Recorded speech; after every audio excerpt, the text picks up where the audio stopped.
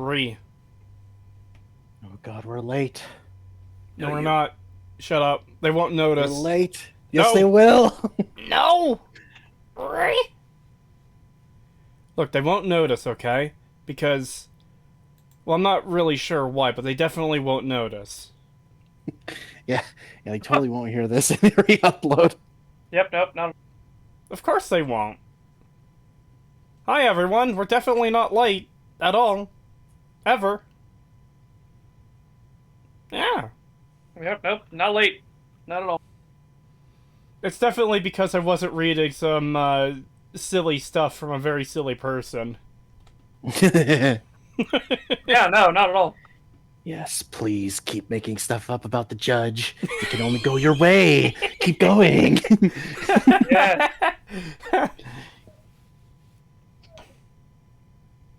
Yeah, I don't know. I'm not, obviously not super familiar with the legal system. I have a feeling that lying about what a judge has said is not a good move. Yeah. Yeah.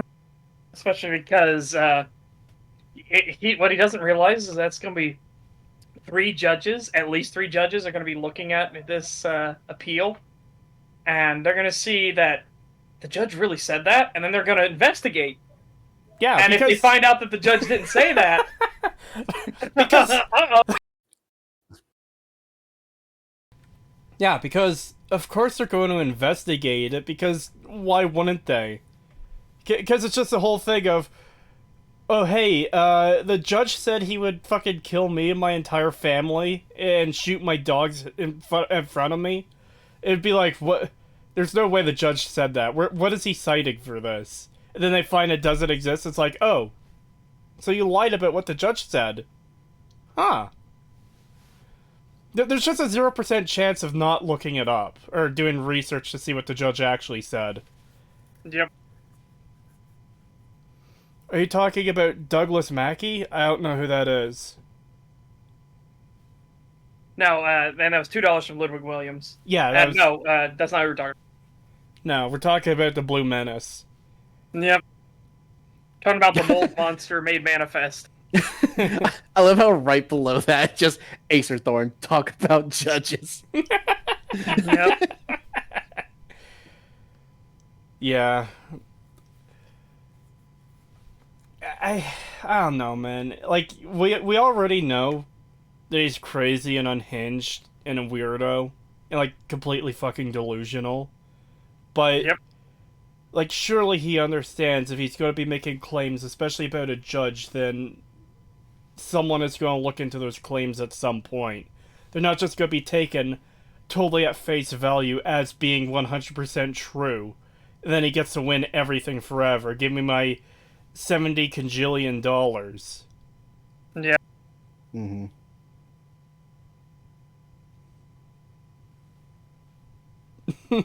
The judge made fun of my hairline. Acer, maybe.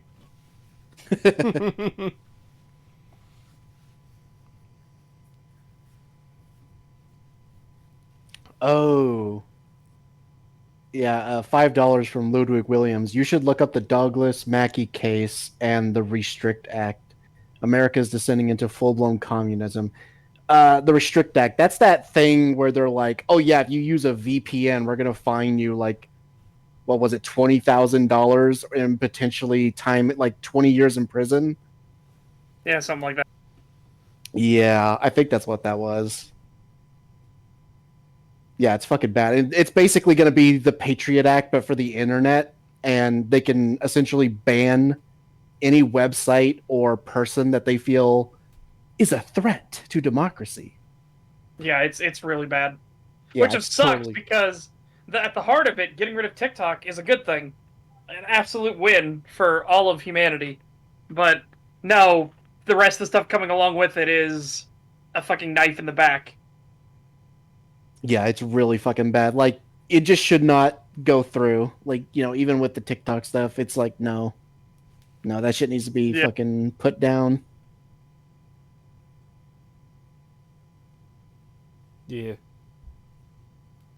Also, I saw somebody said, "Do we hear about the Chris Avalon winning his case?" Yes, absolutely. And yeah, hopefully those two pieces of shit that slandered him, smeared his good name, and got him fired will get their just desserts and have their names not slandered and smeared, but rightfully dragged through the mud as they deserved for being lying pieces of shit and no longer work in anything again.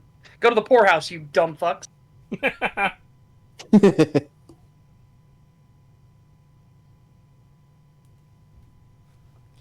$5 from just a guy from Alabama. Thank you. To such and or pagan, if a genie appeared to you and gave you the power to abolish any 3 alphabet agencies on the spot, which ones would you pick? Wow, why am I not included in this base Oh, that's fucking easy. question? I know exactly which ones Yeah, I'd I'd be pick. the DHS, the FBI, and the ATF. Oh, actually, no, maybe not the DHS. Let's go the CIA. Yeah, I was gonna say CIA, CIA, FBI, and ATF. ATF. Yeah. IRS, IRS, IRS. Oh man, No, because the IRS would IRS be will good. become weak and can't literally do anything if you get rid of those 3 agencies. Oh. DHS is the Department of Homeland Security. They're terrible. They're the ones trying to set up the disinformation. Basically, the Ministry of Truth is what they're trying to set up. Oh boy. Yeah. Yeah, they're a piece of shit as well. But I think the CIA does more damage to everything, like every American, on a daily basis.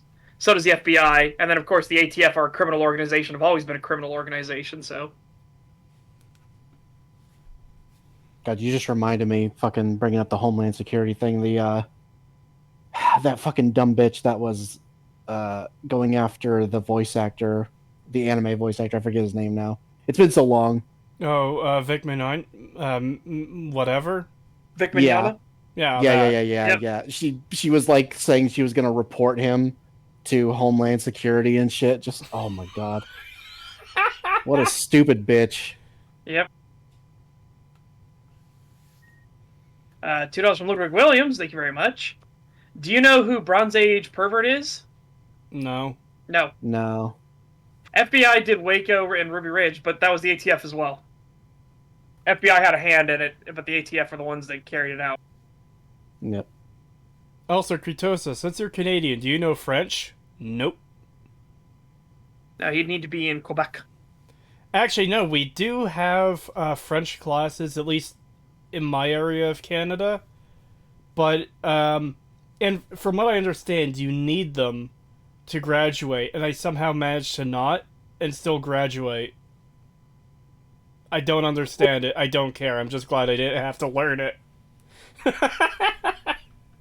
Yeah, probably about Mars Girl. That's probably it. Mars Girl is such a piece of shit. So, for anyone that doesn't know, I used to work for Immo Grinder, right? That's what I did before we did STAG and everything like that, before I met Cree. And the guy who does Immo Grinder, he's drunk the Kool-Aid real fucking hard. But I don't think we need to say anything else about that. But I told him that everybody that was against Vic Mignogna is full of shit. And he says, one of those people is my friend. And I go, Mars Girl? The one who didn't actually have a direct interaction? Who said she felt fear for somebody else? Like a fucking psychic, and therefore it's totally valid that she should go after and destroy Vic Mignogna on nothing? Yeah, go ahead and tell me how Monkey Arms is your friend, you dumb fuck. Based. How long was the space between you working at MMO Grinder and us doing these streams? I don't know. I can't remember, honestly. Oh. When did you leave? When did you leave them?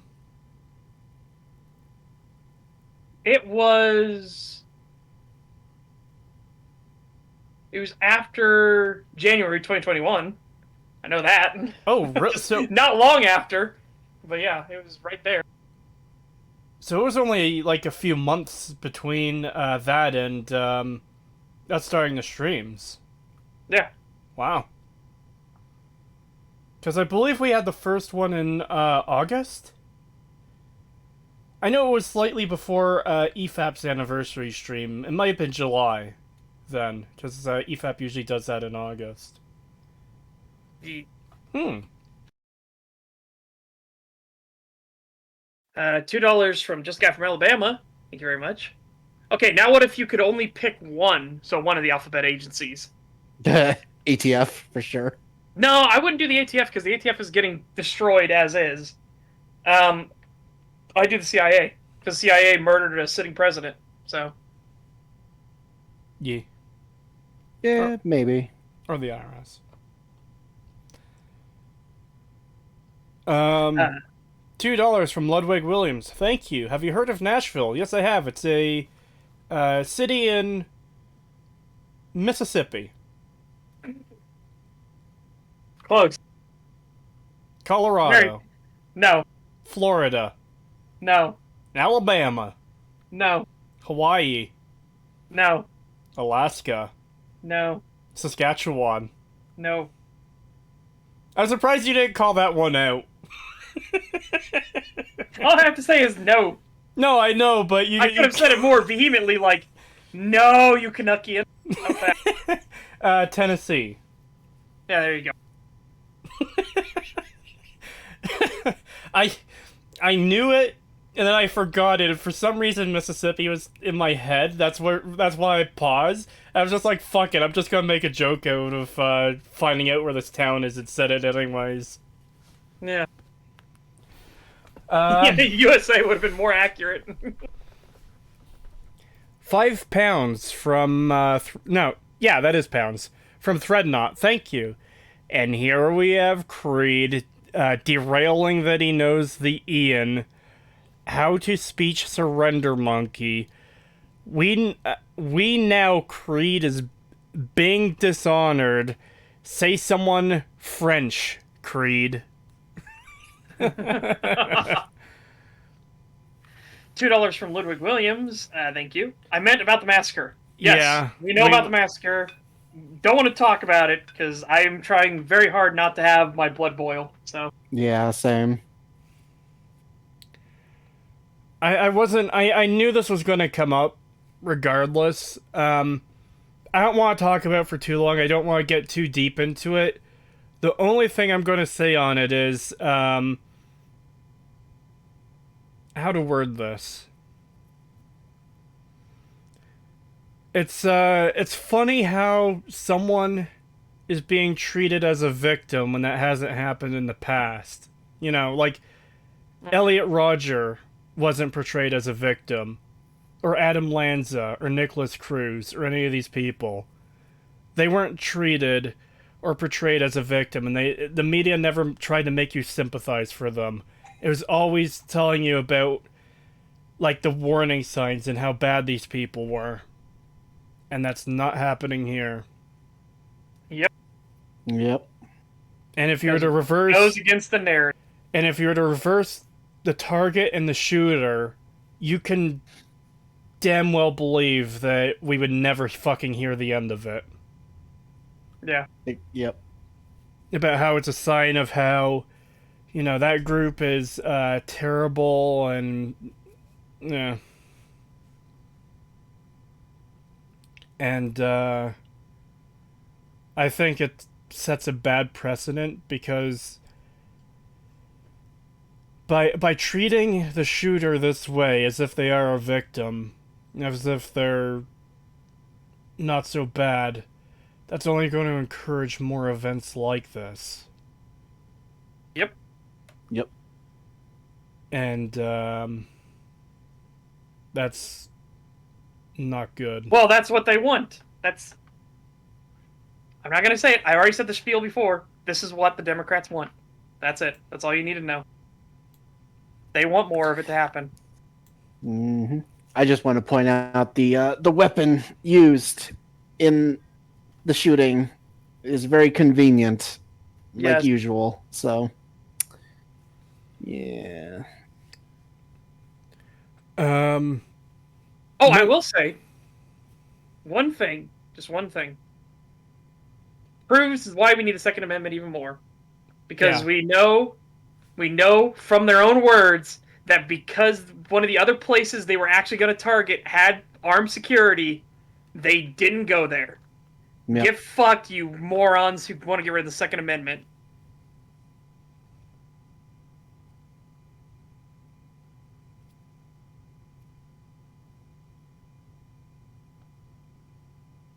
Yee.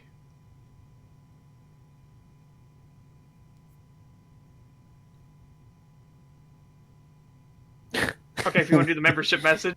I was just reading it. I read Dreadnought's thing and made me chuckle. I was waiting for one of you to take it. Oh no. Oh no. I'm sorry, that's just a little too I'm gonna cursed pass for off me. to Chris. Go ahead and read it, Such. Go ahead and read it, Chris.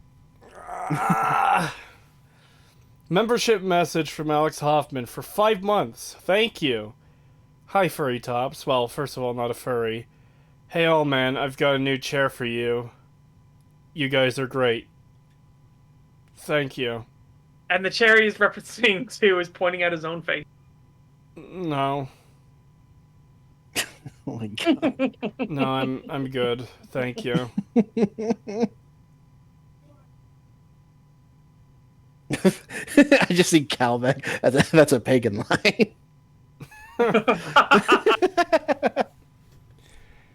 Man, when you guys get quiet, I can hear my damn fans. You could probably hear mine, too. Mm-hmm. Because, I don't know how to stop it, and it irritates me to no fucking end. But my microphone picks up my computer fans. And those are some loud computer fans. Wow. They're not... Hold on, let me take my headset off for a second. Okay, they're kind of they're kind of loud, but not like super loud. Mm. Yeah, so, did you guys do anything special this last week? I found a new hobby. Oh. Yes, I found our Lord and Savior, Moushly. Oh, God.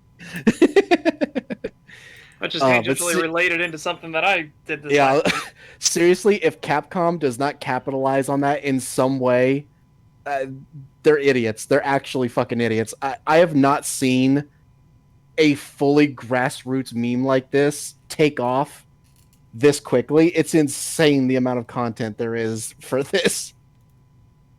There are already 3D models of it made. Yes, it's crazy. Oh, and it's so good. It's so fucking good. Yeah.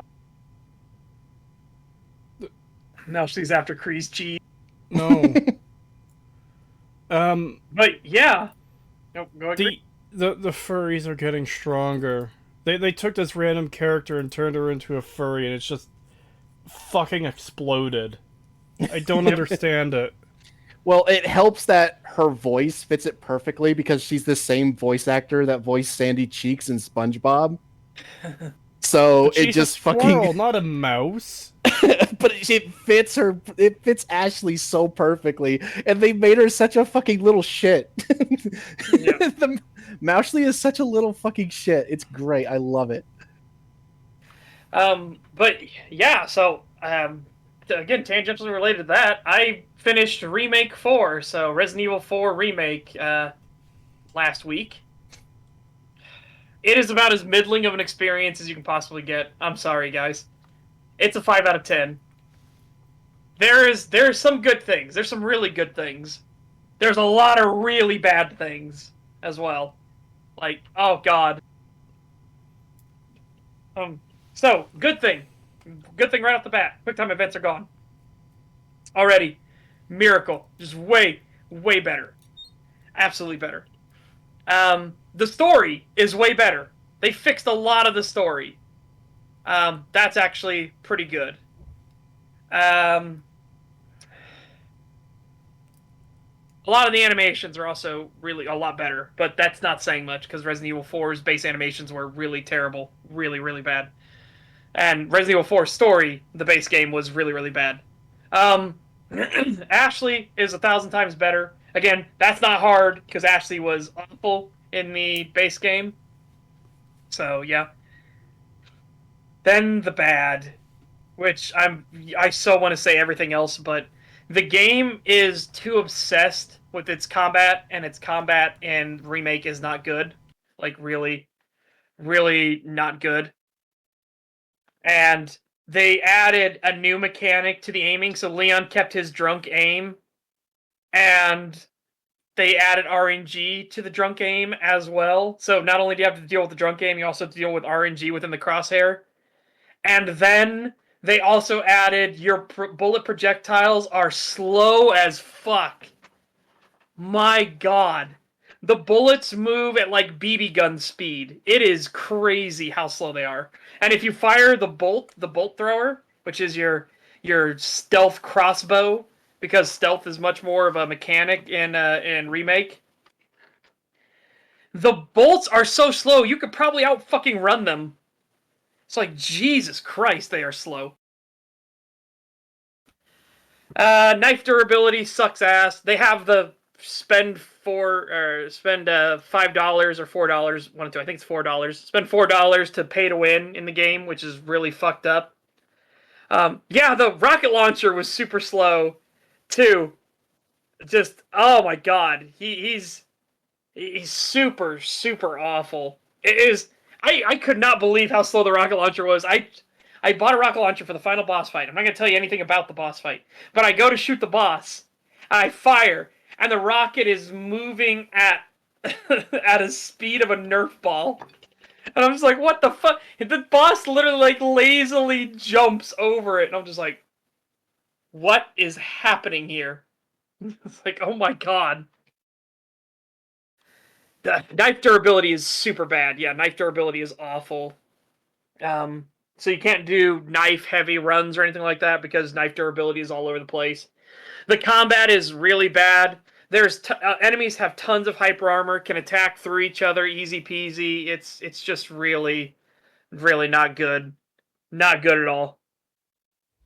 That combat system that can be fixed.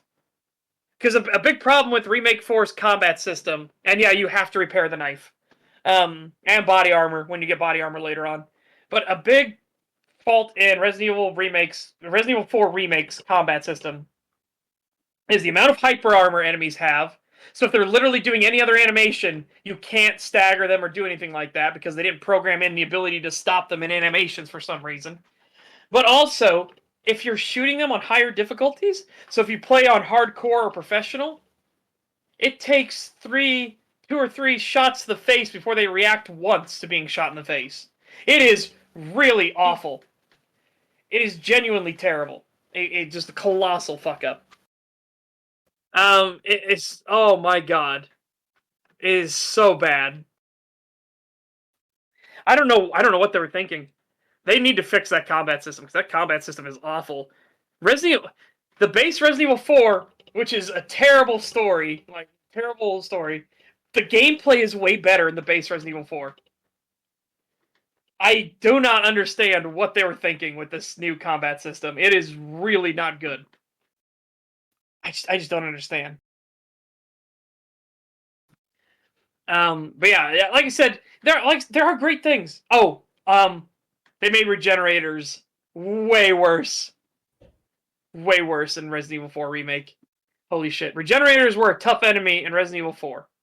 In the remake, they are a fucking nightmare to deal with.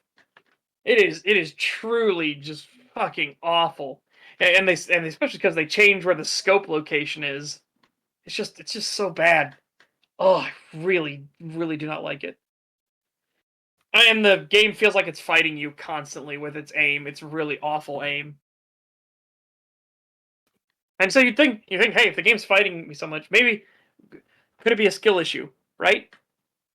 Like, what were you getting out of the chapters? 20% hit rate, stuff like that? No, my hit rate overall the entire game was 85%. But you could feel it when you play. That the game is constantly trying to make you miss. It is really frustrating. Really is. And because you're off center, you're not firing from directly where your gun is lined up, you'll have shots that you are fully inside the crosshair, everything. The guy's head is in the crosshair, there's nothing out, you'll fire and you'll still miss because you're technically off to the side slightly and the crosshair is tracking onto the person's face and not where the gun is actually shooting because the gun is slightly off to the right side. It's very annoying. You'll take lots of damage that way.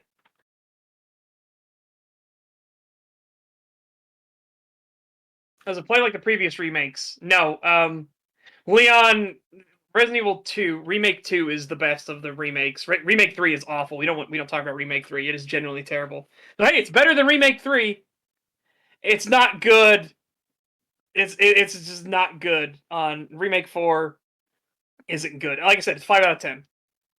Hilariously, you can totally neuter the game by adding on the auto-aim system, and the auto-aim system is insanely powerful in Remake 4. Like, to the point where you can have the auto-aim system to where you pull, when you aim, it'll automatically go snap to the nearest vital body part you are next to. But then there's another thing you could turn on, which is it will stay there. So you don't have to deal with Leon's drunk-ass aim. It's such a fucking thing. It is so weird. Oh. Yeah, I regret getting Remake 3. I really do. Remake 2 was good. There were bad parts about it, but Remake 2 was good. I'd say Remake 2 was like a 7 out of 10. It was genuinely a pretty damn good remake. And then Remake 3 is like a fucking 2 out of 10. It is so bad. It's just genuinely so bad.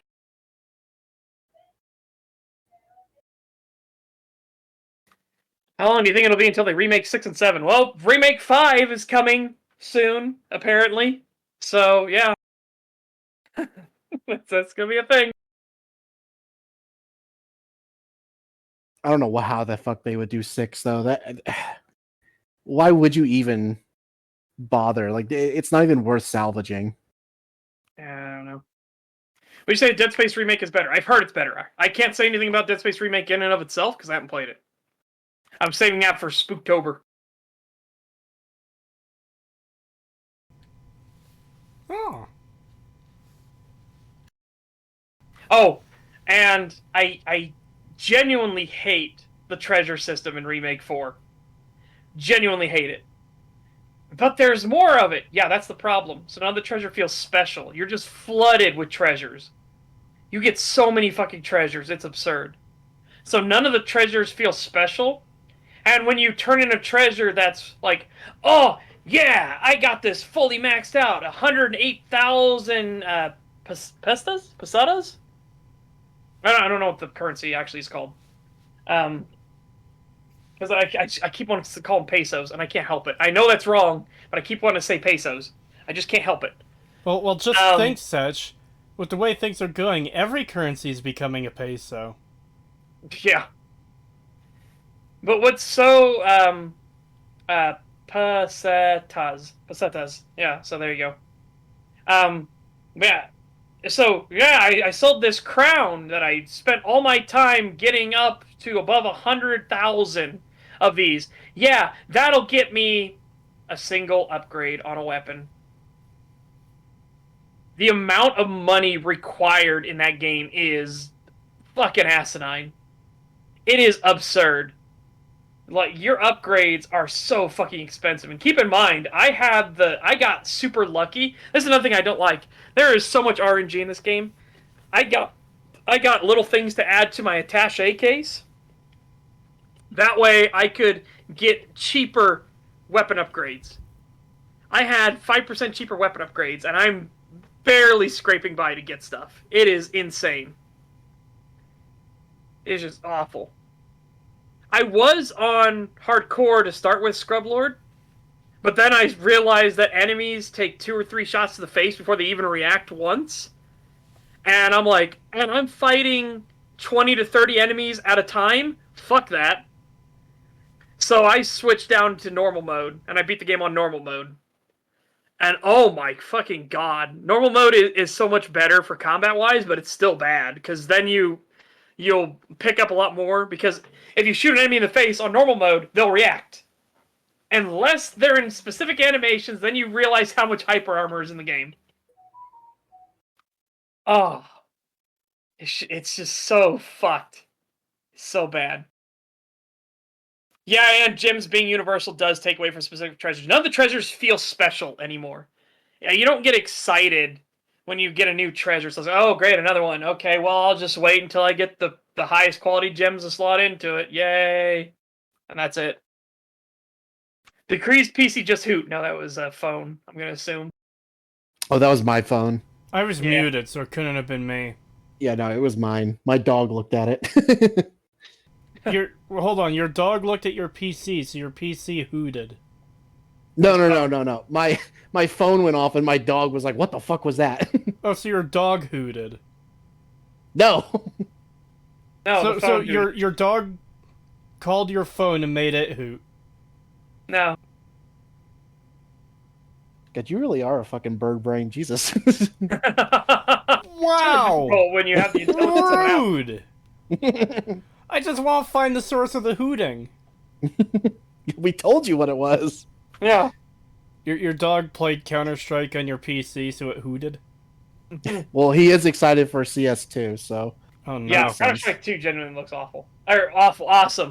I was about God to say, damn it. oh, I was like, "Oh, really awful." You we got to were explain talking that about- one. We were talking about it on my stream when we were playing Half-Life 2, and I was explaining how awesome Source 2 is and all the cool benefit stuff it has. But I was so used to remake. It's so awful. My brain immediately felt the word awful.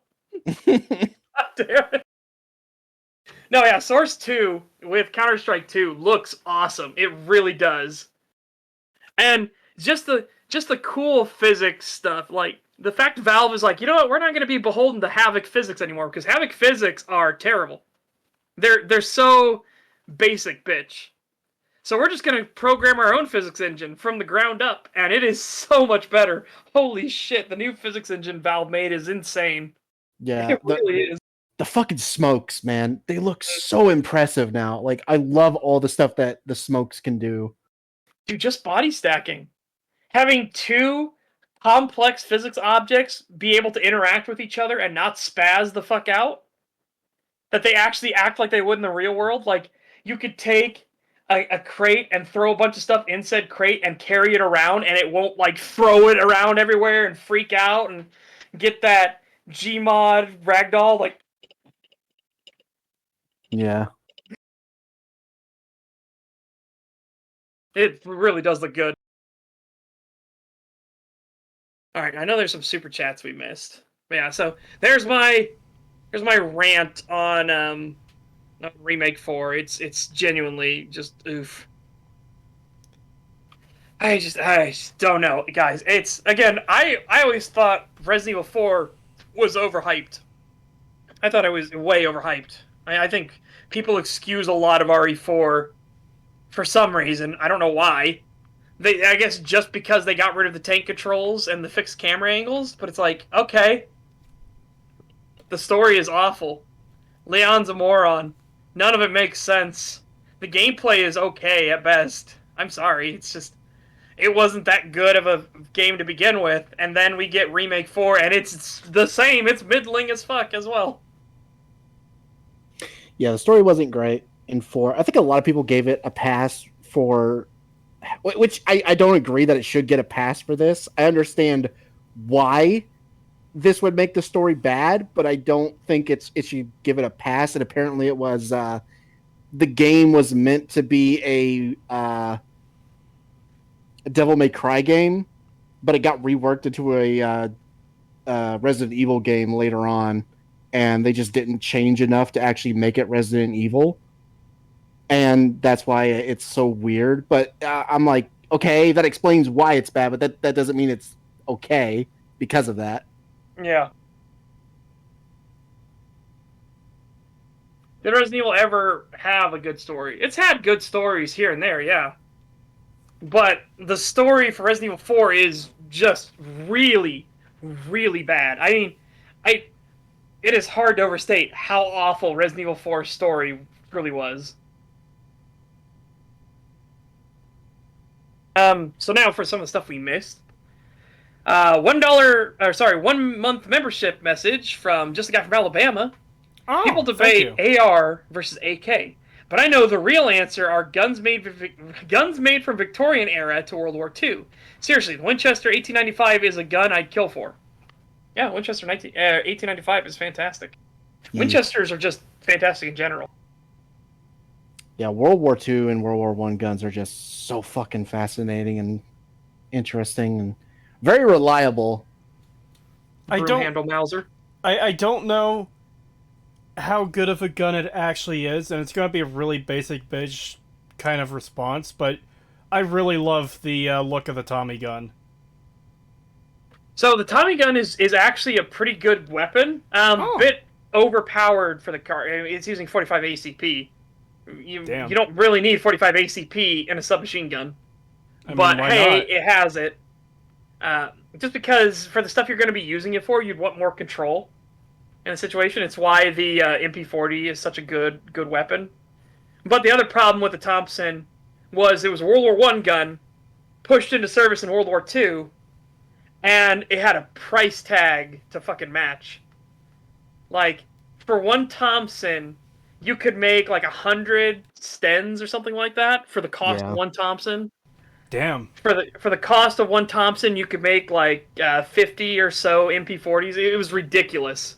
Yeah. Like was crazy overpriced, and that's after the military stripped it down to the bare essentials, and it was still insanely overpriced. That's why the grease gun was so important, because it was a weapon that was actually within the budget. That's why you could outfit a ton more people with. Yeah. I did like it though. The Thompson was still a really good gun. It's a good gun. It's just overpriced. So expensive. Yeah, just very overpriced and a bit too complicated for what it was meant for. Yeah, and again, the cartridge, it was too big of a cartridge for the role it was supposed to be in. Mm-hmm. But I still really love the look of it. Oh, I do too. It looks great. I would go for I wouldn't go for the military version. I would go for the civilian version. Get the Chicago typewriter variant. Yeah, that's shit. The one everyone always says. But I agree. It just looks so much better. Yeah, with the floating wooden pistol grip at the front, the nice foregrip and everything with a drum on it. Even though drums are incredibly overrated, everybody. I'm going to tell you that right now. Drums have a nasty habit of jamming, and when they jam, you're just fucked. You've got to get rid of the drum. Yeah, you're better off just loading regular you're not going to fix that drum. Yeah, you're not going to fix that drum in the field. I'm going to tell you that right now. Yeah. And the other thing, too, is reloading drum magazines is awful. Like, genuinely, really terrible. But it takes so long. Yes. But it just looks fucking cool. It really does. All right, I've got another question. Drum mags are intimidating, that's for sure. I agree, Scorcher. Yeah. I've got another question for you now, because you guys do both like the look of the Tommy gun. What do you think of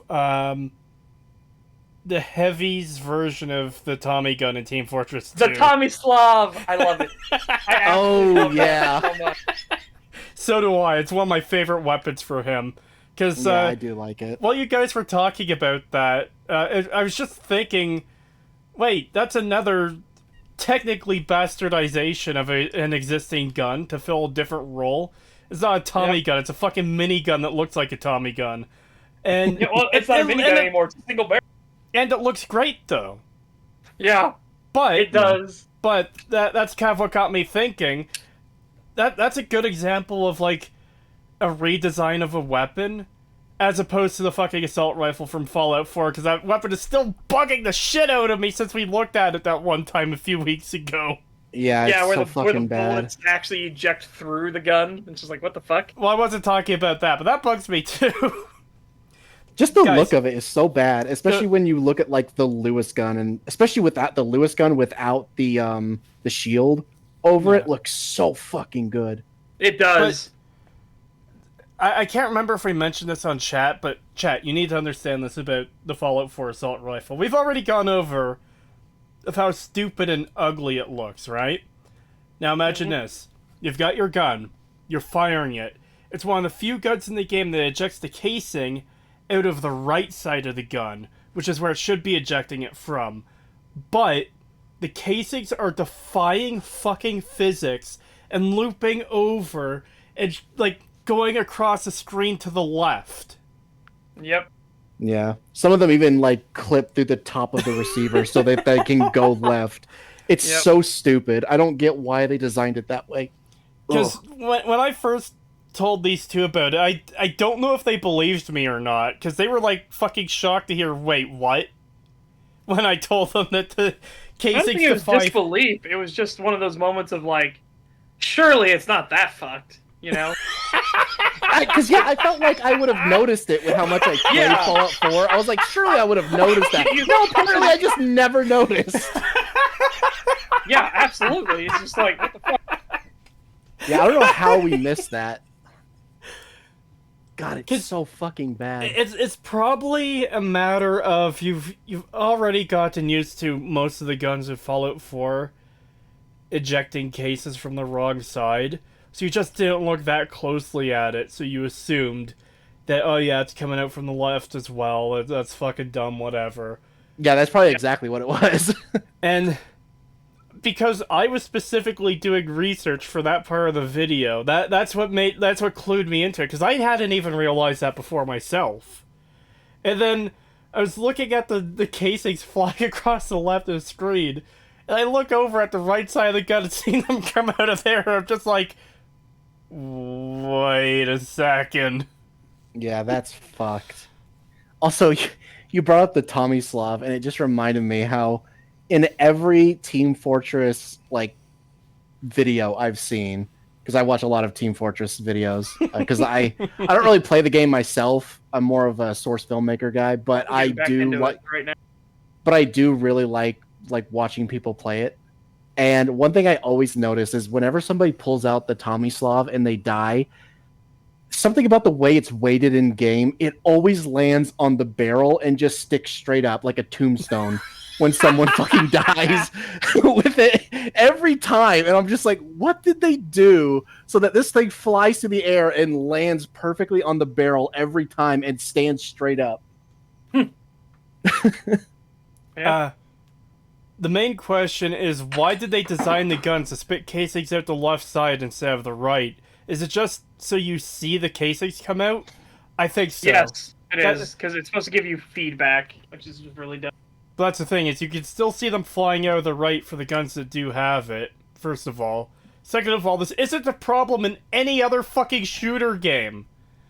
Even Fallout 3, I shouldn't say this because I don't remember. I'm pretty sure the casings come out from the right side and you can still see them. But like other games, other shooting games I've played, they always come out from the right. In fact, I was even surprised with how well 7 Days to Die turned out with its portrayal of guns. Oh, absolutely. Some Days to Die is like weirdly really good at the guns and everything. Yeah. Because Some Days to Die is so jank and like thrown together looking. Yeah, because But man, oh man. you just wouldn't expect it from that kind of game, like from that game in particular, actually. Because I started playing 7 Days to Die because Vinny Vinesauce was playing it, and I was like, yeah, this game looks fun, I'll check it out. And one thing I noticed during his stream, though, is the whole, you could be chased by 2 or 3 of the same zombie type at once, even if they're, like, more unique-looking zombies, like the big lumberjack guy. And part of my brain was just like, this almost kind of feels like what you would see in an asset flip. Not that this is an asset flip, because it's not, but just had that sort of vibe to me, you know? Yep. But it turned out to be a really fun fucking game. Yeah. Anyways, should we get on with the... Oh, there's still other super chats to get. Yep. There's one that got deleted. For, Deleted? pretty obvious reasons. Yeah. Oh. It was $2 from Soy Jack off. Right, Just, yeah, I saw it was just that one. somebody being salty. $2 from the Clumsy Cryptid. Thank you very much. Oh, thank you. Is there any such just go Rule 34 out there? I plead the fifth. Oh, no. Let's see. Oh, shit, my thing jumped. $2 from Ludwig Williams. Thank you. What Resident Evil girls make you go awooga? Moushley.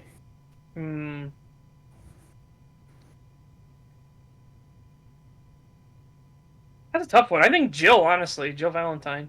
It's pretty basic, but if we had to pick one, yeah, I think Jill would be the one. I don't know. I've never really played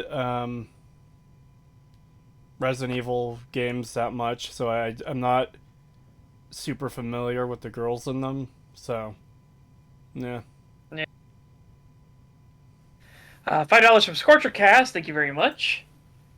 What do you think of a horror game where you have a gun and 2 bullets? There's nothing to shoot, it's just there to psych you out. It can be done well. Psychological horror is always fun. There are games that try to do stuff like that, but they usually will fall back on some kind of combat eventually. There'll be ones where, like, there are some where you'll be fighting in fisticuffs the entire time, and then you'll get a gun for a segment, and you'll get, like, tons of ammo, something like that, so you're expecting that you're gonna need it, and then you don't ever use it, and it gets taken away from you, like, from, whatever circumstance happens, and then you're back to melee fighting, stuff like that. I enjoy stuff like that. Just because I think it's a good, like, way to play off of a person's expectations. Like, you walk into a room, and there's 50 different guns and ammunition for all of them, and health packs, stuff like that, and you're like, oh, there's gonna be a boss fight or a tough section ahead. It just seems natural, right? The developers are getting you prepared for that tough fight, be it a boss fight or be it just a tough encounter ahead of you. And then it turns out there's nothing. They're playing with your expectations of what was going to happen. I like stuff like that. I think that's kind of interesting. Yeah, you can't do it all the time. Again, you could subvert expectations, but if you're constantly subverting expectations, that becomes the expectation from then on. Yeah. Why is Trigun in the cover? Because we're covering a Trigun video today. Yeah. What do you think of Final Fantasy 16? No idea, I haven't played it. Yeah, never played. Yeah, I'm not much of a Final Fantasy guy, so... Neither am I. The only Final Fantasy game I played growing up was Crystal Chronicles, and I never finished it. I've got vague memories of some, like, cool areas from it, but otherwise, yeah. I do want to play Final Fantasy 7 and 9, though. The original Final Fantasy 7. Amnesia the Bunker seems to kind of work itself into that direction. When is that coming out?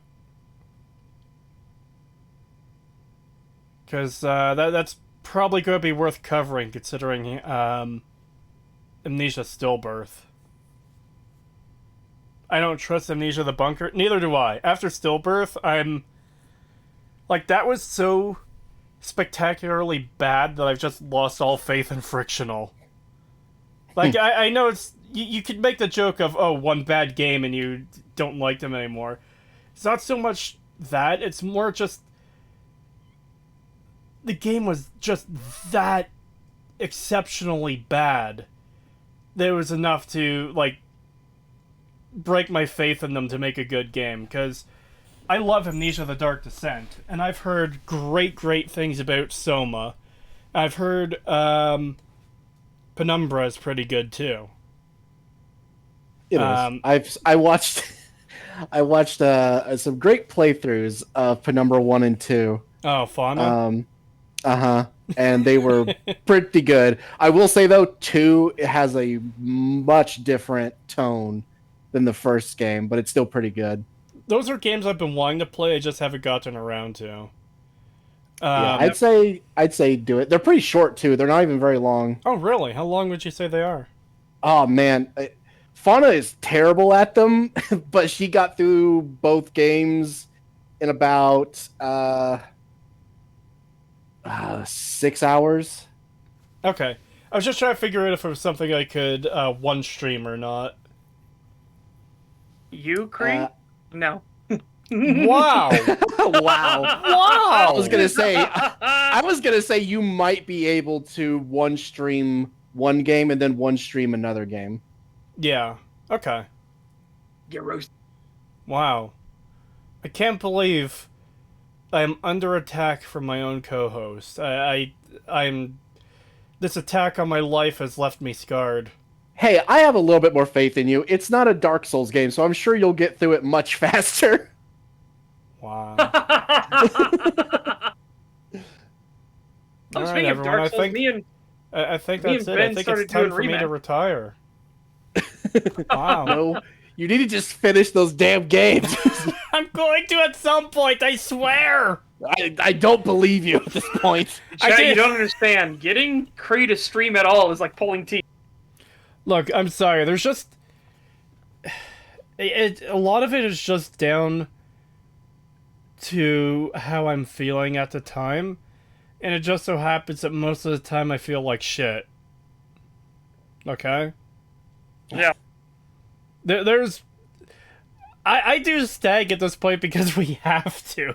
Not that we have to, but there's days where I just don't feel like doing it at all, but I do it anyways, because we've got the kind of weekly schedule thing going on.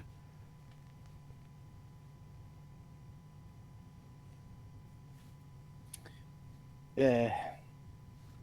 I mean, I love doing them. I don't I don't feel that way at all, but I get what you mean.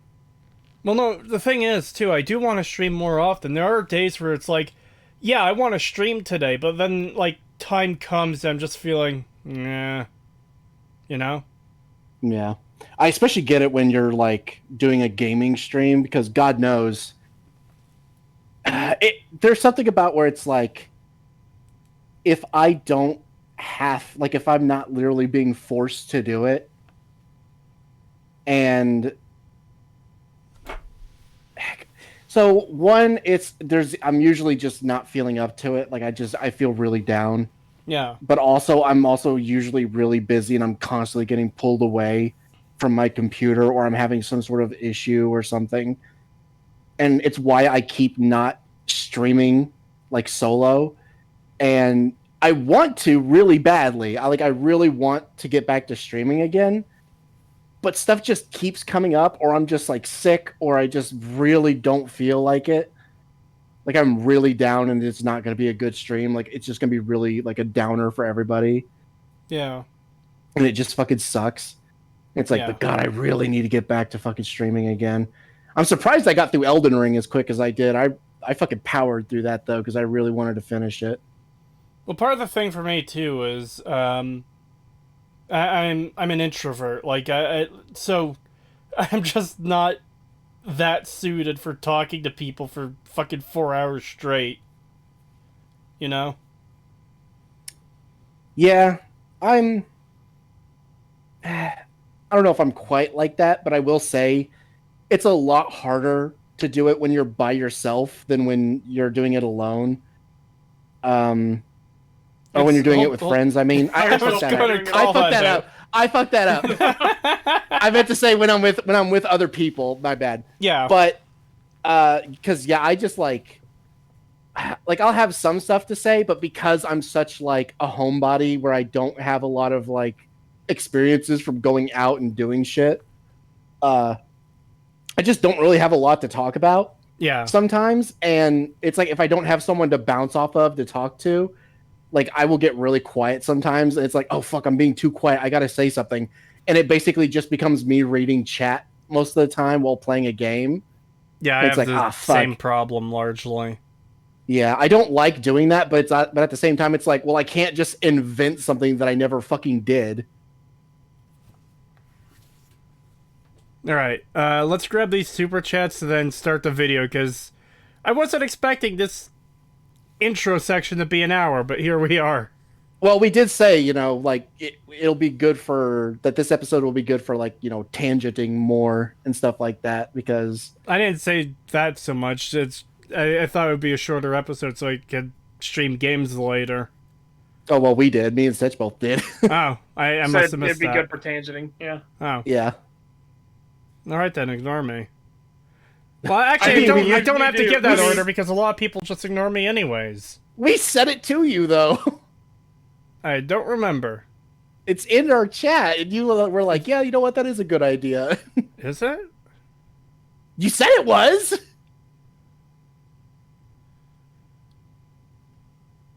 I'm just scrolling through now.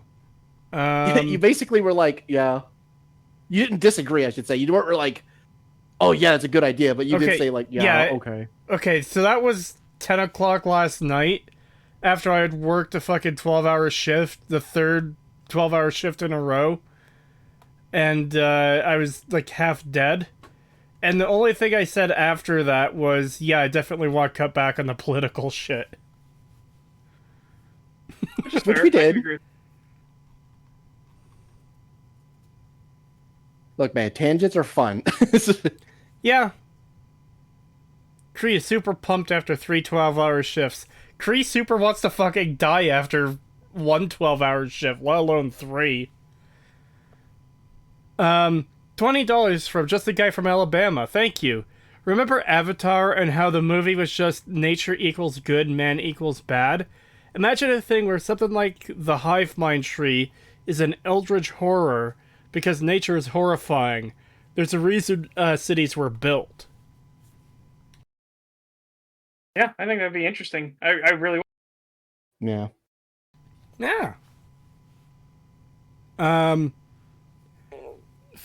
from Ludwig Williams. Thank you. I've been playing this game called Minecraft that I only just heard of yesterday. You guys should try it. You know what? Maybe we will at some point. Maybe one day I will, but I just really cannot be arsed to make a new Microsoft account just to play this fucking game. It's literally just making an email, though. It takes like 2 minutes. I don't want to. Do it! I probably will have to one day, so I guess I will. 25 MX. I'm assuming that's Mexican peso. From Lieutenant Colonel Kilgore. Thank you. DMC actually developed from a Resident Evil 4 prototype. Oh. Yeah, that was one of the things I think that was was it? Yeah, it was the thing I was mentioning earlier about RE4 basically being a DMC game. It became the prototype for DMC. No, it's just Mexicans. So, I guess Lieutenant Colonel Kilgore just paid me 25 Mexicans. I don't know if I'm going to do with them all. Put them to work, obviously. Oh no. We're almost getting into very spicy territory with that one. We should maybe get on with the video. Oh god. At Pagan, yeah, there was that one Elden Ring stream where something really important came up. Yeah, I don't know. I thought about taking that stream down, but I was just like, fuck it, I'll leave it up because people might find it interesting. Because I'll tell you what, I didn't play the game very much on that stream, but it was still a decently long stream where I wasn't there for the majority of it. Oh, that fucking sucked. That day pissed me off. That was a really awful day. That made me so mad. And it really made me not trust the cops around here either. I fucking hate the cops here now because of that shit. I won't even let them come on my property anymore. That shit pissed me off so fucking much.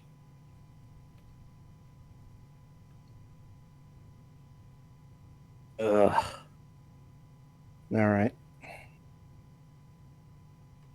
I just realized that super chat about Avatar might have been talking about Blue People Avatar, not The Last Airbender. Yeah. Yeah.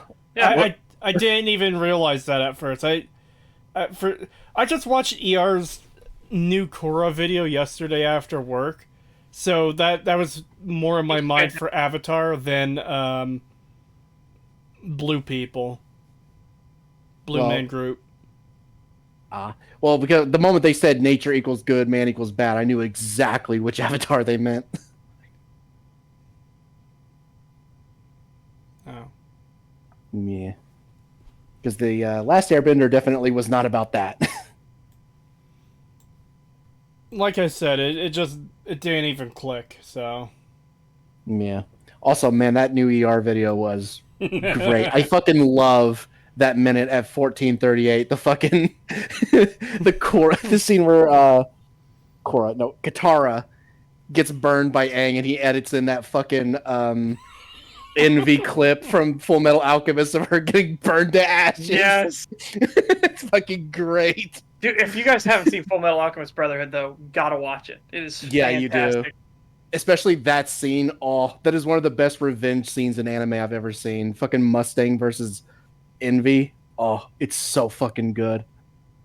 Dude, and Envy realizing just how dangerous Colonel Mustang actually is, and Hmm. how he has been polite and holding back for so long, and now you gave him an excuse to say fuck it.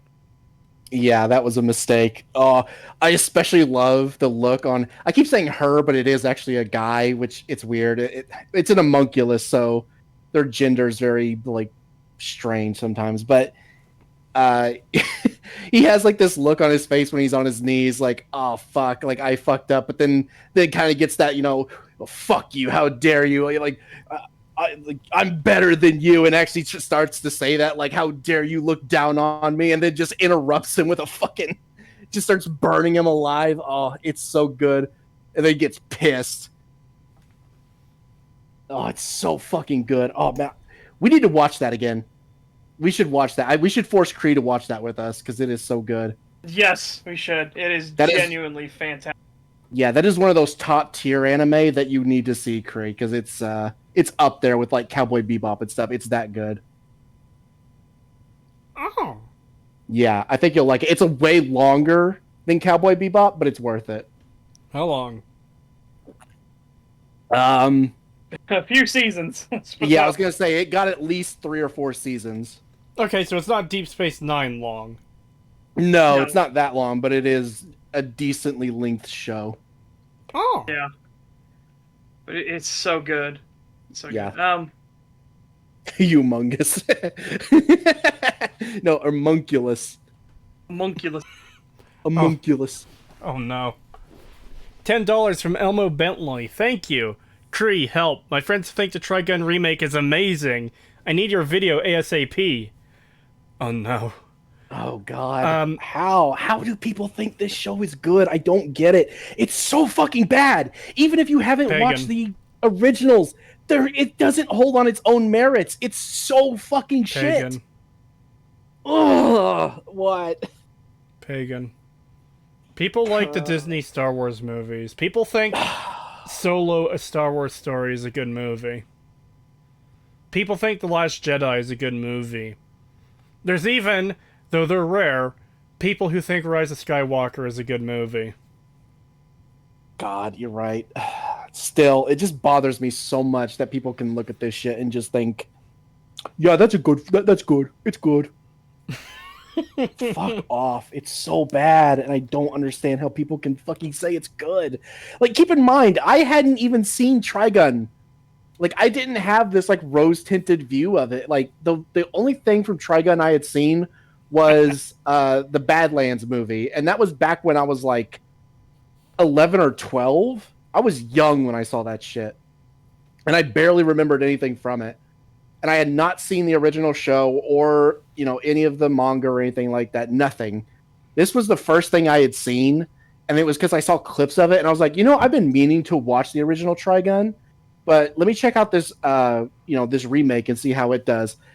And I saw like 2 or 3 episodes. Actually, no, I saw 4 episodes, and I was just like, what the fuck is this? I was like, this is so bad. I was like, this is not very good. I was like, surely this is not what the original Trigun was like. So I went and watched the original Trigun to see how it was. And it was so much fucking better. Like, it still had problems where I was still saying, like, this could use a remake. But my God, what we got is fucking awful in comparison. And then it just kept getting worse. So I haven't seen Trigun Stampede yet, but I finally watched all of Trigun and Badlands Rumble. So. Oh. And yeah, the show's pretty preachy and up its own ass at times, with the whole thou shalt not kill thing. But at least a lot of times it's showcasing that his philosophy is pretty fucked. Honestly, that it doesn't work, and he gets a lot of other people killed by trying to stick to this philosophy. I also find it kind of funny that it's based around like Rem's Christian beliefs is where that stems from, but that actually doesn't really apply because in Hebrew, the actual translation is "thou shalt not murder," not "thou shalt not kill," meaning killing in self-defense or killing animals for food is totally fine. by the Bible itself. So Yeah. But I mean, you get a lot of stuff like that that's pretty fucked in general. yeah. Well, apparently it was due to like a mistranslation that people they simplified it and was like, oh, it's basically just thou shalt not kill. But it was actually way more specific than that. They just never did it properly. Like they never bothered to really look into the specifics of it until recently. Where they were like, oh, it specifically says thou shalt not murder. My friends are the type to say Black Widow was a well-written movie, so I'm sadly not surprised. Oof. You need smarter friends. Like, I know that's an asshole thing to say, but, like, Black Widow, well-written, those two things don't belong in the same sentence. Yeah. It was the King James Bible that mistranslated it. Yeah, okay, yeah, that's what I heard. I forgot what it was called. Almost all this boils down to high production values regardless of shit writing. These people appreciate the spectacle and only the spectacle. That applies to the Star Wars movies, though. There isn't high production value in Trigun Stampede. That's kind of the shocking thing about it. The writing is shit and it looks shit. The sad thing is, I think a lot of money does actually go into the CG. It's just not done well, is the problem. It's wasted. Because the thing is, this is Studio Orange. They're the same people that did Beastars. So Yeah. they're capable of doing good 3D animation. They just didn't do it here. Oh. They also made Land of the Lustrous, which is also really good 3D. So I don't know what the fuck happened here where suddenly it's really bad compared to all the other stuff they've done.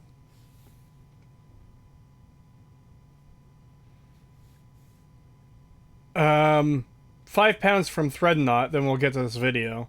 Thank you. You fine gentlemen should force Creed to watch both seasons of Ghost in the Shell standalone complex and all of Stargate, SG-1, and Atlantis. That would be fun. I was about to say, I think, yeah, getting him to watch Ghost in the Shell as well would be really good. But I think it would be more of them making me watch Stargate SG-1 than the other way around. Well, I've never seen... The only Stargate I've seen is the original movie. I will force both of you to watch SG-1, because it is genuinely fantastic. Yeah, I haven't seen any of Stargate SG-1. I thought Kree had seen, like, most, if not all of it, but apparently not. I've only seen the original movie that came out in, like, what, the 80s or whatever?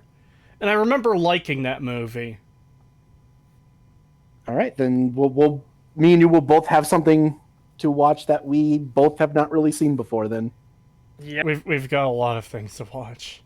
I know, but it'll be good to get some of those things out of the way. Just some genuinely good shows that we know that we will like. So those will be fun. Yeah.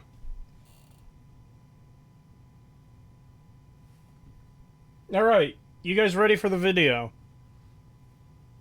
Yes. Yeah, sure. Trigun Stampede is expected. I'll keep it $1.50 with you. I have not seen the original Trigun, and I originally didn't plan on watching Stampede.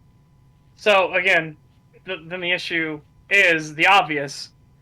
You can't say, like, better than you expected, because you didn't expect anything. Wait, did he What say... if it's complete dog shit that, you know, for anyone that actually knows anything about the series, that actually did watch the original Trigun, or read the manga? Did he say better than you expected? Because it skipped for me there. No, I'm just going based off the video thing, but here, we can just listen to that again. Trigun Stampede is much better than expected. I'll keep it $1.50 with you. Okay, so... Yeah, I definitely already have a problem with that, because, like, what was it expected to be? Yeah, I had no expectations going in, because all I had seen that actually got me to watch it was the fact that it's a Trigun remake, which I had already been planning to watch Trigun for a while, and it was specifically the fucking clip that everyone else references the fucking dodging scene. And I was like, ooh, that actually looked pretty good. And it's 3D animated, although I hate the design. But I'll give it a chance, and I did not like it. And I was like, ooh, this is not good. But I had like no expectations going in, so yeah, this just doesn't work. It's not good. Whether you've seen the original or not doesn't really change that it's still really bad even on its own. But then when you compare it to what we had before, it just makes it so much worse. Yeah. And this argument of, well, you have to base something on its own merits. It's like, okay, well, one, I did. I watched this before I watched the original, and it was still bad. And two, there's no reason why you can't compare it to the thing that it's literally saying that it is. If it's going to call itself Trigun, there's no reason you can't compare it to the original. Yeah, exactly.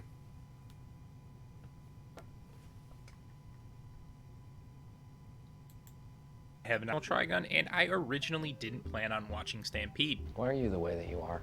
Not that I have any issue with CGI shows, I probably watch more than the average person, but I also don't really seek them out. But perhaps Dorohedoro, by the way, is a fantastic show. And Yeah, it is. manga. If you've never read the manga as well, it is so good. Bit wild and weird, but it's so good. It genuinely is. I watched a breakdown of the manga where they went, through all the pages and everything. Basically an audiobook version of it where they showed all the stuff. And whoo boy, that ending. Yeah. Whoo. But the final battle is so fucking great, though. Oh, dude, the fact that he is Careful. very, very mild spoilers, but Gyoza plays a very important role. Let's put it that way. Yeah. And he is obsessed with gyoza, and I love gyoza as well, which is what makes it even funnier. But it is just so good. It is so good. Yeah. And then here he's showing the Berserk 3D movie. I think it was a 3-parter 3D movie where they basically condensed the 1997 anime series of Golden Age, the TV show that was made for that, which was, funny enough, made by the same people who made Pokemon, the Pokemon anime. Fucking hilarious. But yeah, they basically made a 3D version of it, and it was not very good. Like, the 3D wasn't awful or anything. The biggest problem that the movies had was that they cut out all of the best parts. So all of the quiet scenes, all of the character building scenes, all the stuff, like the meat that people really care about with Berserk, yeah, they just cut all that out because, it's not interesting enough. There's not enough action and excitement. Who cares? Bonfire of Dreams? Who gives a shit about that? Yeah, no, it was not they were not good movies.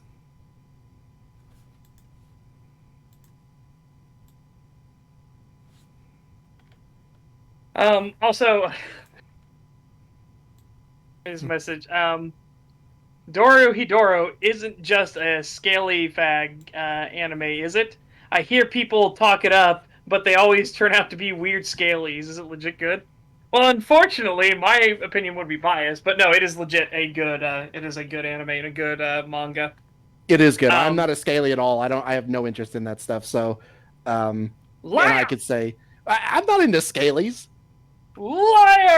I'm genuinely not into scalies, so I can unbiasedly say that Dorohedoro is actually really good. In fact, my favorite character isn't even Kaiman? Yeah, Kaiman. My favorite character is the God, it's been a while since I've seen anything from it. The red mask dude. The guy that like breaks people up with the hammer. Oh, yeah. Fuck, I can't remember his name, but his whole thing is that he wears a heart. His whole and all of his powers are based around his heart and everything like that. Fucking trust me, he is a scary motherfucker. Yeah, he is one of my favorite characters. Obviously, the boss, the mushroom guy, is one of my favorites. He's great, and of course, is it Neuer? What's her name? Noi? Is it just Noi? Noi, it's just Noi. Okay, it's just Noi. Yeah, Noi is great too. I fucking love Noi. Yeah. She is so fucking hilarious. I love when she's It's- fighting Kaiman's friend, and they're like, "Oh, we should be friends." Oh, but I have to kill you. Shit. Yeah. Oh shit. Yeah, just look. She's Aw. like, "Oh, you're so cool. That was an awesome fight. We should be best friends." And then she's like, "What the fuck are you talking about?" And then she goes, "Oh wait, but I have to kill you. I'm sorry." Yeah, she's like, "Oh shit, no, I have to kill you. Fuck."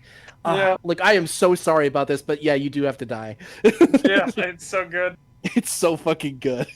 Turkey is funny as well, just because they remake Noi, and it flusters the shit. Shin, that's his name. You're right, Shin. I can only think of him because of his theme song El Corazon, which is a fantastic theme song. Oh, yeah.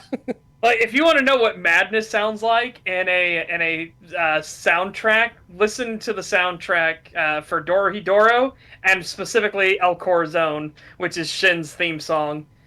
Holy fuck. It is so good. And also, they said, I only ever see people post the Barra Scaly dude, so I didn't know what to think. Yeah, that's Kaimon. He's the main character. He's a fantastic, lovable fuck-up. Like, oh god, he's so simple, but he's a ruthless murdering machine as well. It is great. Yeah, he is so fucking brutal. It's so funny seeing the contrast of like this lovable idiot who will just kill someone. Like it's kind of crazy how much he does it. Like the scene where he almost kills one of the wizards at they're at like some sort of bar or something with like this wizard like helps people. Like he's not a bad dude. He lives among the humans, and everyone knows he's a wizard, and he specifically is there to like help people. Yeah, he hates the wizarding world as well. He's sick of all their bullshit and how their superiority complex. It's like these people are just the wizards treat humans as lab experiments, and this wizard, he doesn't like that. So he goes in and actively tries to help people out, to like turn them back into being people instead of the fucked up science experiments that you see walking all over Hole. Because that's what Earth is now called, Hole, because it's a shithole. It's on the fucking nose for a reason. It is genuinely a shithole. And then he almost casually kills him just because of that, and it's like, oh fuck. It's like, Jesus, dude, calm down a little bit, please. Holy fuck. Yeah, like, keep the murder boner in your fucking pants. But holy shit, it is just wild. And of course, one of the wizards or witches he interacts with tries to escape. So he bites her on the face. Oh, yeah. And they just pull her back into the wizarding world, and you hear a tearing sound and tons of blood. And then the doorman looks down at the witch, and he's freaking out, and the other wizard looks at her and he starts to scream, and it goes back to Kaiman, and you just see a flappy skin and it's a face hanging from his mouth. And you realize that he tore her fucking face off. Yeah, and the fucked up thing is they heal her face so that she no longer like has a skinned face, but it traumatizes her so much that she's just crazy throughout the rest of the fucking she's series. Mentally retarded throughout the rest of it. All of it. like legitimately retarded. It is so good, though. It is so good. It actually plays into the plot very significantly. Mm-hmm. But what's even better about that scene is as he's got her face literally hanging from his mouth, he's like, huh, she got away. Well, that sucks. Oh, the pictures! I told you there's a dude's head inside my mouth, and he pulls out her face. He pulls her face out, and they look at the pictures, and they're both staring at the pictures. And his friend goes, "You have a cavity," and he goes, "God damn it!" The total shifts are fucking great. Okay. We've been going on about this a while. Let's get some of these super chats and move zoned out for quite a while there, and I don't even know what you guys were talking about. Oh, Okay. Nice. We're talking about another show we're gonna make. I don't even know how long that tangent went on for. $20 from Jylan Brunson. Thank you. Pagan, Setch, Cree, you guys need to shut up about Skyrim, especially you, Cree. how you say all the human enemy fight the same, but when I was fighting a bandit, he threw dirt in my eye to blind me and... Oh, wait, no, this is a mod. Yeah.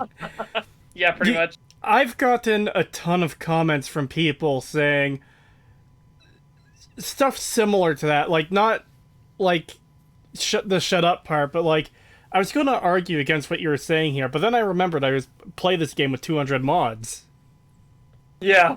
Yeah, I have genuinely seen people, like, not arguments, but I have seen people talk about, like, stuff from Skyrim where they were like, oh, but I remember seeing this one character do this, and I was like, that's from this mod, and they were like, do I have that installed? And then they go and check, and they're like, oh, I do have that installed, that's what that's from. I'm like, yeah, they definitely don't do that in the base game.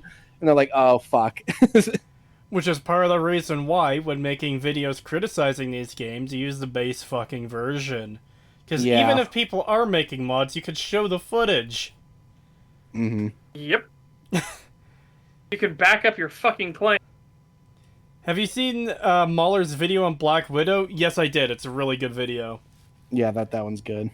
Let's help Creetarded and help him realize he's a furry. Well, I can't realize that because it's not true.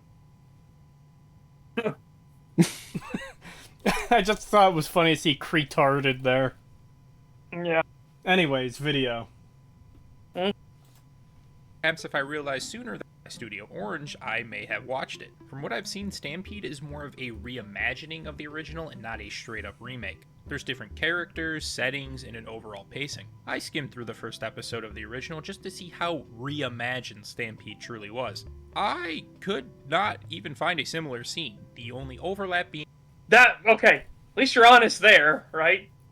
You couldn't find a single similarity between them, right? So, can you understand why titling this anime is much better than expected? Bit fucking misleading, when it should be like, it's better than I thought it was going to be, but I can understand why if you actually saw Trigun, you'd be pissed. Just joined. How much pain have I missed? None. We're about to get to it. Yeah, not that we're much. We haven't really into gotten the that pain far now. into the video. Yeah, and I don't think skimming the first episode is the best way to go about this either, because Oh, absolutely not. Yeah, a lot of times with shows, the first episode is like the awkward, weird one. Well- There's a reason the meme is early installment weirdness, Yeah. right? It's why you don't judge TNG by season 1, for God's sakes. Like, holy There's shit. also season a 1 is reason awesome. why with anime there's a general rule that you should watch the first 3 episodes to see if it's worth watching. Yeah, because you don't know if that first episode is supposed to be lighthearted and stuff like that, and you're supposed to see the way the world was, and then episode 2, suddenly everybody in the village is murdered, and you see people getting, like, strung up everywhere, and it's like, holy fuck. It's like, Yeah. well, that was a change of tone. And you also don't get, like, you're not going to get what are the themes of this show from one episode. Like, is this remake staying true to the themes of the original Trigun? Yeah. Or the message or the tone or any of that stuff. You're not going to get that from one episode. Especially with Trigun in particular, where where the it first changes. episodes. Well, the first episodes are so different that I can see why this guy wouldn't see anything similar, but how the remake also just shits all over everything from the original. Mm-hmm.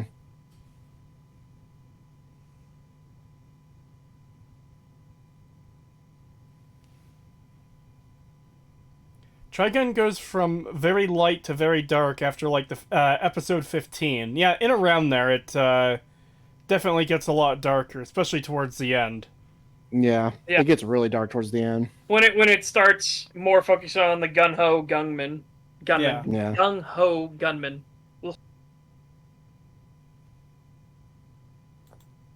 being that Meryl is still dead. Even so, she's an insurance agent in the original and a reporter in Stampede. Knowing that... See, even that takeaway from it, I feel, isn't the best. Because what job she's doing isn't super, super important. It's that the entire character's personality is different. She has a very similar look and the same name, but otherwise she's a completely different character. Yeah, in this version, she's an idiot. She has She's airheaded. no, yeah, very airheaded. She has like no agency of her own. She has like no skill. She can't really help anybody. She's just a useless character that only exists to spout exposition, and that's about it. She's completely useless. Whereas in the original, she actually had skills that made her useful. She was very forthcoming. She didn't stop until she got her answers. She actually could shoot. Yeah. Here, she can't do fucking anything. Yeah, with Trigun Stampede, she feels like a side character or a background character that's been given main character status. By which I mean, why the fuck is anyone in this world paying any attention to her, besides the fact that she's a main character? Like, there's a point where the bad guys kidnap her, the fucking retarded new version of Zazie the Beast kidnaps her and takes her to the bad guy, base. And they start, like, explaining part of their plans to her, and she's there for Vash being corrupted by knives and all that. It's like, why is she here? Why is this rando idiot here? Why does anyone care what she has to say or think? Because she's just such a nothing character. God, you brought up Zazie the Beast, and I'm just like... Again, a completely different character. Like, even the looks are different. That, like, it's an entirely different character in every way except the name. Yeah, that's one of the things I was going to bring up was when... in the first episode where we see this version of Zazie the Beast and they get their like little weird helmet thing and it sprouts wings and then they start flying around and shit. On its own, if this wasn't attached to Trigun, that would actually have been kind of a neat design.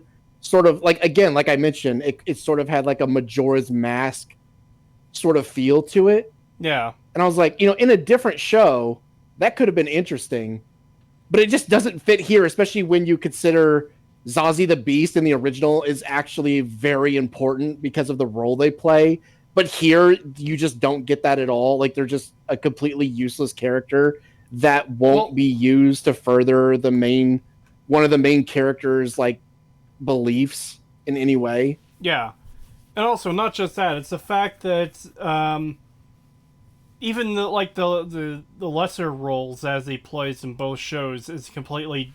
It feels like they took a look at the original and didn't understand it and changed the character based on that. Because in the original, Zazie had this, like, little device tucked behind his ear where it was drawing the worms to the city to destroy it and kill people. And Vash realized that and shot it to destroy it, which calmed the worms down. In the remake, Zazie is, like, made of bugs and considers herself part of the worms. Zazie's also a girl here, I guess. And she's just... I don't know.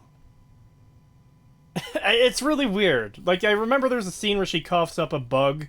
There's a point where she, like, forms out of bugs, and the bugs are supposed to be, like, the worm spawn before they grow. Mm-hmm. It's just, like, really fucking weird. And they're supposed to be, like, a hive mind. Like, she's literally made of bugs. She's, like, a avatar for these things. And the weird thing is, she even says, like, the worms are a part of the planet. Like, they're connected to it. So it's sort of like a Gaia sort of thing where... They are basically nature incarnate, and she is the avatar of them, which is why she's like not fully on either side yet. She's not fully on the side of the plants or the humans. She's just on whichever side is going to be the most harmonious with the planet. Sort of weird angle going on with this shit. And it's like, this has nothing to do with Zazie from the original at all. Whatsoever.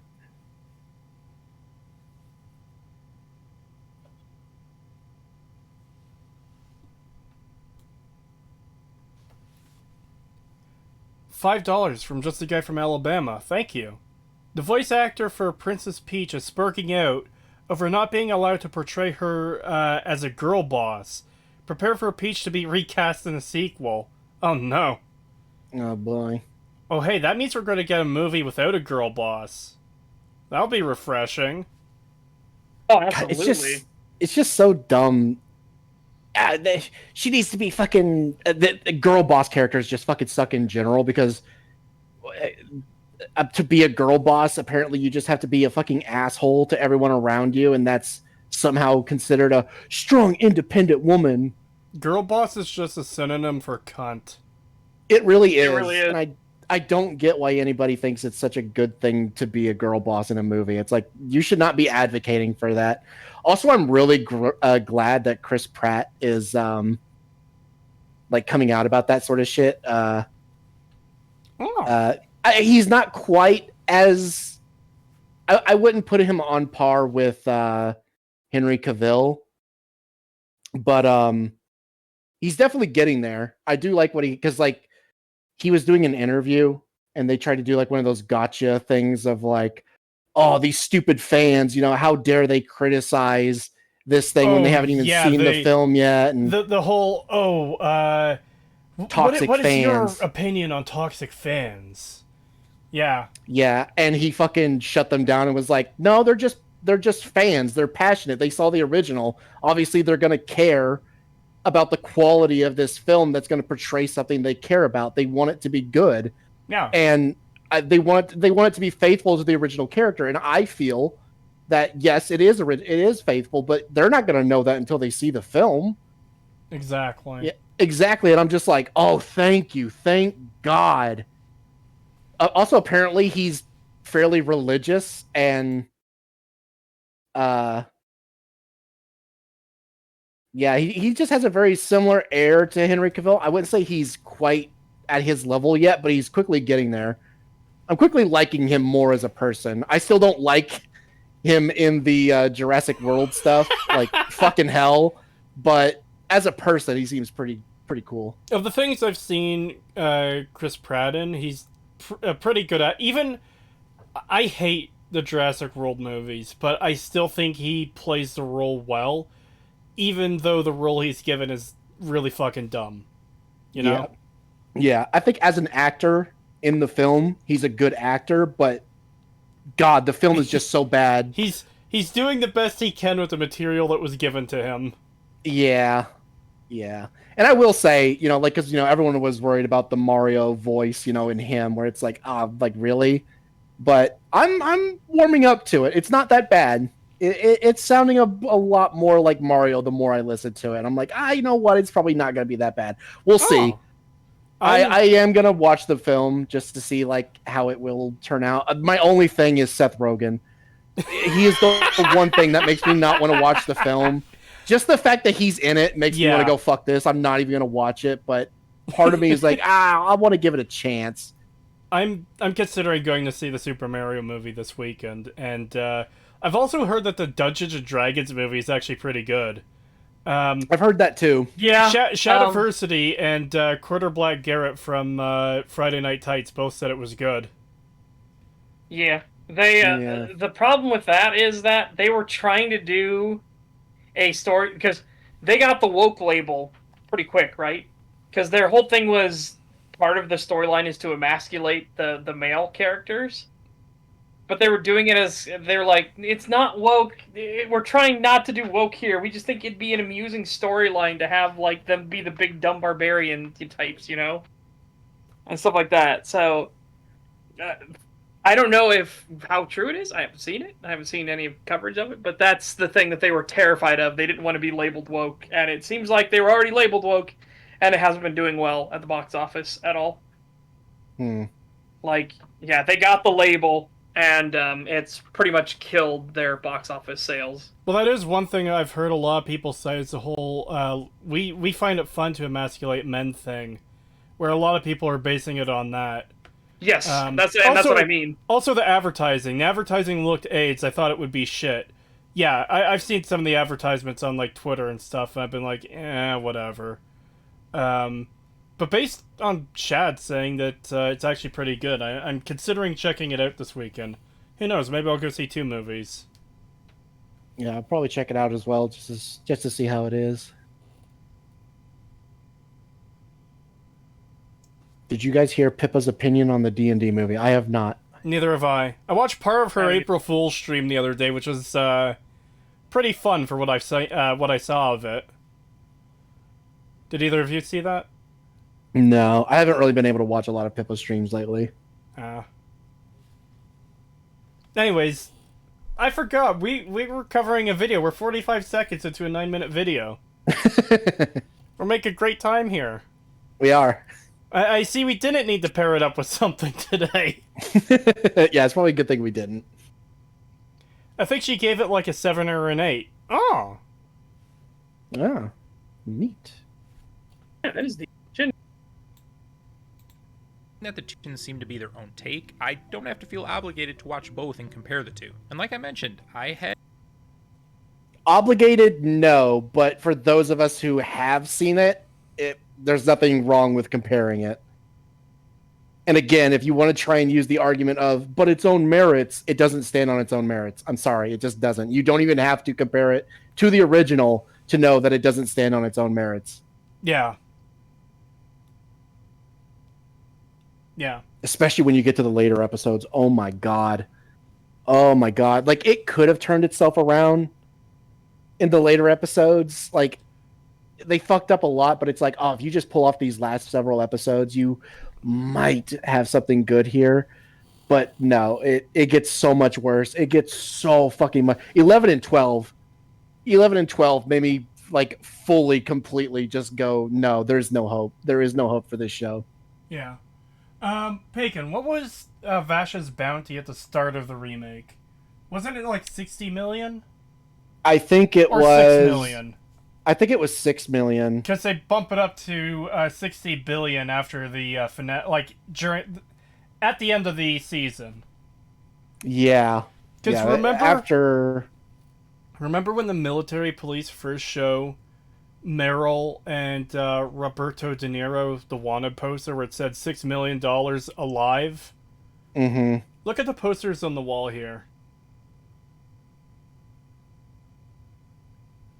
Let me make the thing bigger so I can see. Maryland, 80,000 double dollars, dead or alive.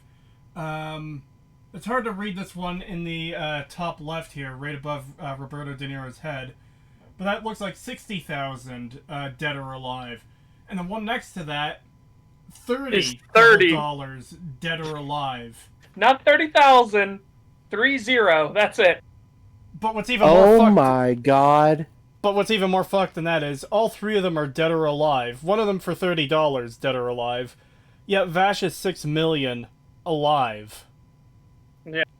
Yeah, also look at the picture. And the one above Roberto De Niro's head? Uh-huh. Yeah, I noticed that too. I just noticed that. That's not okay. Please, no. Well, No. no, you know what this reminds me of? I did watch the first episode of Velma with Enclave Emily. We had a lot of technical difficulties during that recording.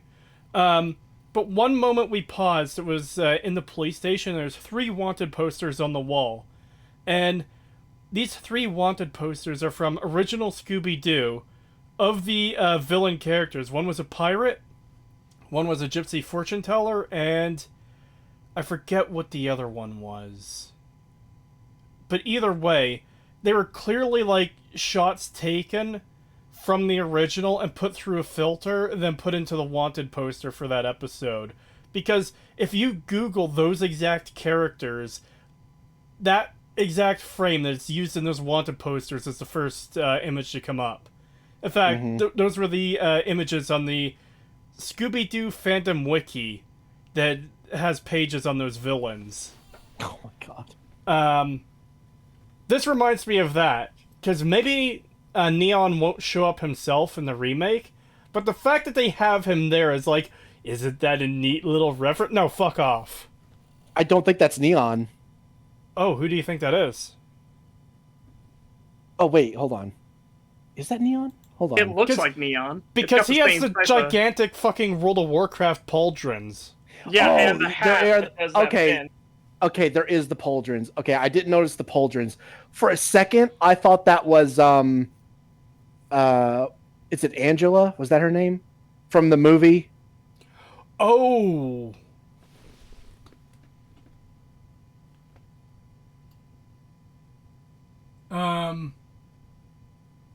Because the hair. I don't think it's her.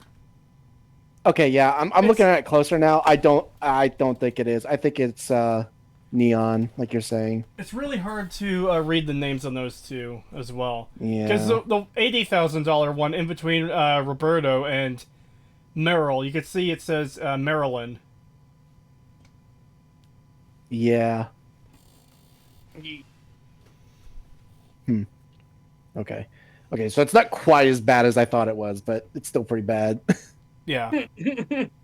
$10 from Just a Guy from Alabama. Thank you. Hopefully in the sequel we get Danny DeVito as Wario, Willem Dafoe as Waluigi. Also, as a comic injustice that we will never get Fawful voiced by Gilbert Gottfried. I don't know who Fawful is off the top of my head. Fawful would be funny as a... So, here, let me show you Fawful. Yeah, I'm not sure who Fawful is either. $5 from Jalen Brunson because I missed that. Sorry. Thank you. Hey, Cree. I would like to purchase your farm equipment. I will pay you $5,000, and for your tool, I'll pay it a penny and a half. I know I'm so generous. Well, thank you. Wow. No, I better be getting that 5,000. No. Yeah. I ain't yours, man. Because, like, if I sell my Xbox and someone I pays... ain't yours, bitch! But You're that's Fawful. Oh, okay. Hold on. Yeah, I was about to make the same joke Cree was, though. I was going to say, you don't give the money to the tool. You give it to the person who owns it. Yeah. Yeah, I own myself. $2 from Just a Guy from Alabama. Thank you. Saw a joke of Samuel L. Jackson as Yoshi. I want it. What?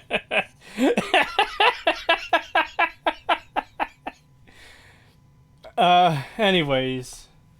I wonder if there's an AI, if anybody's done an AI voice for Gilbert Godfrey yet. Because I want to put some of Fawful's lines in here, and I want to see what that sounds like, because I just imagining it is making me laugh my ass off.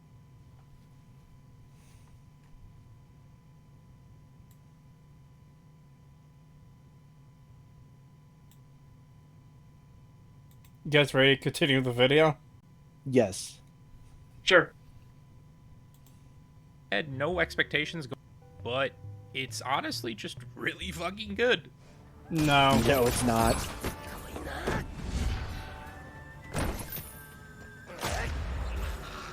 It's good. That's good shit right there. Let's get That's the like the one actually good moment from the show. We do Yeah. find the child murder shot fucking hilarious, but that's because it's so bad. Yeah, but this is what I mean. Every time I see one of these videos praising this show, this is the one standout moment they always show. They always show this one scene as their excuse for, oh, see, it's actually really good, haters. It's like, okay, you showed the only decently animated shot in the entire fucking season, and you're not even talking about like what facilitated it, why it's even happening in the first place, which is completely batshit insane and makes no sense at all. Yeah, like it needs to be stated again, just for anyone who doesn't know, hasn't watched it or whatever. Sure, him dodging those shots there are really cool. This is all under the pretense of they're going up to have a duel because this guy here on the right is a military cop who wants to arrest Vash for the bounty. And it was dishonorable to take in an unarmed man while having a gun on him, so you should have a duel. To this guy shooting a fucking cluster bomb into the air that will destroy the entire fucking town for no reason. To the point even his own troops are like, boss, you're gonna kill us all. And he is constantly trying to stop Vash from stopping them, which he miraculously does, even though it's fucking impossible, with a single 22 bullet. Yeah, it's really fucking contrived and just completely nonsensical. It's so shit. And the worst part is, you didn't need to have such shitty writing surrounding that, like, little bit of good animation, because you could have justified a proper fight that makes sense, where Vash would be taking it seriously, where he would dodge like that. Yeah, and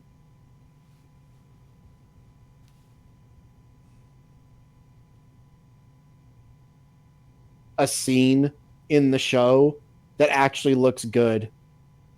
Everything else looks so janky and broken. It never gets to this level again. Yeah. Ooh, I'm getting some issues with the stream. I don't know if anyone else is. I'm not seeing any on my end. Okay, it's fixed now. It went down for a minute for me. Oh. It's back now. Yeah, one of my things went off. That usually only happens when something with the internet happens, so maybe that fucked up. Yeah, like it like the stream completely died for a second, then came back up, but I think it's fine now. Yeah, it should be good now. Woo. Okay. The barrel on Vash's gun looks so sad. I hate it. I hate it. I hate his gun. It's so fucking stupid. I don't understand why they felt the need to change the design of his gun so drastically. Like, you could have done like a little bit different. That's the thing too. What they did. That's the thing too. You could have changed his gun drastically. You could have given him an entirely different gun, and that would have been fine. It's the fact that they changed it to this really, really dumb fucking looking gun. It looks like a fucking gigantic chunk of metal with a hole in it. My thing is, not only does it just look bad, but the fact that it's this massive fucking pistol that looks like a shotgun, but it fires a 22. Among the smallest caliber of bullets. Yeah, it's like designing basically like a fucking howitzer that shoots a 5.56 bullet out of it. Like, why the fuck would you do that? That's literally the equivalent in my mind. It's like making a fucking howitzer that shoots a 5.56 round, and I don't get it. It's so stupid. Oh, and then what they do later with it, where its power up is that it no longer needs casing. It just, you could just put a solid bullet into it, and it just fires it magically now, and that makes it stronger somehow. Did you get that super chat, by the way, the $2 one? Let me see. Samuel L. Jackson? Yeah. Yeah. Okay. Yeah, we did. We talked about it.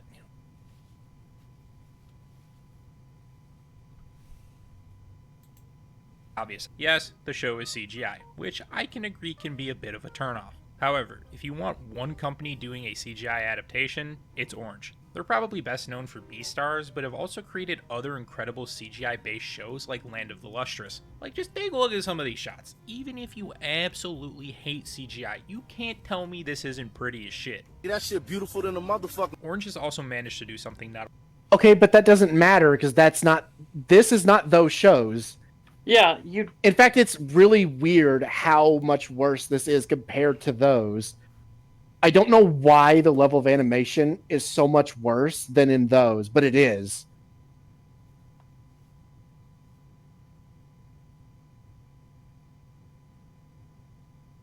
Yeah. I just don't have much to add to that. I haven't seen those other animes. Those quick little shots we got of those things looked fine, I guess. But you can also take isolated samples out of Stampede and say, hey, this looks great! While also ignoring, like, the other 90% of it that's really jank. Yeah. And not great. I can't say much for Land of the Lustrous. I haven't seen much of that. I have seen quite a bit of the Beastars anime, and it genuinely is well done. Like, the animation there, well done, looks good, everything moves in a way that it feels like it should move that way. I like it. obviously the story did not withstand. But the animation was good. So it's weird how bad this looks in comparison. It's just odd how they took such a massive step down. Yeah. See, that's why he gave us a pass. I was shown the 22 scene as the reason to watch, and my brain went, sorry, nope, I'm out. Your brain made a right call. Yeah, it did. Oh no, we're not talking about what's the worst anime CGI. We're talking about from Studio Orange, the CGI in Stampede is bad. Like, they can do better. This is lesser than what we've seen them do in the past. Yeah. And like I said, everyone points to the dodging scene, and it's like the one standout moment in the entire show where we get some good animation, and it's only for the dodging and the hit the guy in the back of the head. That's it. Immediately, everything before that and everything after that never reaches that level again. Not even close. Yeah. So it's really fucking weird. Like, it's almost like they knew that was going to be the thing that everybody would reference. So they were like, we got to nail this, but everything else we could just skimp out on.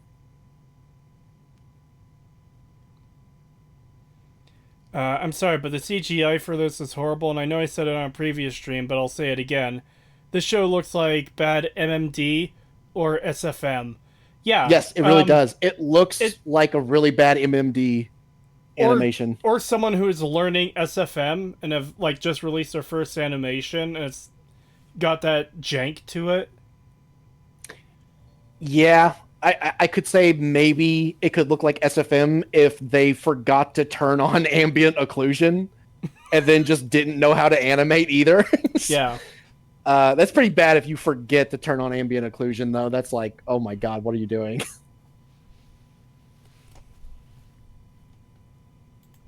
Not a lot of videos can replicate, make CGI actually smooth. I think one of the biggest... It's not that smooth, though. It's really and janky. Also, tons of studios can make CGI smooth. Like, what are you talking about? Yeah. I guess he's talking about anime in specifically, but he doesn't actually specify anime. He says just 3D media, basically.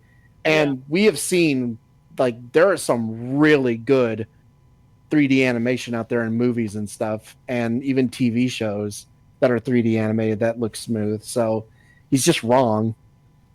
Yeah, okay, we can take this on screen. I gotta agree. So, ElseTube said it as well. ElseTube, the lighting makes no sense. Take a look at this scene right here. Where's the light coming from? Yeah, exactly. Like, there's not enough shadows. Some of the stuff has shadows in an appropriate spot. The light's coming from above, but then you get stuff like, why aren't the ropes casting any light? Why is his arm not casting any light on the rest of his body? Why is any of his body parts not casting shadow on anything else? Why does he have shadow at his crotch level, which would be exposed to the sunlight according to how the light is portrayed in this angle? Yeah, it makes no fucking sense. And like, these are minor. These would otherwise be minor nitpicks, but it's on top of everything else. It's not just this. There's all kinds of stuff with the animation where all this stuff just adds up and adds up and adds up, and it just becomes awful. Yep. The 22 revolver looks like a bolter from Warhammer. Actually, what the fuck? Yeah. I don't know what a bolter looks like from Warhammer, but it definitely looks like it should shoot something chunkier than a 22. Yeah, the bolter looks way better than this does, but yeah, I can see what you mean. But at least the bolter looks like it would actually fire the projectiles that it does, rather than this thing looks like it should be firing, at the very least, 12-gauge shotgun shells, and it fires a fucking 22 round. Alright, there's a bolter for you, Creed. Keep in mind, the thing it fires isn't actually a bullet. It fires a rocket-propelled explosive. Yeah. Ooh. Yeah, so the bolter's a pretty gnarly fucking weapon. Where can I buy one? Oh. Actually, it's funny you should mention that. hinted at this on stream. There is a South African weapons designer who is creating a far more portable grenade launcher system that fires 20 millimeter instead of 40 millimeter grenades, and it fires them in a much flatter arc and trajectory. The system is a lot lighter than the Mark 19, and I'm super fucking excited. I gotta make sure I get his name right because I keep want to say Neophyte, but it's not Neophyte. I just hear you said South African, right? Mhm. I hear South African, and I just think like orc gun. No. I think orc logic gun. Like, if you've seen any of the stuff that comes out of South Africa and Brazil, it is literally shit that you would see from orcs and Warhammer. Not always. Not I mean, it depends always, on but who you you do get it see it a lot, and it's weird that they actually work.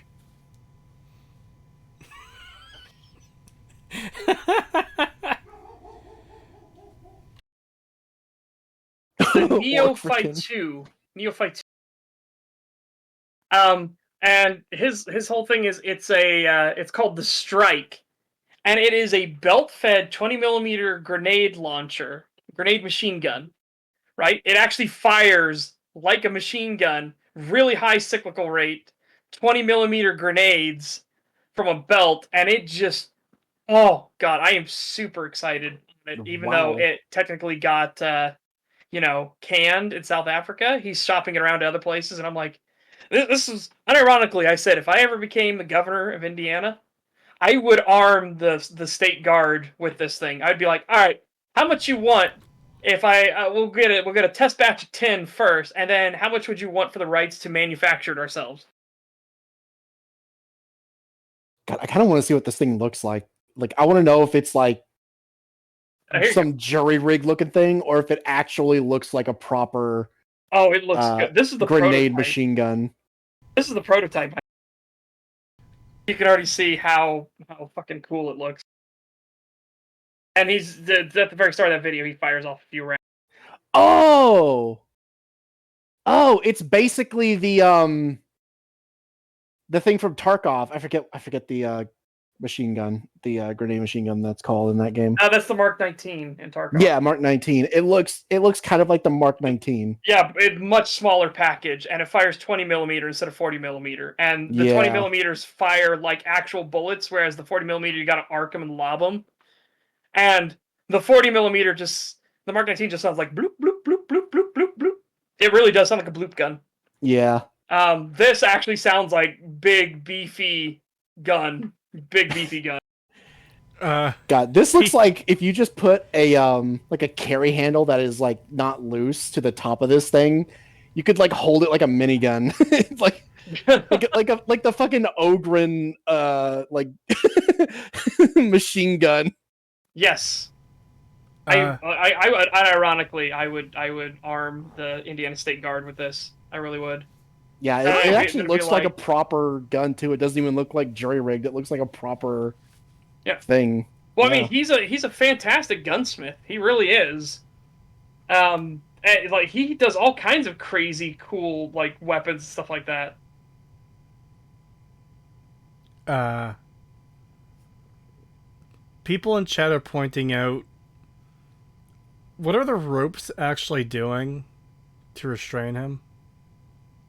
Well, nothing, as you can see by the fact that that rope would have fallen off of him just by where his arm placement is. Yeah, but look at his right arm, the non-robotic one. Yeah, it's just wrapped around the arm. It's not wrapped around the body or anything to stop him from moving said arm. Yeah, he could easily just take it off anytime. Which, as we know from later on, every time he gets tied up, he reveals that he could just untie himself at any moment, which makes it weird that he's even out here just hanging when we know he can untie himself at any moment. Especially when he begs for help immediately after scaring her. Yeah. And it's funny because they take that from the first. They take it from the original, where he can untie himself at a whim, but he chooses not to because he feels like it'll make the situation more awkward when he does it. Yeah. And it happens many times where he gets tied up, but then he'll be mysteriously untied, and then bad guy look at him and said, "Hey, what'd you do that for?" Because he just got done saving the bad guy's life from something, and he'll be like, "Oh, sorry," and he'll try to like put the ropes back on convincingly. Mhm. Yeah, and I like when they get tired and they're like, forget it. But like, there's no way it could get awkward here, is because he was hung upside down next to some like corpses and then left alone. Like when Meryl and Roberto De Niro approach him here, like no one else is around. It's just him alone. Spaghetti points out, the Spaghetti says, he does have ropes around his body, the tail of his coat is covering them. Could that be what's going on here with his new design? Oh, that could be, because if you look in between his robot arm and like the blue of his coat, you can see a little bit of rope there. Okay. But then why wouldn't you put it around his other arm? Because then he could just easily just move his arm across and undo the ropes with his other arm. Yeah. Well, that's the thing. So Look at how loose it is on the robot shoulder there. If that rope comes loose, then why couldn't the rest of it come loose? Exactly. And with his arm free, as we see here, he could easily untie it. Plus, as we know from later on, he could easily just lift himself up to his feet and untie his feet. Yeah. It's just stupid. It's just so weird because it's implied that he has at least been tied up here for at least a day. And it's like, okay, but why? Why didn't you just untie yourself? You're hanging next to corpses, something you personally are very not okay with. Why would you just willingly stay there for a whole day when you could untie yourself at any moment?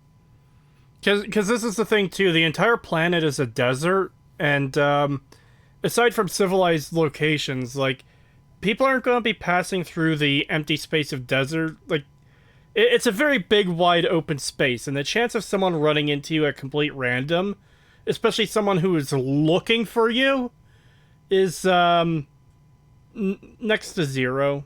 Close enough that it almost could be zero. Like, there's always that chance, but it's just so low that it's like... Oh, God. Speaking of which, yeah, giant fucking desert with almost nothing in it, and yet somehow Meryl manages to crash into every single thing in the desert always. I don't know how.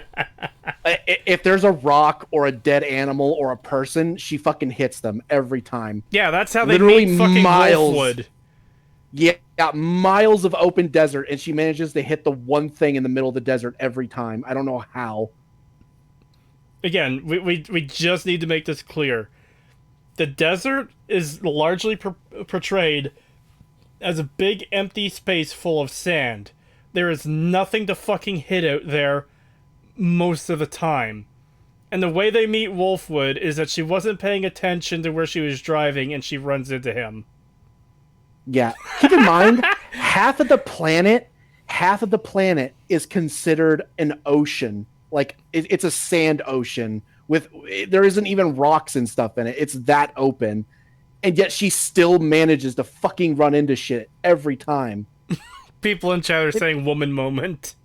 It literally is. It's literally female driver syndrome. It's so fucking weird. So that's why it happens. It's not purely that they're bad at driving, it's that they're so bad, objects will spawn in front of them for them to run into. Yeah. It's literally that fucking joke. I don't remember what the movie was. It was something about, like, these guys who get taken to, like, Area 51 or whatever, and there's, like, people in, like, this program who are supposed to blow up goats with their minds and shit. And they're escaping the facility, and they manage to hit the only fucking rock in the middle of the desert. And they break the fucking car down.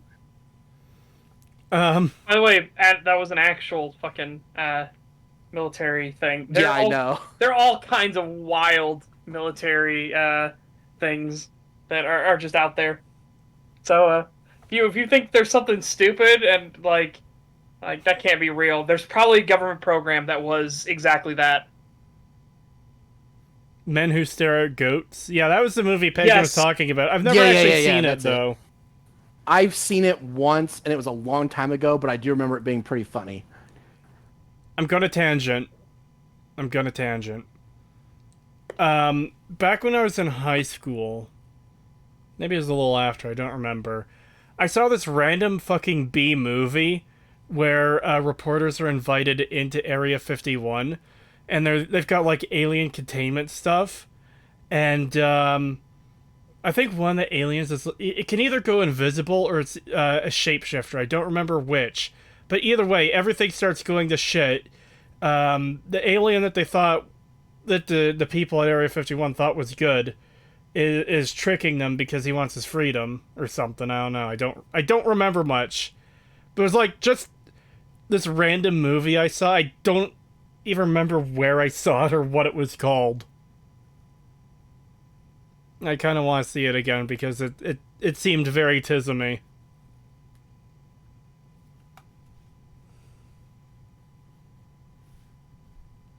Anyways. Is criticism CG is not that it necessarily looks bad, although that's not ideal either, but it often makes for a lot of strange and unnatural looking movement. Take Blue Lock for example. An absolute banger anime with great animation, but their CGI makes characters seem very robotic and stiff. In Trigun Stampede, not only is character movement super fluid, but no, it's not! No, it's not, especially in the later of it. Once you get past like episode 4, you can tell that they just stopped giving a shit and everything moves like a robot. It is so bad. Everything moves so unnaturally and janky. It does not look good.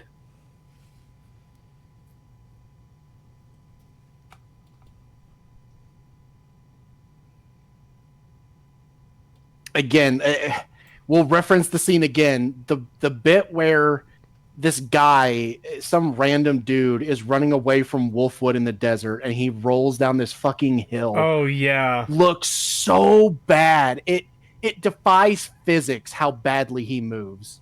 Yeah. I wish we had that on hand to show.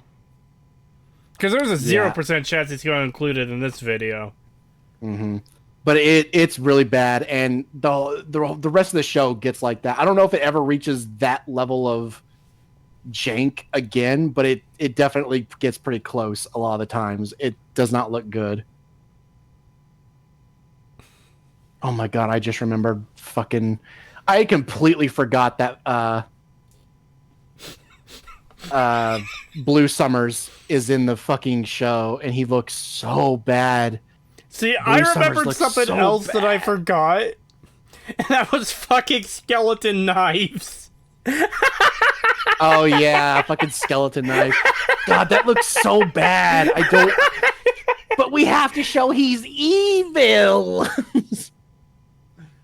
Oh god, it's so shit. Everyone looks so shit.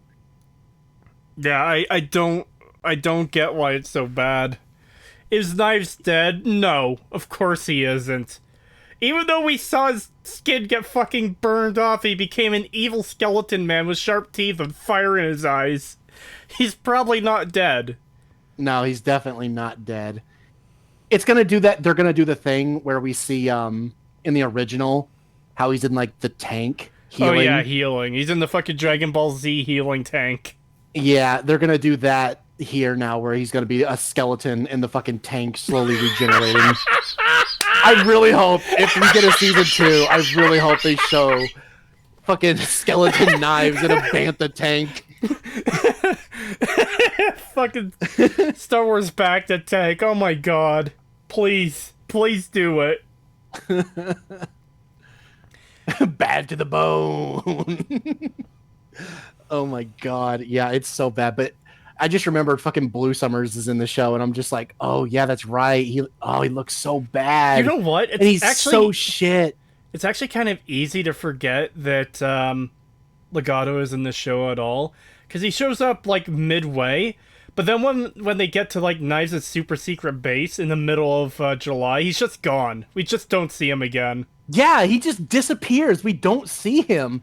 Which is so weird because we see Zazie, we see the fucking the crazy chick who we find out can form nails for some reason and shoot them out of nothing. I don't know what the fuck that's about. Didn't she just fucking like teleport out of a scene too, and we never see her again? Yeah, she just because they go down the elevator and we just never see her again. She just disappears.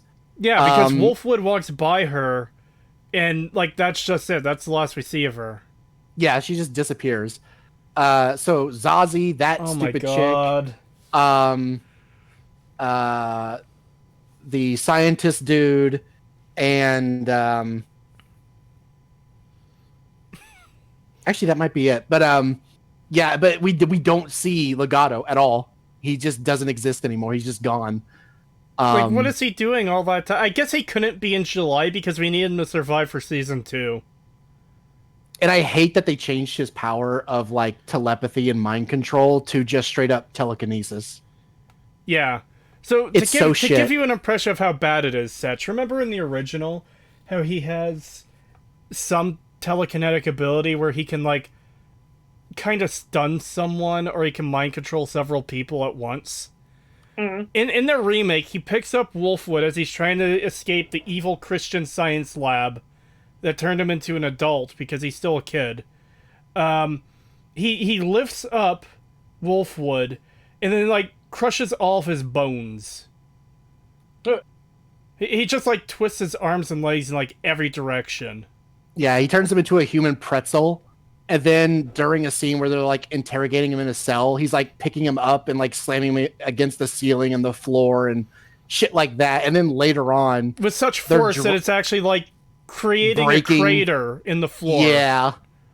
And later on, we see like the extent, like even more of the extent of his abilities. Oh my god, he's outside. I forgot about that. Yeah. So they're outside of one of the giant steamer transport vehicle things, the giant ones. Yeah.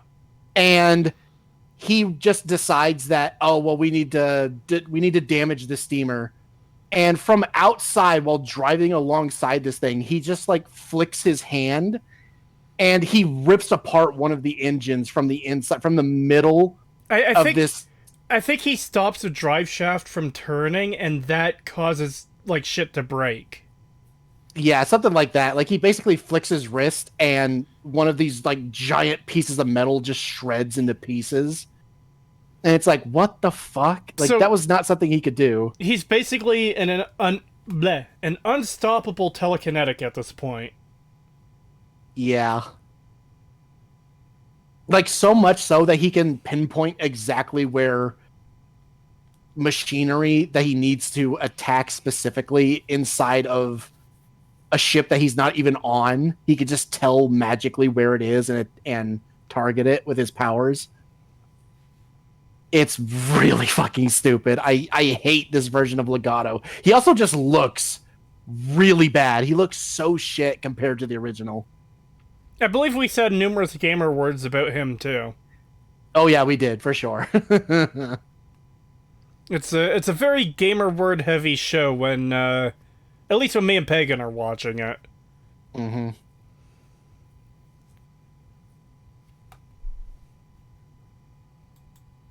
Or make use of multiple camera angles and perspectives so that shots never become stale. And can we just talk about the fucking colors, dude? This right here is my favorite thing ever. Nah. Really? I don't think the colors are done that well. Like, okay, in some of these shots, the color scheme is all right, but then it's like right here. In fact, this one right here, where we see this weird like pink aura and these like weird pink like shrapnel falling from the sky. In the original, it's done so much better with like the red contrast of the fire in the background against Knives' silhouette. Whereas here, everything just has this weird girly pink hue to it while he like laughs maniacally like a fucking insane person, but like not just an insane person, a Hollywood insane person. Yeah, like it's done in a way that it's just not even entertaining. In the original, Knives does something similar, but it actually feels like it makes sense for him to be doing it. Whereas here, he's literally just insane. Like he's moving and turning his head weird, and oh my God, Vash, look what we did, and you helped me, like Golem or some shit. Yeah. It's like, what the fuck? Gamer R or N? F. Lots of Fs. Yeah, lots of Fs. This is a Last Jedi defense moment. The visuals, though. The Holdo maneuver looks so cool, though. Pointing emote. Yeah. Mm-hmm. Yeah, it's pretty much just that. What's your guys' opinion of Vash's design? The new design? Lots of F gamer words. Almost exclusively. He looks like an emo without all the black. Like, he looks like he comes, as Pagan has said before, from, like, the gayest K-pop band you've ever heard of. Yeah, and an emo that doesn't wear black until we get to episode 12, and then he does wear black, and he does look like an emo, except he gets Goku hair. Oh, no! Oh, I forgot! Yeah, because their fucking version of Vash's spiky hair literally just looks like Goku's hair. Like, it doesn't even look like Vash's hair. And here we have Creed kicking the well can and missing my soup chat again. I'm sorry. Like, here's the thing. So in the original, you look at the original Vash's design, and you could see his hair looks like it's flat. Like, it's obviously spiky, but it's on like the same row. You know what I mean? At the top. Yeah. Where it almost looks like a flat top, but it's spiky. Whereas here, when he gets his spiky hair, they don't do the flat top thing. It comes to a point. So it looks just like Goku's hair. It just doesn't work. It looks like... It looks like Super Saiyan Goku Dragon Ball hair in the vague shape of Vash's hair from the original. Yeah. $2 from Just a Guy from Alabama. Thank you. Is this guy on more coke than the Caltech R&D department? He's talking about the guy making the grenade machine gun you guys were talking about. Oh, is he? That's when that came in. Oh, okay. I don't know, because all I know is that God bless him, and if he is on coke, get him some more. Because he does fantastic work. He looks like a Who from Whoville. I'm actually tempted to find a picture of the new Vash just so Chad can see how bad it is. Give me a second. Yeah. Because it looks really bad, even though they finally gave him something that looks like his original hair. Oh, Caltech R&D. Okay, yeah. Yeah, no, the people at Caltech are definitely on something. Yeah, they always do goofy, oddball stuff, that's for sure. Yeah, they are...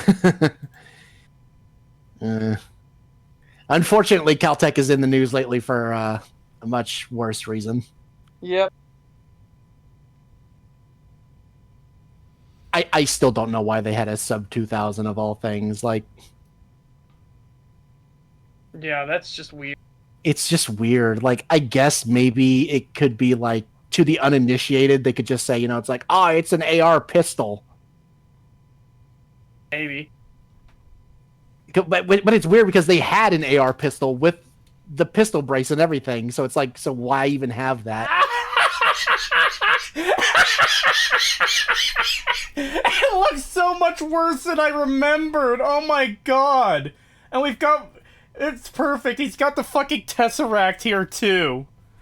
It oh my looks god. so fucking shit. I hate it. I hate it. Ah! Yeah, that's... Oh my god. And I completely forgot about the Tesseract thing, too. Fucking hell. I hate this show. I hate it so much. Episode 11 and 12 is some of the worst dog shit I've ever seen. It looks so fucking bad. Like, I genuinely enjoyed watching fucking Bebop flicks more than watching episode 11 and 12 of this show. Yeah. That's how bad this shit was. Well, see, that's the thing, Pagan.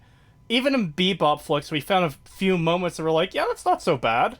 Like, everything else is dog shit, but hey, this Cash Money character is cool. Yeah, at least there was some stuff there where it's like, oh, you know what? This could have worked. Whereas here, it's like, no. There is nothing here that works. It is all bad.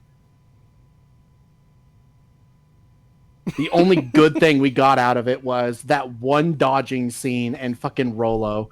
That's it. That one scene with Rolo is the only, and it wasn't even good. The Rolo scene wasn't even done well. We just like it because it's fucking stupid. And I want to grab a picture of original Vash too, just for comparison. So hold on, give me just a second, because this won't take long. No, it's gonna take a little bit longer than I thought. I just want to find a good image of him from the original. Not that Me one. pondering my cube. God. Oh god. No, this is taking longer than I thought. Okay. That should do it. Calbeck, play that what you say clip. I want to, but I put the music in for too long and it gets claimed. And that picture's too small. That picture's a spoil. Well, I guess spoilers don't really matter at this point. Oh, this one's good. That's a good picture of him from the original. Yeah. Copy link. So here on screen is what we have in the remake, where it's like we finally get his iconic hair, and he just kind of has it randomly now, I guess. Maybe he's powered up, I don't know. He doesn't have the emo hair anymore, and it has none of the meaning of the original. And here's what he looked like in the original.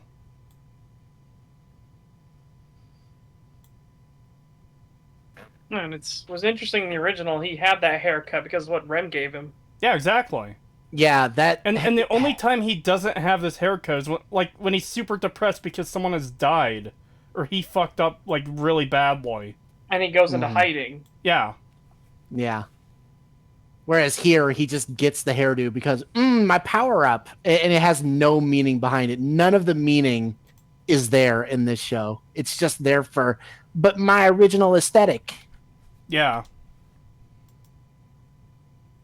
God, I love that one right there. That picture. Yeah. That one and the one where, like, his jacket is flowing in the wind, where he's, like, on the rock. You know which one I'm talking about from the intro? I think so, yeah. There's a lot of really good shots in the intro. Yeah, there is. Let me see if I can find that one. I was talking about the guy who made this video, You Canuck Furry. Uh-oh. Oh! Is this guy more kook than the Keltec R&D department? That's super chat from earlier. You're talking about the guy who made this video, not the guy who's making the gun they were talking about. My bad. Wow, Creep. Oh. Well, it came fired. in. It came in when you guys were talking about You're this. fired. It came in when you guys were talking about this crazy grenade machine gun, and it mentioned an R&D department in the I almost said tweet. It's not a tweet. In the super chat.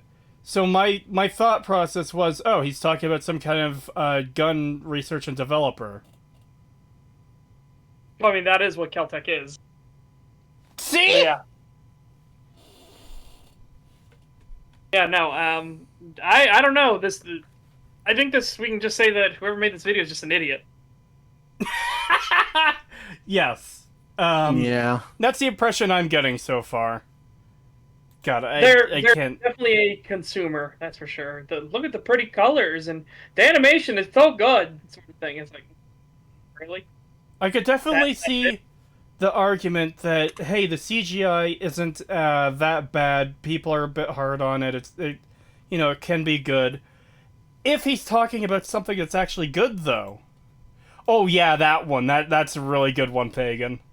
Yeah, I really like that one. Hold on, let me put that one up. Guys should show what Legato looks like in Stampede versus what he looks like in the fucking original. Oh, you know Oh, what? yeah, hold on. Yeah. Different. Pagan, you get the original. I'll get the remake. Okay. I just see it here on the wiki, and it's just so fucking hideous. The remake. Yeah, it's bad. Ooh, there's actually a really good one. This actually looks like maybe fan art of Legato, so I won't. But yeah, I'll grab the God. Oh god, that looks so bad. Oh. Oh, I hate it. Let me see. Oh, I just saw a screenshot of the stupid fucking flashback of Wolfwood's childhood at the orphanage too. God, I hate that episode so much.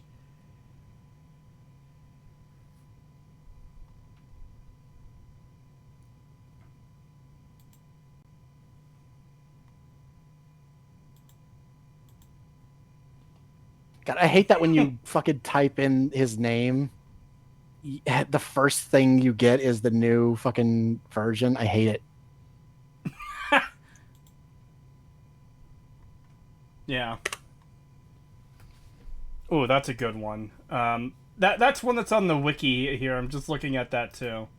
Yeah. All right. So chat. See, it doesn't show his shoulder thing though. That's my problem. Hold on. I got another one here that might be better. At least for that. Ooh. Oh There yeah, you that's go. a good one. All right. So chat. Take a look at this character here. This is like one of the main villains of the show. He's got a pretty cool design. Like, this guy does not fuck around in the show. Alright, in the original, right? Here's another image of him. This is the first one Pagan shared. I really like him as a villain. Alright? Alright? You ready? You ready? Because, we're going to see a little improvement in the remake. Because, you know, that's what remakes are supposed to do. And not according to Capcom. It looks so fucking bad. Oh, I hate it. Yeah, that looks so shit. Oh.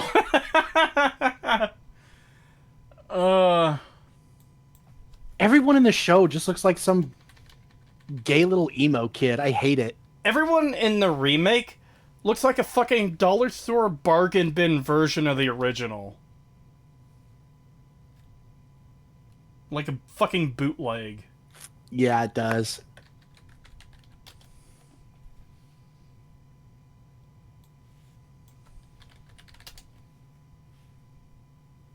I'm trying to see if there's a better image of remake Legato. There's one here that he's mostly obscured in shadow, like the way the lights are working there, though. Anyways, I think we made the point. We can get back to the video. The new versions of the character really suck, like both design and character. I think he bought that wig on Wish. We have Trigun at home. Trigun at home.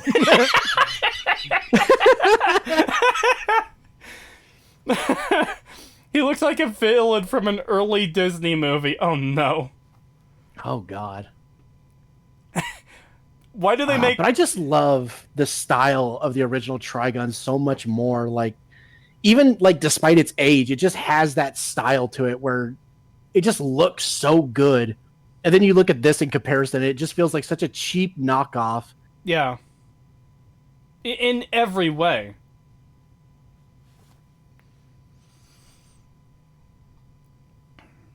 He's the type of guy to tell on you for being a meanie. Oh, fucking chat is ruthless. I love it. I love when chat gets ruthless. Oh no. He looks like an edgy modern SJW Gaston who started taking HRT. Wow. Yeah, chat can be a little bit ruthless sometimes.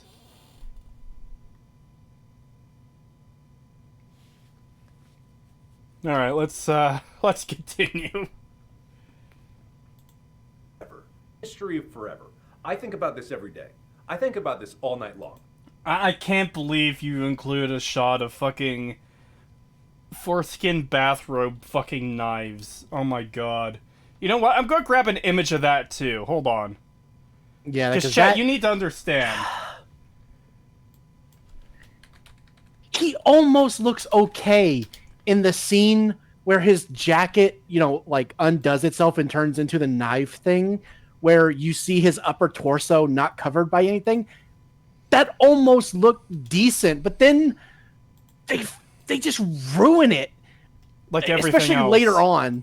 especially later on when it's revealed that his knife things don't actually have to come apart. Like, they don't have to take his stupid robe apart. They could just materialize out of thin air. Okay, hold on. This is a gigantic image.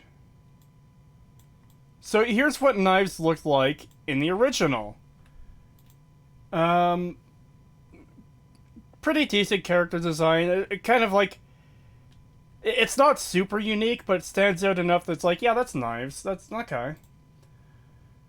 And you might be shocked at this too, Satch, of how fucking bad this looks.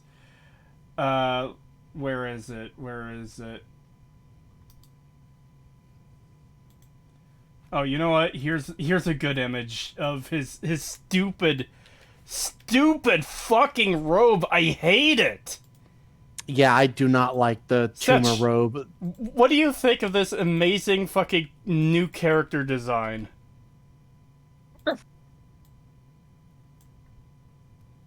I'm sorry. What the fuck?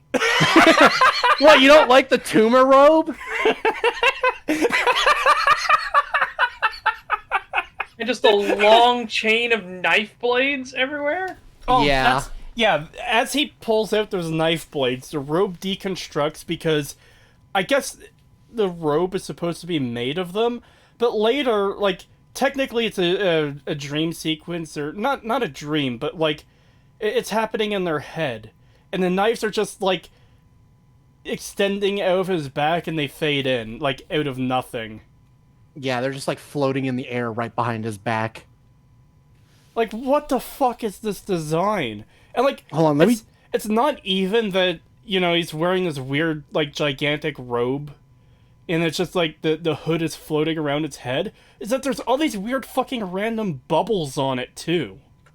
Yeah, the tumors is what gets me the most. It's like, why do you need those on there? Knives. Hold on. I want to try and find the one where his outfit is mostly, like, torn apart. See, the search I have up right now has a couple other screenshots where that's, the robe is turning into the knives. And it looks just as... It looks so bad. It looks so fucking bad. I hate it. Yeah, there's a shot where it almost doesn't look terrible, but it just doesn't work still because he immediately puts the fucking outfit right back on, like, immediately after, where it's like, well, then why'd you even bother? God, where is it? Fuck. Oh. Here's one where he's got all of his knives just floating in the air before he destroys that stupid fucking town. Hold on. Yeah, But the he's got fucking his weird orb of knives. Yeah. So you won't see Knives himself here, but you'll see his millions knives, because that's what he's called. And, like, he's an unstoppable god at this point, because he uses these knives to cut the entire town into little pieces. See that giant rock there? That's gonna be, like, little chunks of stone. Like, a few seconds from when this screen cap is taken.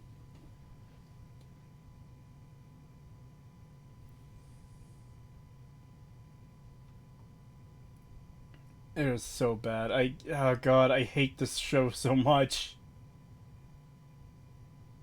Let me see here. What are you looking for again?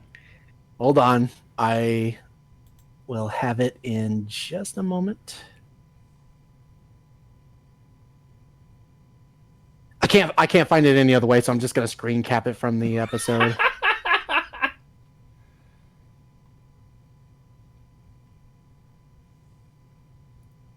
Yeah, I'm just scrolling through some... God.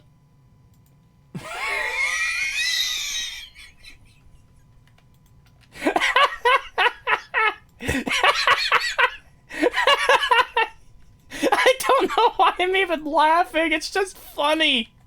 I don't get it.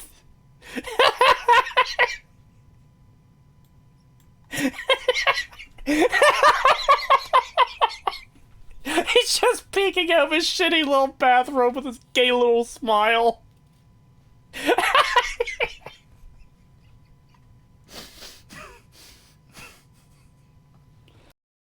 Copy, paste. Okay, here you go. There's. Oh my god!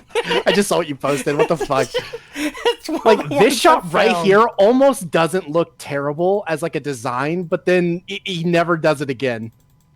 We get it for this one shot, and then every other time we see him, he's either wearing his stupid fucking weird outfit that he gets later, or the robe.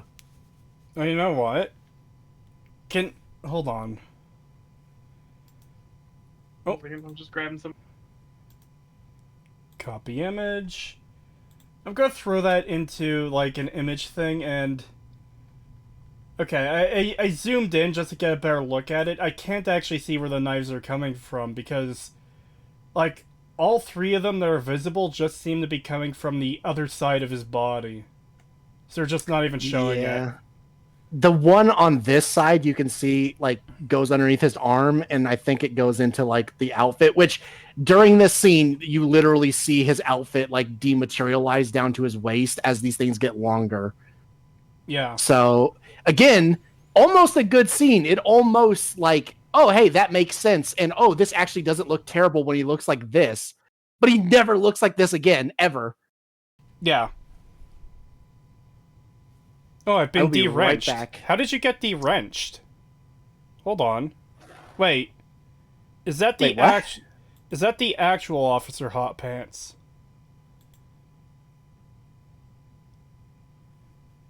Hold on. I'm going to hide the chat for a moment while I check the channel to see if this is the real Officer Hot Pants. Okay, while you do that, I will be back in about a minute or two. Alrighty then.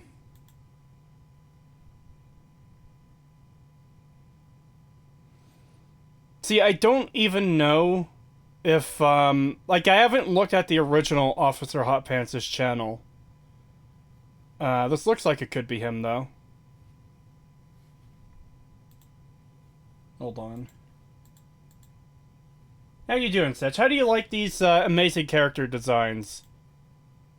They're terrible. What? How could you say such a thing? I thought they were I also fantastic got you. and Also got you flawless pictures of and guys fucking amazing and wonderful and well thought out. No. I also got you a picture of what Knives looks like in the manga. Oh. Yeah, I don't know why you got de-wrenched, Officer Hot Pants, because I didn't do that.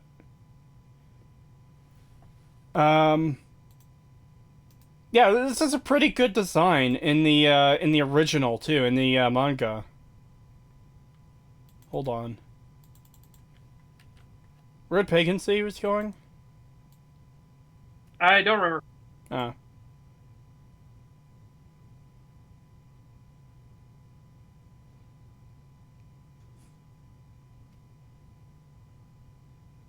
I wanted to get this one image of Knives, but it's super small. Yeah, I hate when that happens. When you, like, you're looking for an image, and you find the one you want to use, but then it's like... 125. This is 250 Yeah. by 181. It's like, Jesus Christ. Well, share it anyways, quickly.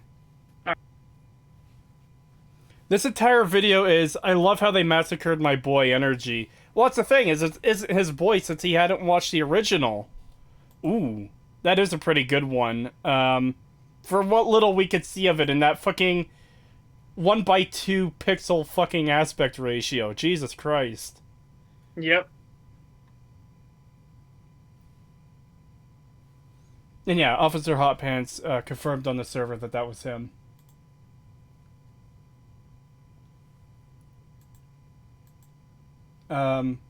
Did Pagan say we could get back to the video before he left or not? I don't remember. Hey, you'd be the one that'd be most knowledgeable about the video. True. I'm back. Oh, I'm he's back. Sorry. That solves everything. My stomach is just kind of upset right now, and I have to run to the bathroom every once in a while. But I'm making it quick, so Ah, Yeah. all right. But yeah, we can continue. Oh, Not hold sleeping. on. I fucked up. I forgot to put the thing back on screen. We didn't miss anything anyways because it was just the Markiplier meme still talking. Uh-oh. There's Watch Together. Not sleeping because I'm thinking about this. If you told me I'm going to watch a show in a desert setting with a sand ocean, I'd be expecting that color palette to look something similar to the map Afghan from Modern Warfare 2. Just a lot of browns and grays, which is accurate for the setting, but just not visually appealing. Firstly, Vash stands out against everything with his blonde spiky hair, bright. Did he? At least he got the name right. At least we know. At least he knows it's Vosh, not actually Vash, because that is not Vash. Fuck you. Yeah, That is because I was Vosh. gonna say it sounds like he said Vosh instead of Vash. He did, and the did. best Oh, part is no. he never corrects it. He calls him Vosh every time he references him. It's great. But I don't want to talk about the Horseman.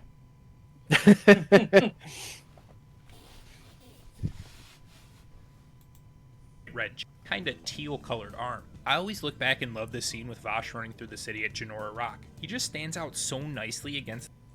You notice how it's always the fucking the visual stuff and not the actual substance of the scene. Exactly. So let me set the stage for everyone in chat. Vash returns to a town, and despite his incredibly high bounty of 6 million double dollars, the people here respond to him kindly. Oh, hey, as Vash, you're a great guy. You saved us before. And then what happens after that? Is that... Fuck. I know the Nebraska family shows up, but something happened before... Oh, right. The crazy military police dude. So they ask him to help fix their plant. And while he's there looking at the plant, the military guy shows up to arrest him. And, you know, they have their dumb little duel. Military guy shoots his cluster bomb into the air that's going to destroy the entire town and all of his men in it and all the people in it. And Vash saves him. He blows up all the rockets and saves the town for a second time. What a fucking amazing hero. And then the next morning, you know, they're having dinner. Or it's the next morning because it's daytime there. It's not evening. You know, he's having breakfast, and everything's going well. And then all the townspeople pull out their guns and start shooting at him because they're going to try and capture him for the bounty. Yep. And it's another example of copying from the original without the substance, because, again, in the original, it wasn't a town he had been to before, and like, he's known for saving. It was just another town. And their plant was in trouble too. So, you know, some of the elements are similar there. And he's eating breakfast in a place, and some bounty hunters come in to get him specifically, and they even say they'll split some of the reward with the people in the diner, or the restaurant or whatever, to repair the restaurant from the damage it's about to face. And of course, Vash beats them, and you know, he continues eating his breakfast, and that's when the townspeople turn on him, and everyone starts chasing him through the streets, and he's trying to escape, and it's not working, and that's when the government of the town releases the Nebraska family to try and capture Vash. So, you know, there's that progress of events of, yeah, townspeople don't know him, but they know he's got a high bounty and they need that money to fix their plant. He's not a known element in the sense that they know what he's about. Yeah, he's not the fucking town hero that they just decide to betray. He's literally, they don't know who he is. He's just some guy. Then the bounty hunters show up, confirming that he is Vash the Stampede with the 60 million double dollar bounty. Yep. Or 60 billion, I should say. Yeah. And then once they realize that, they kind of play nice for a bit to lure him into a false sense of security, and then they try to capture him. Yeah, and they want the money so they can have the plant in their town fixed, which, again, it's the same motivation here. There's very similar elements at play, but it's just completely fucked because the circumstances are different. Vash is the town hero twice over for this place in the remake, and that's when they all turn on him. They all know that he's the one who saved them, and they still did it anyways. They would all be out of a home, or dead, or both. Well, I guess it doesn't matter if you don't have a home if you're dead. Point is, they'd be completely fucked if he didn't stop the crazy army man's cluster bomb from blowing up the entire town. And yet, they just turn on him anyways.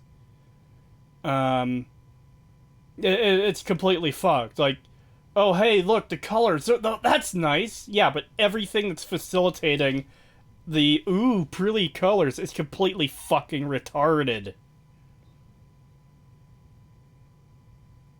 Yeah, and like I said, you could look past the animation quality.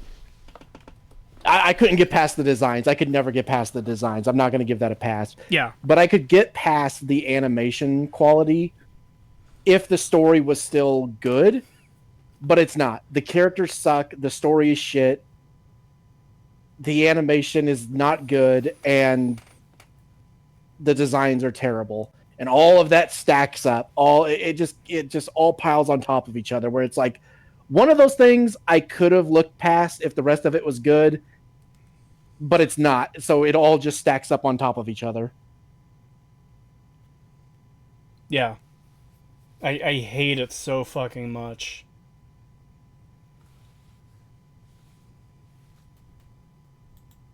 It's this background of the city. We have crazy sunset and sunrise shots, beautiful night skies, and even daytime shots feel very lively. There's immense detail put into. I wouldn't say any part of this show feels lively. No. Again, everything so far is still all just substance. You mean it's all it's spectacle. just a visual spectacle. I mean, yeah, it's all spectacle. But yeah, it's such is right. It's all purely spectacle. We're about a third of the way through this video, and he hasn't touched on the actual substance of it at all. Yeah. And Like, why are the things happening the way they're happening? What are the motivations going on? What are the characters? yeah. And maybe this is a little bit rude, but I guess I kind of don't really care that much. This is how you could tell, like, a fucking consumer from an actual fan. And that's not to say this guy isn't a fan, but, like... Well, we know he's not, because he said he didn't watch the original. Yeah, but he might be a fan of this version. The point I'm getting at is, you could tell what a completely consumer brain person is like if they are praising purely spectacle or superficial aspects. Obviously, like, it would be hard to watch the show if it was like shitty crayon doodles for the entire thing. I'm not saying, you know, the visuals don't matter at all. They do matter. However, when something is this bad and then all the praise is going towards, oh, but the visuals, oh, this looks so good. Oh, this stuff looks elegant or beautiful or fucking whatever. By contrasting colors. Yeah. Yeah. Then The visuals should enhance the meat, the substance of the story or the movie or the film or, you know, just all that stuff. It should enhance it, not be the focus. Yes. Like a good example recently, the Puss in Boots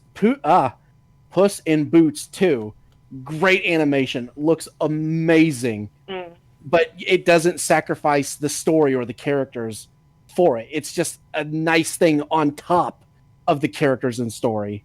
Yeah. Yeah.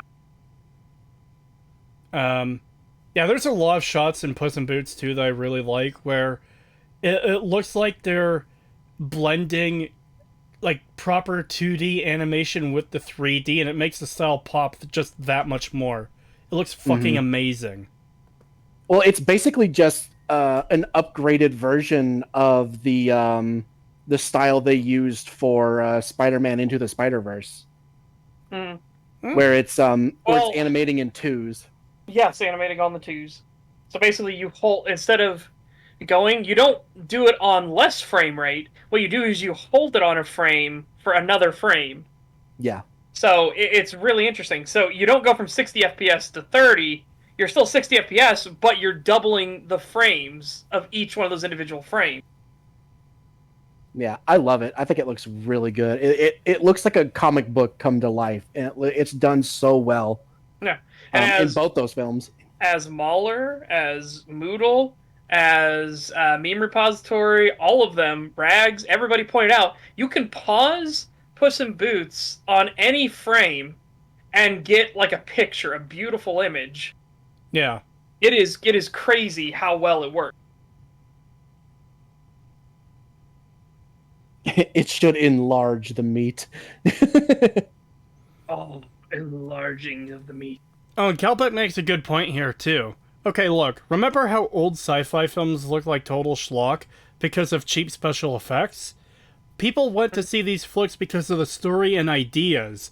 You could carry that, you could carry on that even if the rest is crap. Yeah. Yeah. I enjoyed Deep Space Nine, and God knows some of that stuff didn't age very well. Yeah, there's some stuff that's pretty rough, yeah. Most notably, season 1 Bashir. But yeah, there's parts in that show where you could tell some of the sets are made of, like, plywood. There's, like, super temporary because, like, we're only going to see this location for this one episode. Mm-hmm. God, but everything else is so good. The characters, the story, the writing, just, it's all so good.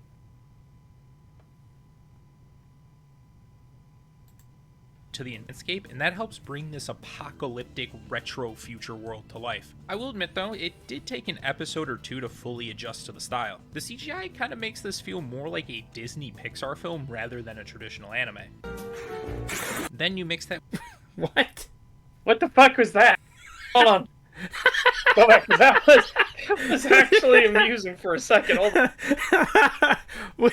Hey, you know how in Trigun Remake we found the one good scene we liked of the kid getting fucking shot in the head? I think we found the one good moment in this video. Yeah, hang on. That's gonna go by too fast. I'm gonna go back a little bit further. There we go. All right, here we go, chat.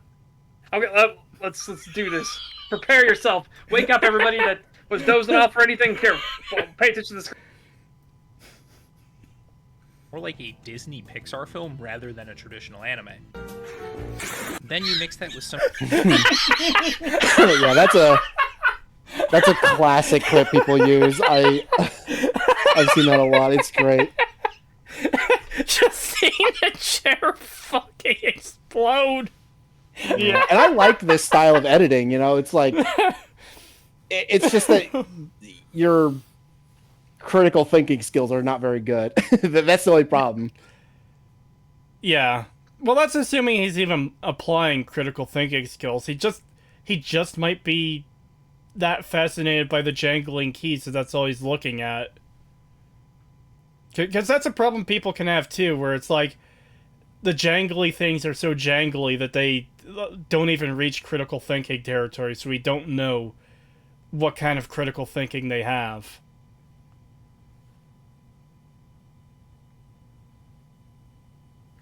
You know? Yeah, absolutely. Yeah.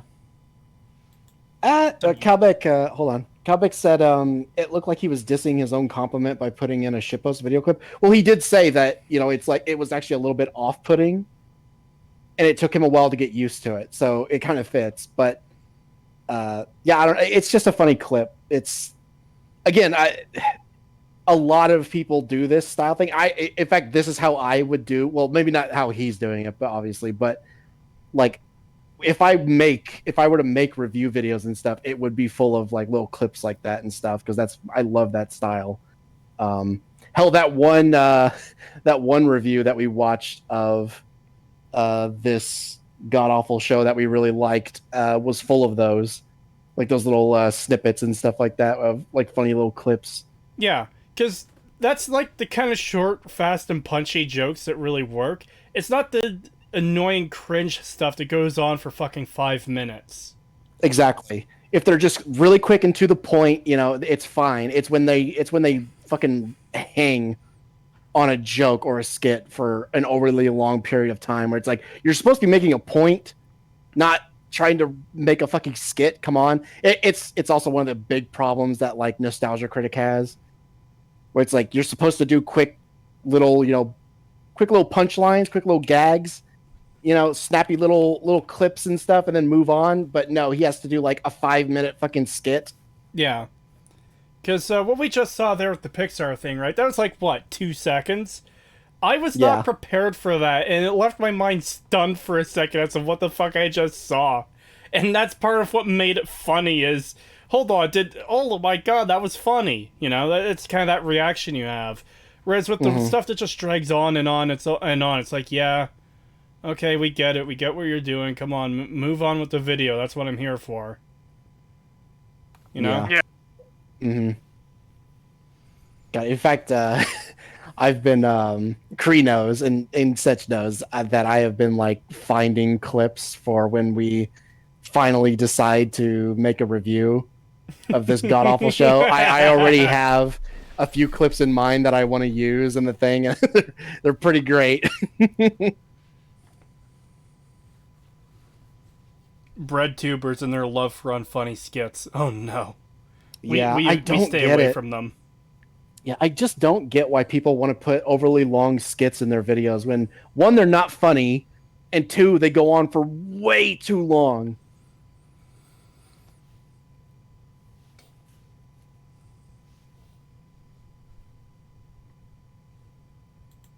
Unique and like Einstein, Wallace, Ferritor, and a fucking Navi, it just feels different. But honestly, I'm all for that. Too many anime cast generic character 1 through 10 and call it a day, but we have some interesting designs here. But as much I actually like that shot of Zazie with the weird mask opening up and shit. Like that on its own could have been a fucking cool in a different anime. As long as it didn't have the wings on it. I don't mind the wings even. I don't know. I think helmet wings is a little bit too tissy for me. I like it, but I just don't like it in this. It doesn't fit in Trigun at all. Yeah. In a different anime where that kind of thing would be facilitated to make sense, it would be fine. But it doesn't make sense here. It's really bad. Yeah.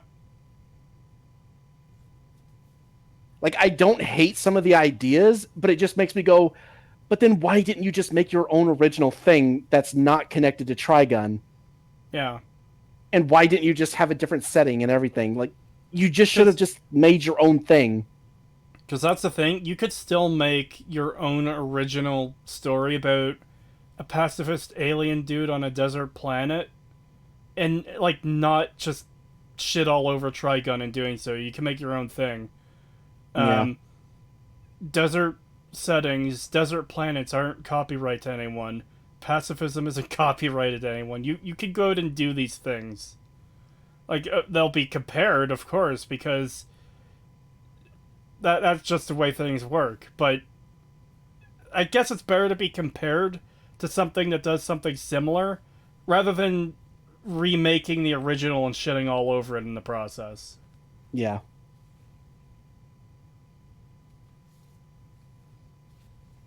This dude speaks like a concussed donkey.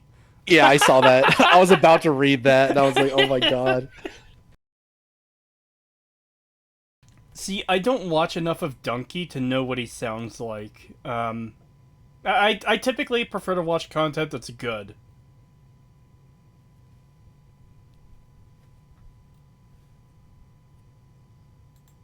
As much as I CGI, it's not perfect. I notice whenever there's like a sudden quick movement from a character, it feels slower than it should be, and a lot.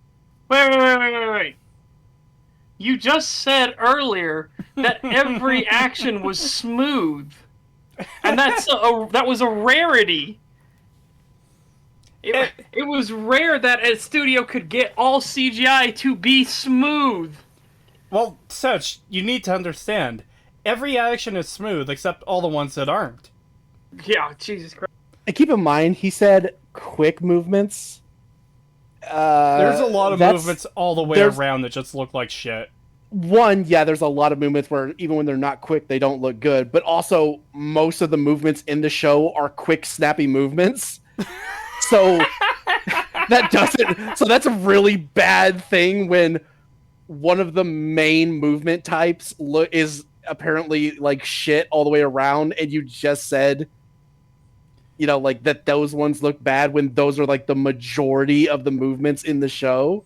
It's like, yeah, that's not good. I feel like he threw this in because he knew he was going to get called out. But look at this little fucking subtitle on screen. This doesn't happen that frequently. Only a few instances I noticed. Well, we noticed a whole hell of a lot more. Yeah, we were pausing constantly during certain scenes like that where we would see some weird jank movement and be like, what the fuck is happening? Meryl's been drinking that tap water. Yeah.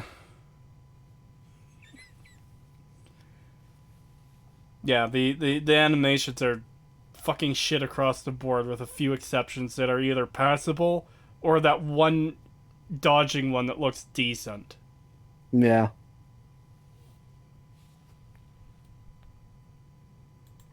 A lot of the expressions aren't accurately conveyed. That might even be just me nitpicking, but I was overall very impressed on the animation. Another thing I was very impressed by was the overall story. The general premise is nothing special.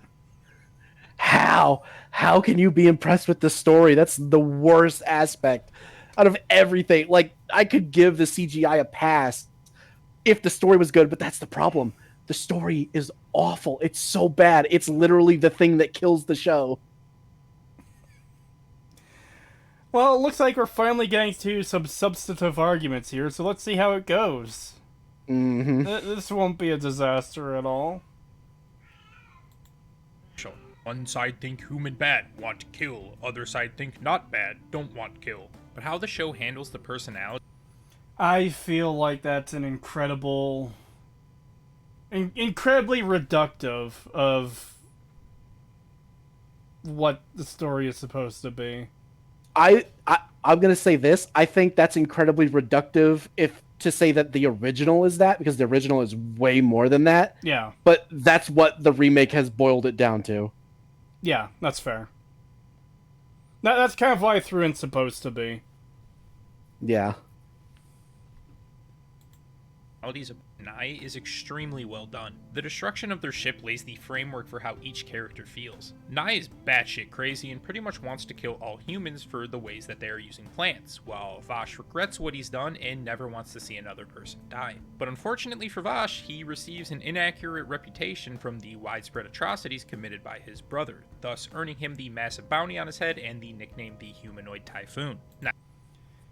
Which, again, is completely fucked from the original, because a lot of his reputation in the original was a misunderstanding.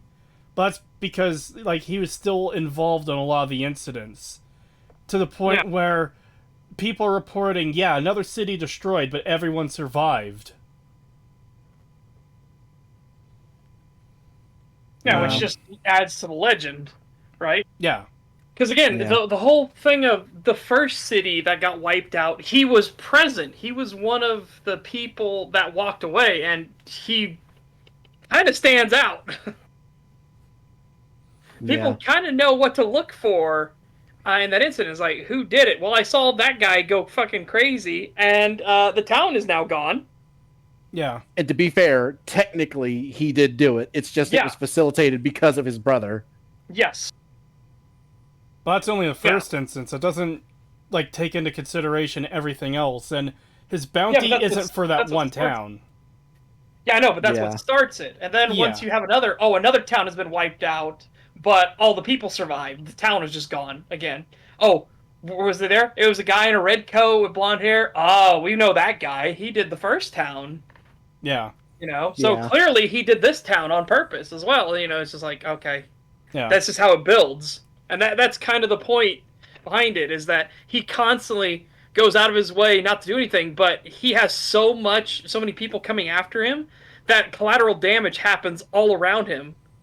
So is it still not his fault? Well, no, technically it is his fault. The damage came there because he was there. Technically, he's like the center of the hurricane. Yeah, and that's why they call him the Humanoid Typhoon.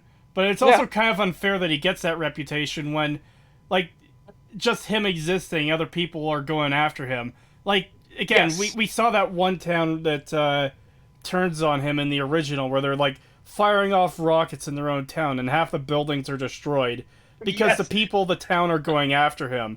You can see how he gets the reputation he does, and it's totally undeserved, because everyone else is going ballistic around him. Yeah, but again, it's also technically his fault because he's there. Like, it shouldn't be.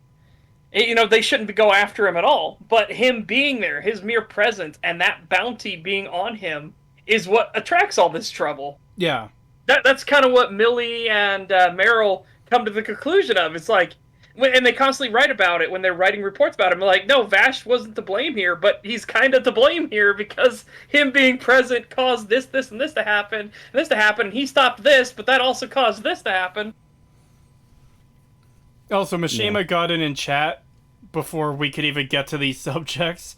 Vash doesn't want to kill because he holds all life as sacred and wants to fulfill Rem's dying wish. Knives cares about Vash too much that he wants to lord over the mortal humans.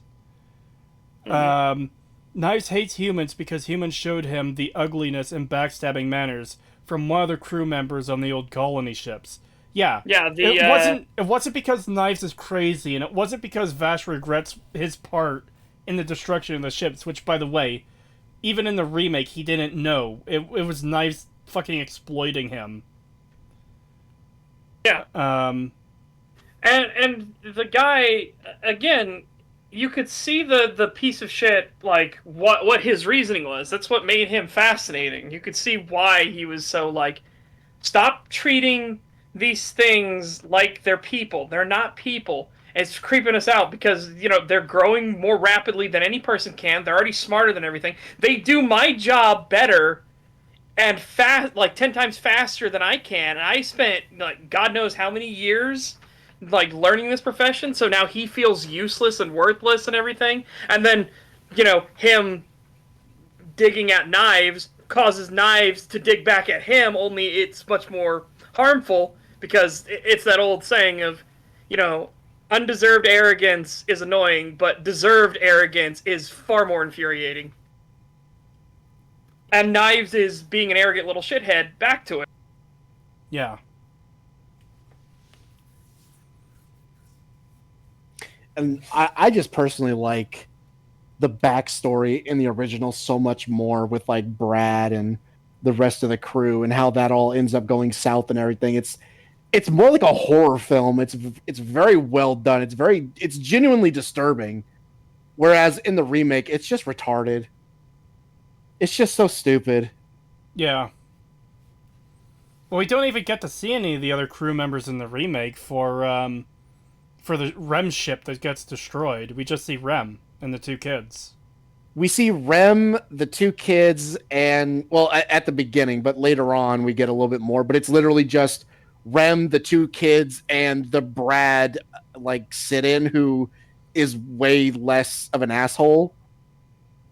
And yeah, but you're talking about the guy on the ship with the girl in the remake? Yeah. Well, they were part of a different ship. That's kind of what I'm getting at, because I don't... In the original, it wasn't Brad that was on Rem's ship. Brad was a different character. He was the guy on the ship Vash goes to with Wolfwood. And they all the people on that ship aren't happy that they're there. Then the gung-ho guns come in and start fucking shit up. Oh, yeah. I'm swapping the two. It's Chad and Brad. That's right. Yeah, Chad was the one who was a dickhead. Yeah. And got Knives to go fucking crazy, and Brad was the one on the other ship. Yeah. And that's what I'm getting at, is there's none of that element there in the remake where... Yeah, no, it's not there at all. It's literally just Rem and the two kids, and that's it. Mishima, I'm not talking about, like, what he did later. I'm talking about how it started. So Mishima's like, well, the man who backstabbed them did a bit more than just dig at Knives, almost straight up abused them. Yeah, no, that came later. That came after the constant back and forth, and he felt more and more worthless, so he started drinking, and he became more of an alcoholic, and then he started literally beating them. Yeah. But he got pushed to that point. Granted, the rest of the crew probably should have fucking stopped him long before that point. But yeah, then he got pushed that point, and then of course Knives then commits murder and blames it on that guy, so he gets frozen and then executed by getting blown out to space because he's manipulating the other guy.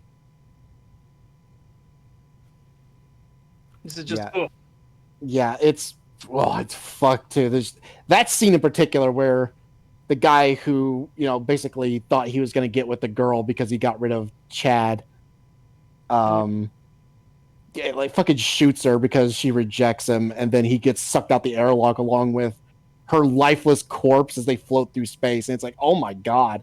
Yeah. It's like, that is dark as fuck.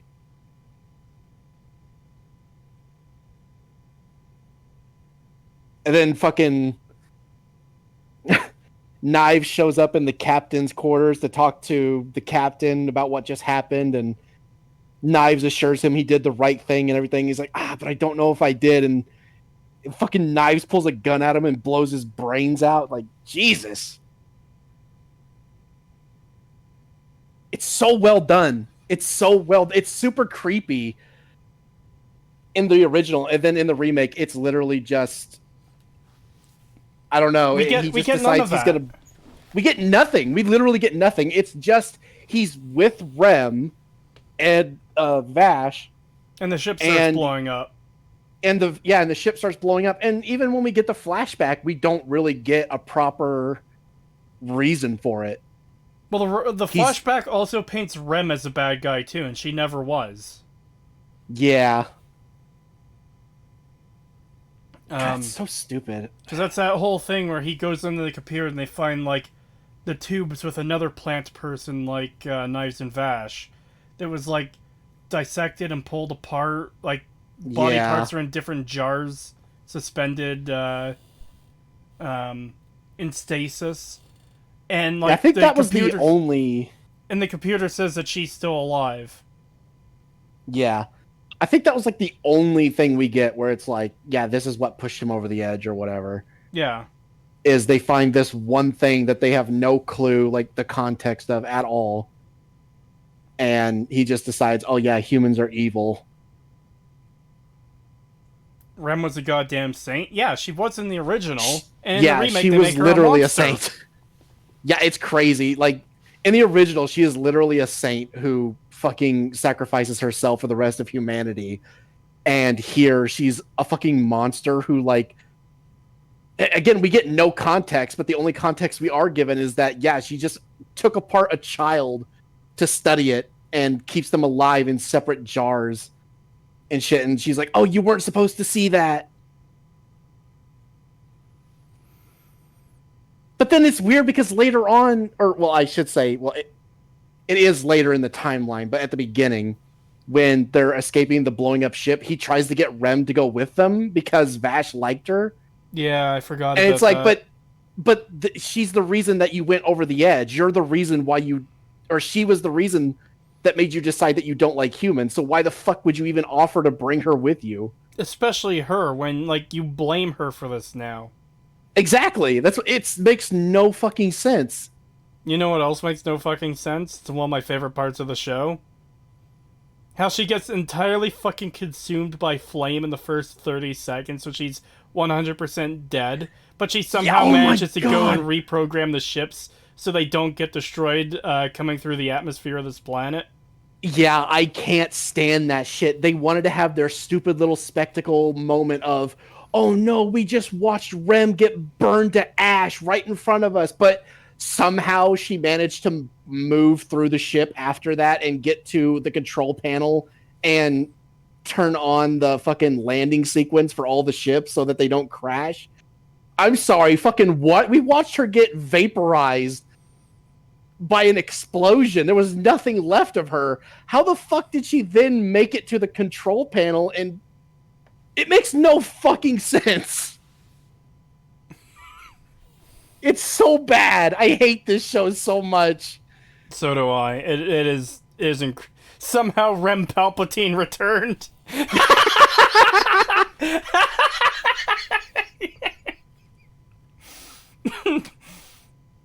Oh my god, and then we get that god-awful fucking dream-esque sequence thing where she turns into like oh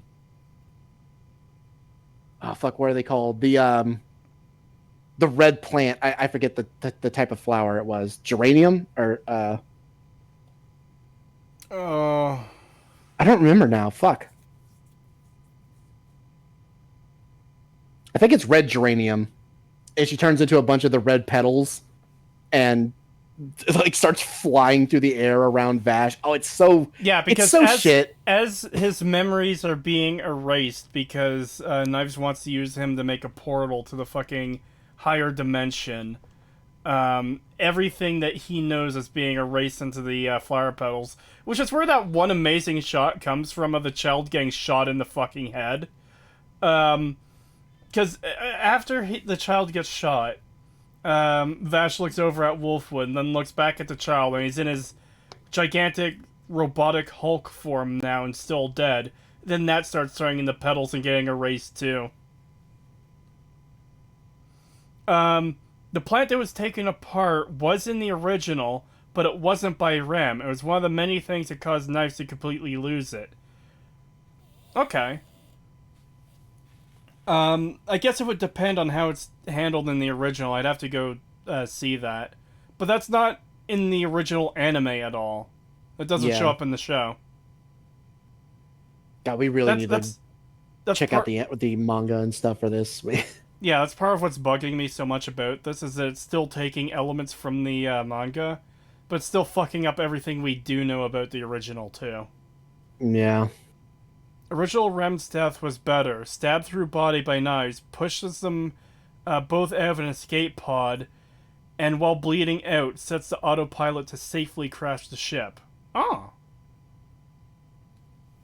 That does sound like, well, it's kind of similar to the show, except she's not stabbed in the show. Yeah, that sounds like it was decent. Knives discovers it by accident while browsing ship files. See, it doesn't feel like it was quite portrayed that way in the show. Well, sort of. In the remake, I should say. Because they are browsing files, but they're going on a computer like they know they shouldn't be on. Yeah, they sneak into a room they know they're not supposed to be in so that they can browse the files, and then they accidentally activate the jar or the tanks with the chopped up child in them, and they freak the fuck out. And it also causes an alarm to go off when they activate it, and that's how Rem finds out where they are, and she runs in there and grabs them and is like, "No, you're not supposed to see this," and that's what sends Knives over the edge of like, oh, humans are evil. Yeah.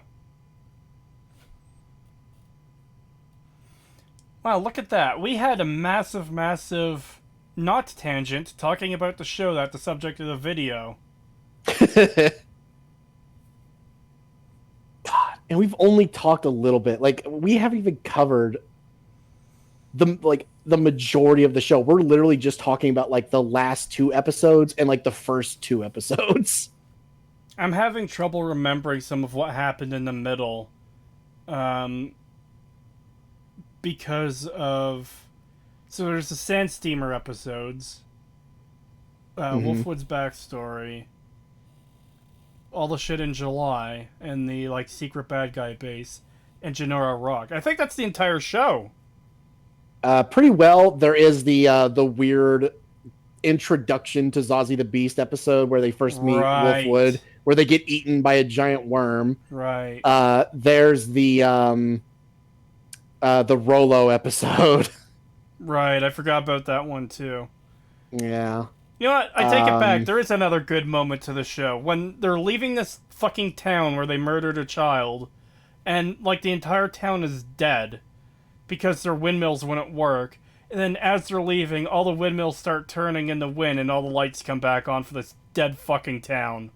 Yeah, where there's no survivors, and the only survivor that was left was the one they just killed, and so now power came back for nothing. There's nothing there to reap the benefits of it. I just realized, is that the show trying to say that, like, the sacrifice would have worked? Yes, basically. That's basically what it comes down to. Was yeah, if they had just killed Rolo, it would have saved the town. I didn't know this show could make child murder any more based. Yeah. And then after that, yeah, it is just the sand steamer shit, and then they get brought onto the alien ship with the other people, and we get a bit of the backstory and shit, and then fucking Robert De Niro and or Roberto De Niro, whatever, and Meryl get kidnapped and taken to July. I don't even know how the fuck they get kidnapped from there. They don't even explain it. No, they don't. It's literally we just see a hole in the top of the greenhouse, and it's just implied that they were sucked through this hole and taken to July somehow. Yeah. Like, I need to make you guys understand how fucking jank this is. They're in this, like, greenhouse on top of a ship that's floating through the sky. And, they're talking, and they have, like, everything seems normal. Then we change scenes, and I think we see something with Vash or Wolfwood or something elsewhere on the ship. And then we cut back to the greenhouse, and we hear from one of the characters, oh, there's been an attack. And then we cut to Meryl and Roberto De Niro, and they're just in the bad guy base saying, oh, where are we? Yeah, it's really so dumb. weird. Oh, I hate it so much. So do I. God, and then, oh, I didn't think we'd be spending this long on this video. I didn't either, but then, like, this started just reawakening all the fucking memories that we have of this god-awful show. Do you remember how, when Assimilated Vash is creating all those roots, and he makes fucking gigantic kaiju tree rem? Yeah, it's fucking shit. I just want to talk about the fact that they are taught, like, they're brought into the lab by the doctor, who is having a completely civil discussion with them, trying to convince them, and it's completely civil, and he might actually be able to convince them with a little bit further discussion. And the girl just randomly decides, I'm going to start spawning nails out of thin air and fucking kill these two for no reason. Even though the fucking scientist who is supposed to be above her is like, what the fuck are you doing? Stop.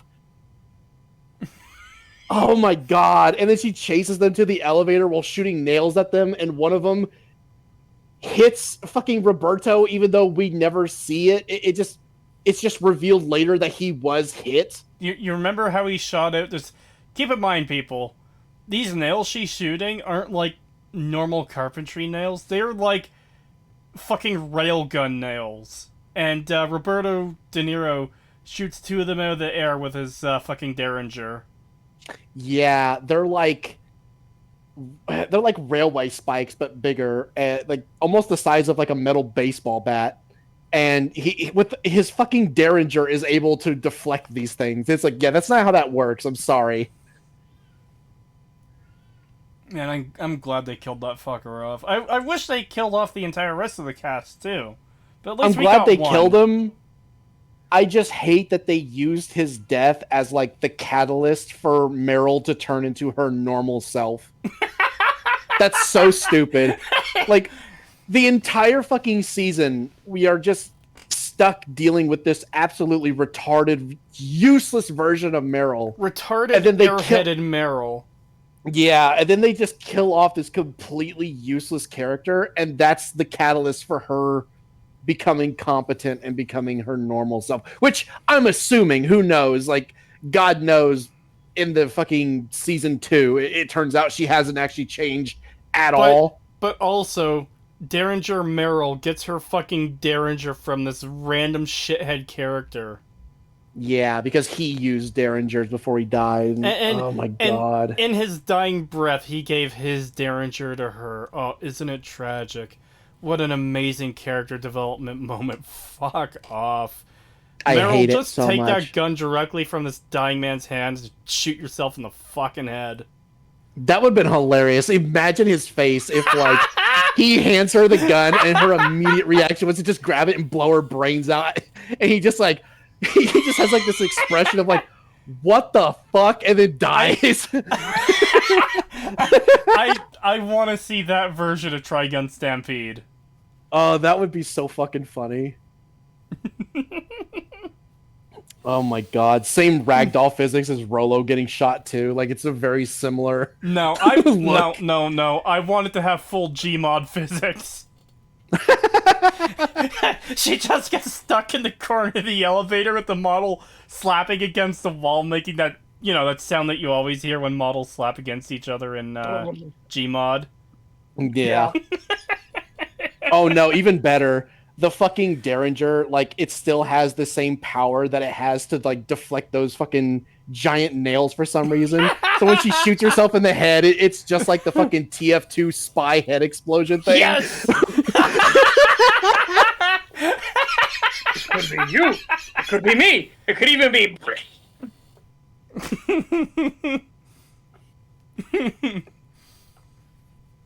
Alright, let's get back to this video. Now, Ash hasn't committed those crimes. I don't think there's a more accurate nickname for him. He's a super kind and peaceful guy, but no matter where he goes, chaos follows. And that's honestly kind of just fucking sad. Are you crying? Am I crying? No, I'm not crying. You're crying. The man can't make any relationships because sooner or later someone is going to come looking for him and destroy everything in their way to do so. But even when that happens, he's still against the violence no matter friend or foe, as we can see with the repeated asking of whose side are you on? Except it's done so much better in the original because we actually get to spend time with him. We actually get to see his method actually work out for a change. Like, it's not just this completely naive bullshit. Like, it is naive, but the show at least makes an attempt in the original to show that it's not entirely without merit.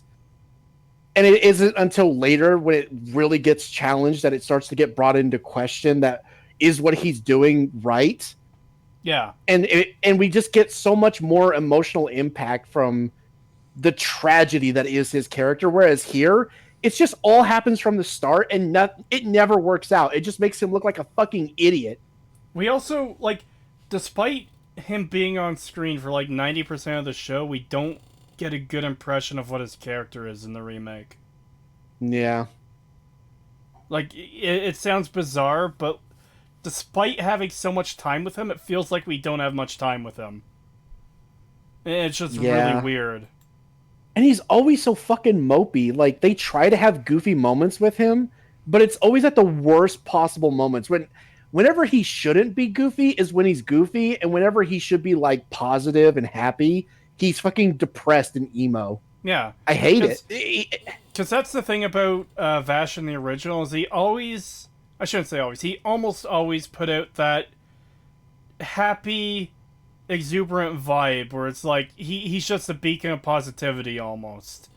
The differences being, the obvious times where he's having, like, trouble with stuff where, either he fucked up or he's in... well, even when he's in hiding as... I forget his name. When he has the hair down in that one episode. Oh, yeah, shit, why the fuck can't I remember? Yeah, I had the same problem the other day when I was trying to remember. What the fuck? Why can't I remember it? But anyways, yeah, he's mostly positive most of the time in the original. And, like, the one time where we see him, like, he's trying to be positive and he breaks down towards the end when he has that bag of donuts right before he fights Saxophone Guy. Like, that's... You could see all this is weighing on him heavily, that he can't keep up the, I guess the facade of happiness. Or being positive. Here in the remake, he's just depressed and mopey most of the time. Yeah, it's really annoying because in the original, his happy-go-lucky attitude is like a mask where he puts on a smile to hide how fucking depressed he is because of all the horrible shit that's happened. and it's his way of coping with everything. Yeah. Whereas here, he's just fucking sad all the time, and it's like, oh my god, you fucking suck. Yeah, it's it really sucks. Just check before I read the super chat. I'm just checking to see if we missed any. It doesn't look like it. All right, so $5 from GI Cobra 115. Thank you. Hey guys, told you all about getting discovered watching by a supervisor a few months ago. Guess who's the supervisor now? Oh. If you can't defeat the supervisor, become the supervisor. Congrats. He's the TF2 spy all over again. He took him out and he replaced him. Nice. Vash is an idealist. The whole point of Wolfwood was showing him, a jaded nihilist, that idealism could survive even when bad things happen. Yeah, there's that too. Like, the interplay between their personalities is great. I love it. In the original. Yeah. But I also like that because Wolfwood didn't follow his own path, he decided to follow Vash's path, that he got him killed. I actually enjoyed that a lot. Yeah. It was like, yeah, Vash can do that because he's not us. He's right? exceptional. Yeah. And by you, like, not living up to his ideals, like, Wolfwood's a fantastic character in general. Yeah. But him not living up to the ideals that he had been taught and everything that he knows, it gets him killed. He ends up dying for it. And there are different ways that they die. In the original, he bleeds out, makes it to the church, and collapses on his, I forget what they call, what his cross is called, the Punisher thing? Something like that? Yeah, I forgot. But yeah, he basically falls on his cross. And his cross is the only thing that's keeping his body upright at that point. Yeah, and it's Eric's. Eric's, yes. Yeah, God, it fucking hit me right then and there. I was like, Eric's, and I had to say it or else I would forget. Yeah, the episode where he's under a different name of Eric's. But anyways, yeah, the death for Wolfwood is, like, really sad, too. Like, his whole questioning himself and the whole I don't want to go thing. It's great. I don't want to die yet, and, like, did I live my life the way, like, I should have? Could I have done it differently? Yeah, it was genuinely fantastically done. Yeah. Yeah. Well, as in the remake, I can't wait to see him fucking die because I don't want to see him on screen anymore. He's so useless. He has nothing. He plays, like, no role. Well, again, it goes back to the whole thing of how Vash was the happy optimist and Wolfwood was the more, I guess, dour one, and, like, their personalities conflicted in that way. In the remake, they're just both fucking moping bitches. Yeah. That's exactly what I want to watch for a fucking half hour every day, is a couple of moping bitches traveling across a desert.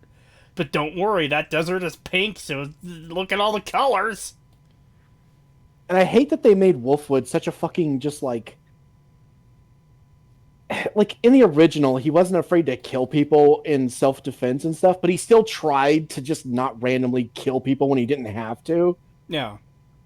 Whereas here, he goes out of his way to kill everybody. Like, he just doesn't give a shit. He's just an evil bastard. And, of course, they try to play up the whole edgy thing where it's like, oh, he's no longer a priest. He's an undertaker.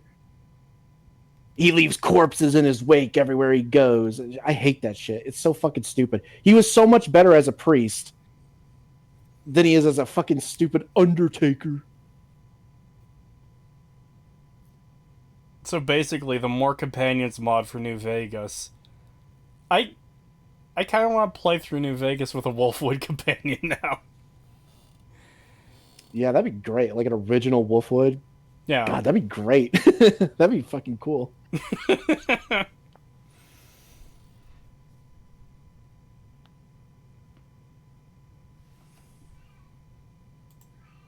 truly isn't on anyone's side. He just wants the outcome with the fewest bodies. I'm curious to see if they expand on this theme and if Vash stays strong with his stance. Now, admittedly, I did not have this positive outlook on the story over the first couple episodes. In fact, I was considering dropping the show because it seemed a bit too goofy for my liking. Oh, you fucking should have.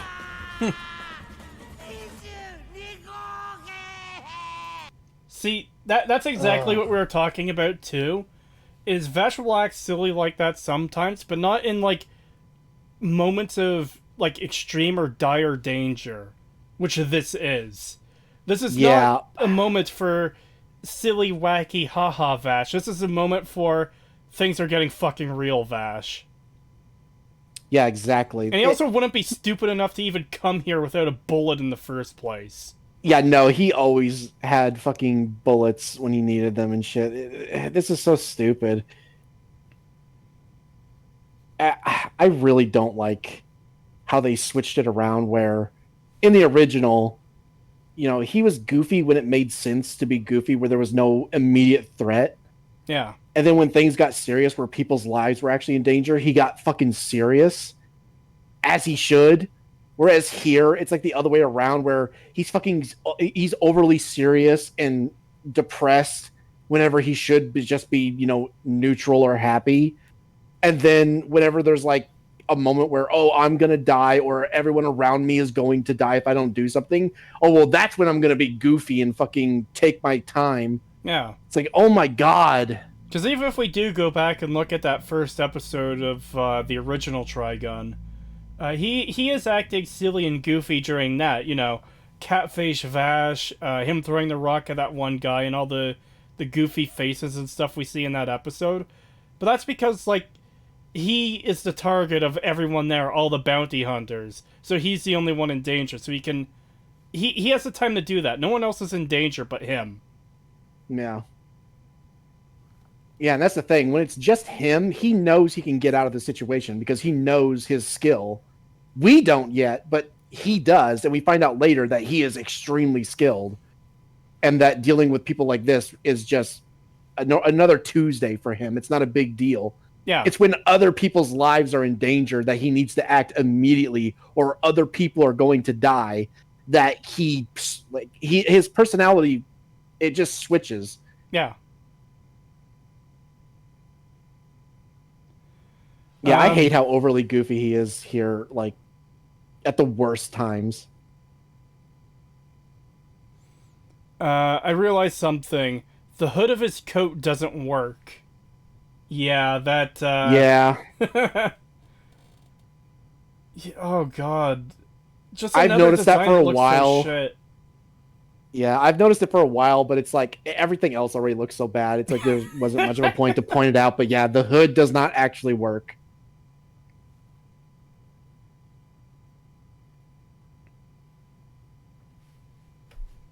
God, the original design just looks so much fucking better. It's crazy how much good. It's crazy how good the original looks. It looks. The original is a simple design that is still like unique and standout, and just looks really fucking good. Yeah, it like for a goofy character, you know, like most of the time that he is, except for when he gets serious, it's still a really just badass looking design. Like his coat looks fucking awesome. And then here, he just looks like a fucking boy band freak. I don't like it. Yeah, and it's a design that works for both uses, too, because when he does get serious about the situation, like, he does look like an intimidating character you don't want to fuck with. But then it also works for, like, silly, goofy goober man, too. Yeah. Episode 18 in the original Trigun show gives you a good insight into the price Vash pays trying to protect others without killing. Yeah, all the damage he takes, too.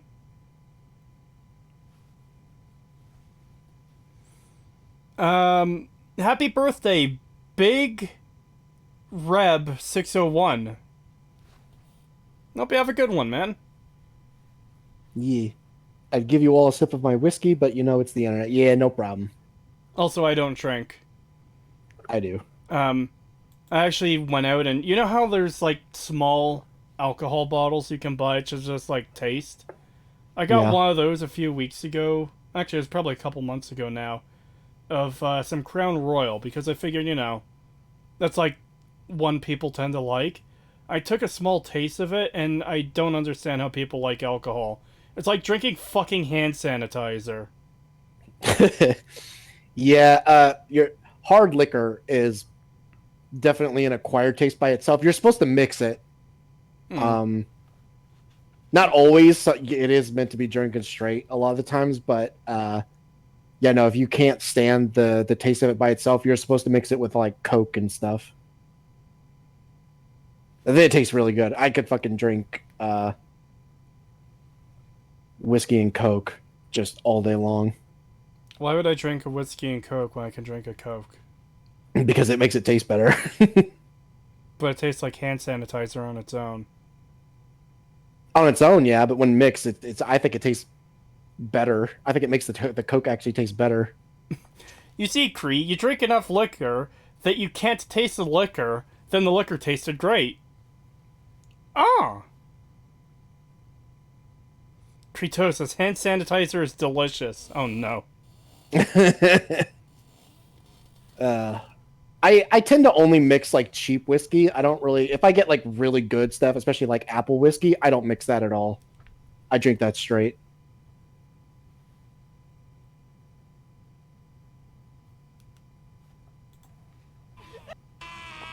Man, shut your bitch ass. Too much comedic relief, and what would seem like serious moments actually don't feel that serious. In his duel, it just turns to Vought Yes, acting like a exactly. baby. Yeah, that's half the point with the entire show. Or half the problem, I should say. Yeah, nothing ever feels like there's actual stakes to it because he's always goofy, except for like the really dark moments where people are literally getting cut into pieces and shit. And I then think he you finally mean the decides really to get based serious. moments. Yeah, I wish everyone Yeah, in that fucking- shitty fucking town got ripped apart. base teenage murder. God, and that comes out of complete nowhere too. Like Well, yeah, episode because like 3. because before that, there was a lot of silly moments that didn't get too dark, and then oh, fuck, what's his name in the giant roller thing who tried to steal the plant? He was the second guy to try and steal it, who ran up to knives. Oh, E.G. the Mine. E.G. the Mine, like he runs up to his master and everything's like okay, whatever, it's silly anime show, it's pretty shitty. And then Knives just randomly rips his arms off, and it starts gushing like hundreds of liters of blood. It's like a fucking Kill Bill death. Yeah, It's like just complete tone shift. Totally yeah, it is. unexpected. And then Nebraska family dad man fucking gets his arm ripped off, and we never see him again. And then the 3 women who are like, "Don't come any closer. We need this plant." And then 2 of them just get fucking. I think one of them goes into a blender because he drags her down into the fog, and like she just gets torn apart, and then all that comes back up is like a shower of blood. Yeah, the only thing you see of her is just blood explodes out of the fog, and that's it.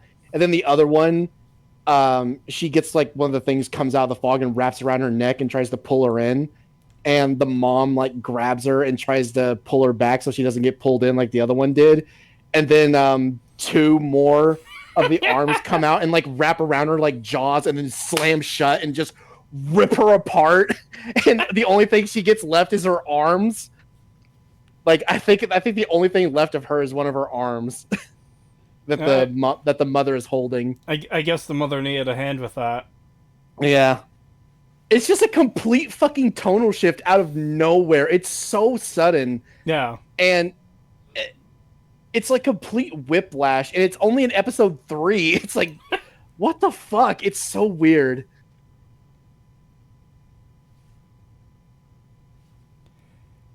Moves close to the screen. What the fuck are those irons? I assume he means iron sights? Like the little thing on the gun that you look down to point the thing? I'm assuming.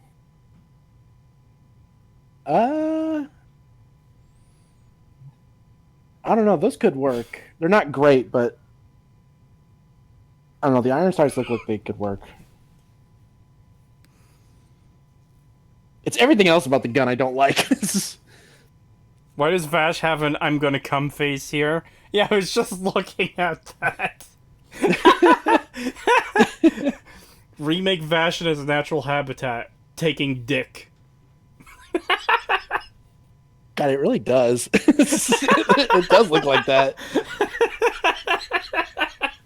Oh my god, dude, he's so fucking gay looking.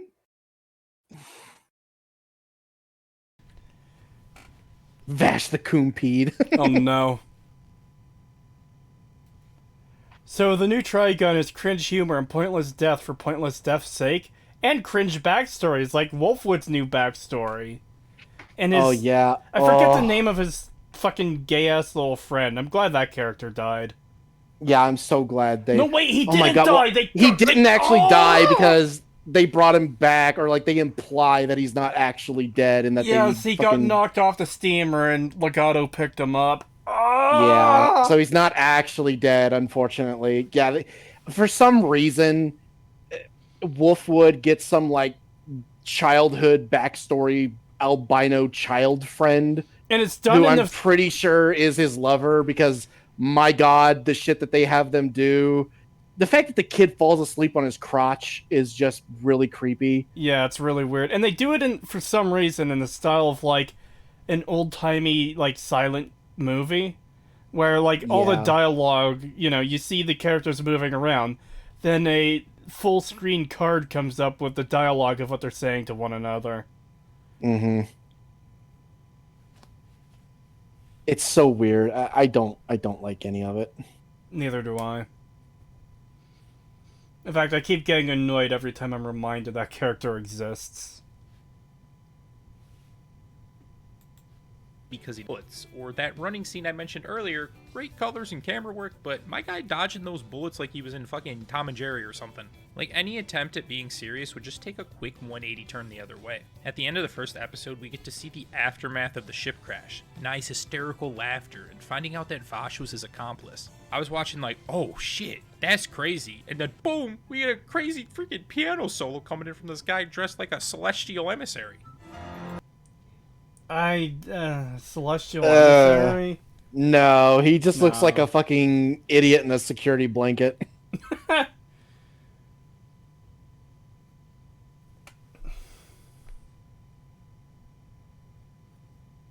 Also, I guess you saw a little bit of Knives' crazy laugh there. Again, that's not the kind of character he was in the original. Yeah, no, he wasn't this, like, overly fucking insane. Yeah.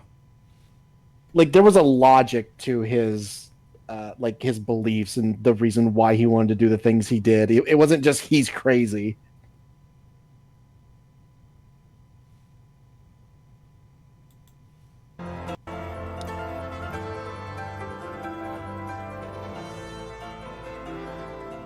Granted, that solo was pretty tight, and the scene makes sense later on in the show, but... No, it doesn't. No, it doesn't.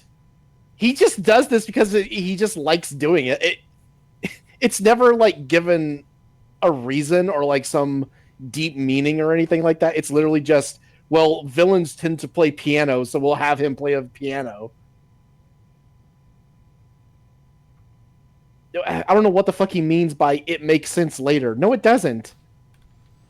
What, because he attaches it to, like, a trap door that he uses to trap Vash? That doesn't make it make sense. Yeah, because if... He's not using the trap door right now, first of all. Secondly, like, he plays a piano in a bar. There's no trap door there. He just plays it because he likes it, I guess. I don't know. Yeah, we get, like, a bit of a flashback where he did used to play the piano on the ship. But, like, that's it. That's all we get from it. Like, it's literally just, oh, well, he liked playing the piano when he was a kid, so he still plays it now, but now he plays it like a villain. Yeah. It's literally, like, that's it. That's the extent that it goes. It's just dumb. I'm curious to see if he's going to connect to how it makes sense. Yeah, I'm curious too. But also, I want to point out the fucking statues. Me and Cree, when we first were watching this, we were talking about how like what the fuck are these statues? They look so Well, stupid. in particular, I paused and I said, "Oh, what are those statues supposed to be? Are they like monsters or something?" And that's when you were like, "Oh, I think they're just statues." Yeah, that's what I thought. And then we got the reveal that it's plants. It's like dead plants, which are the like creatures inside of The giant light what bulbs in the original, which yeah, power the towns. yeah. And he's basically like, look at our brethren and shit like that. And oh my, it's so stupid. If you're that broken up about like the death of your alien species that you're a part of, why would you like decorate your piano room with their corpses? Yeah, exactly. That's what I don't get. Oh, and here's the other thing we noticed too when watching this episode. This is actually an organ, but it sounds like a piano. Yeah. Oh my god, dude, we should talk about the fact that they overcomplicate so much shit in this show.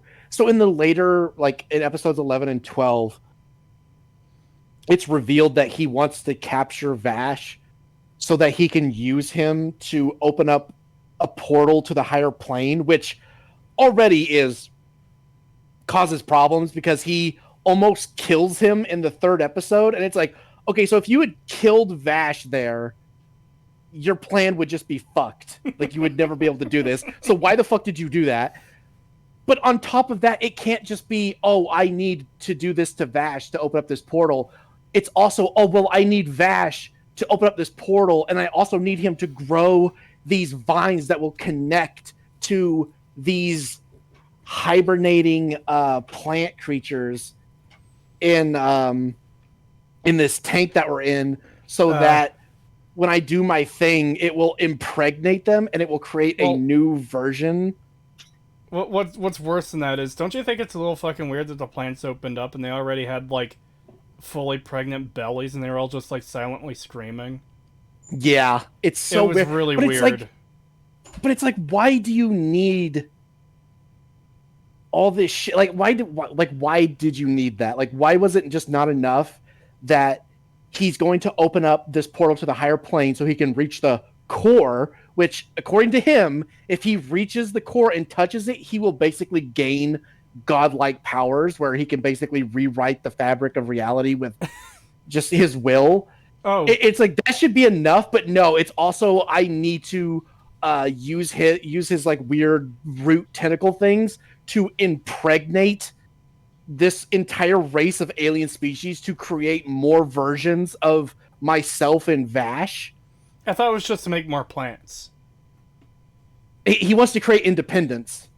Yeah, so like creatures like them, but not like literal clones of them. Yeah, so he wants to basically evolve the plants from being what they are into what him and Vash are instead.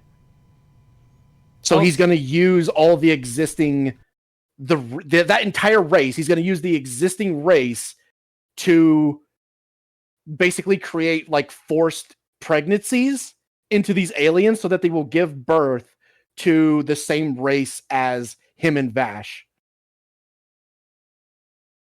Because it's not enough that he's getting godlike powers. They also have to add in this weird fucking additional plot to it. It's just like, but why?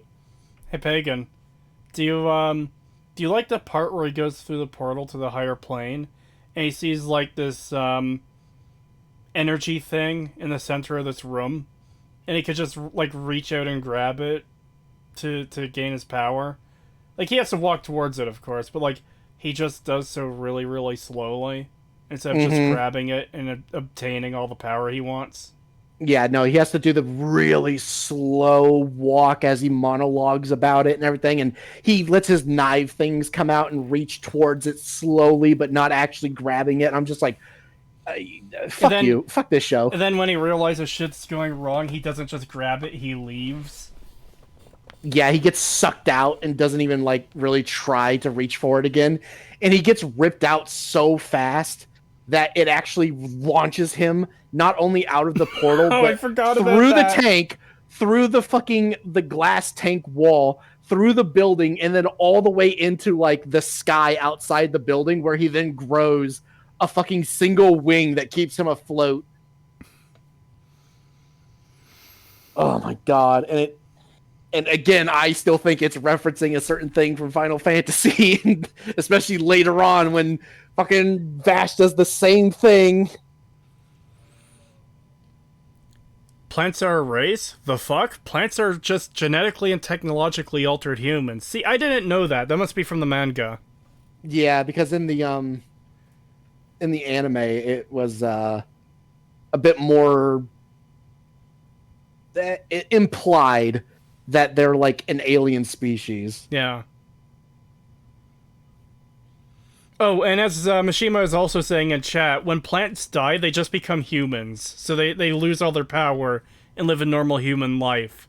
So, I guess that adds another problem to the whole plants dying thing.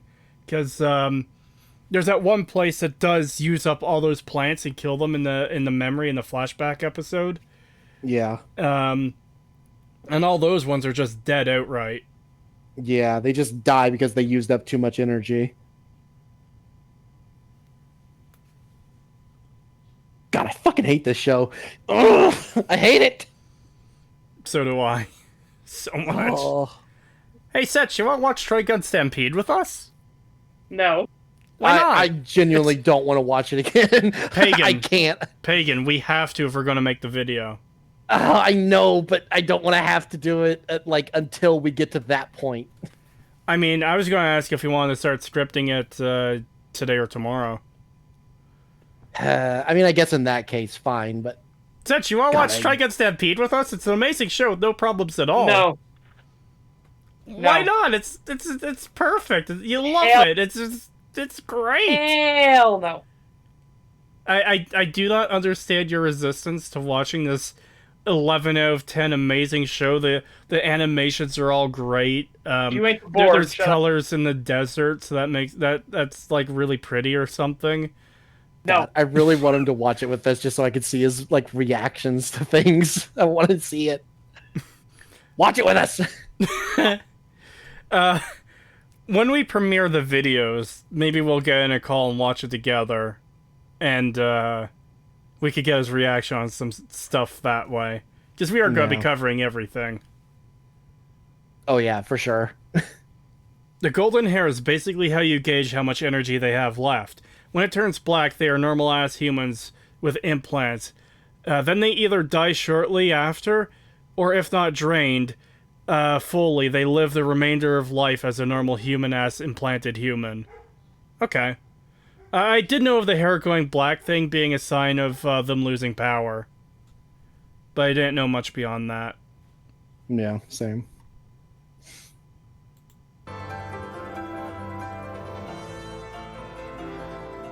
Granted, that solo was pretty tight, and the scene makes sense later on in the show, but there were these little moments that just kind of made me question if I was really enjoying the show. I was hoping that it would get a little darker and more serious somewhat soon, and you know what? They heard me, because as quickly as I was having my doubts, this anime gets dark real fast. Dude, not the piano mannequin. What's this guy gonna do? Fucking compose him to death? I was pausing because of, he was playing a lot of clip there at once, and I didn't want to get hit. But what an amazing moment to pause, because that's how quickly the show fucking turns. What we were talking about earlier, where it suddenly just gets extreme blood and gore for no reason. Yeah, we're about to see the arms just land on the fucking door. Oh, yeah, this is just stupid. Oh, he composed him to death. I was reading some stuff online saying that Yeah, and, like, that just comes out of nowhere, because there's never that level of violence or blood and gore before that moment.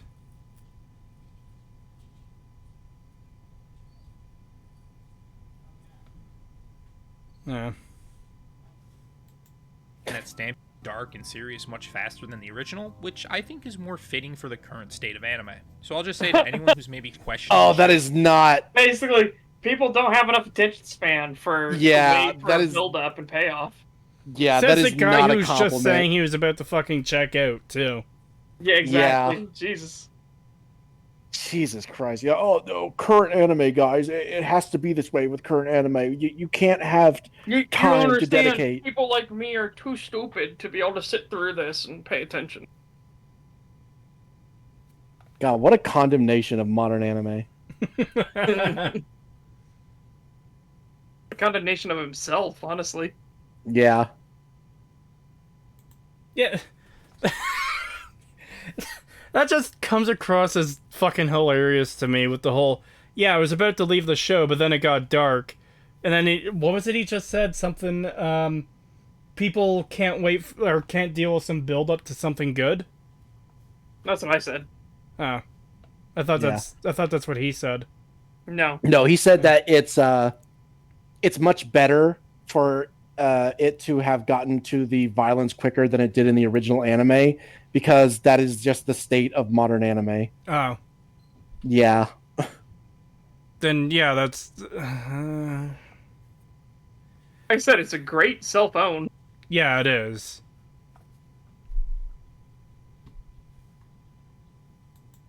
Show is 4 to 5 episodes before you decide if you want to continue. And since we had that tonal shift, the show has just been super solid. We're introduced to new characters, get more backstory on Vash and Nai, and just learn more about this world in general. It sort of feels like us as watchers are also reporters right alongside Meryl and Roberto.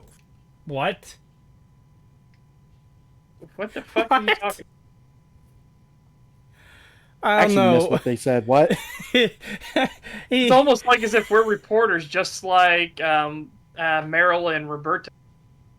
Fucking what? Because we're learning, like, we're meeting new characters and seeing more parts of the world. It's really solid after the tonal shift. Yeah, solid fucking dog shit. Yeah. I consider myself to have consumed a lot of media. It's probably not that much, but, you know,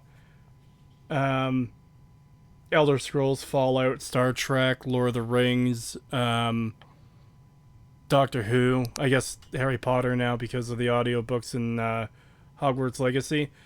I've learned a lot about, like, fictional worlds and how a lot of them work and function, and how a lot of them don't work and function. Thank you, Bethesda. I've never felt like, oh, I'm a reporter, like the characters in the thing. It's like, what? What kind of... It just doesn't make any sense as a fucking statement.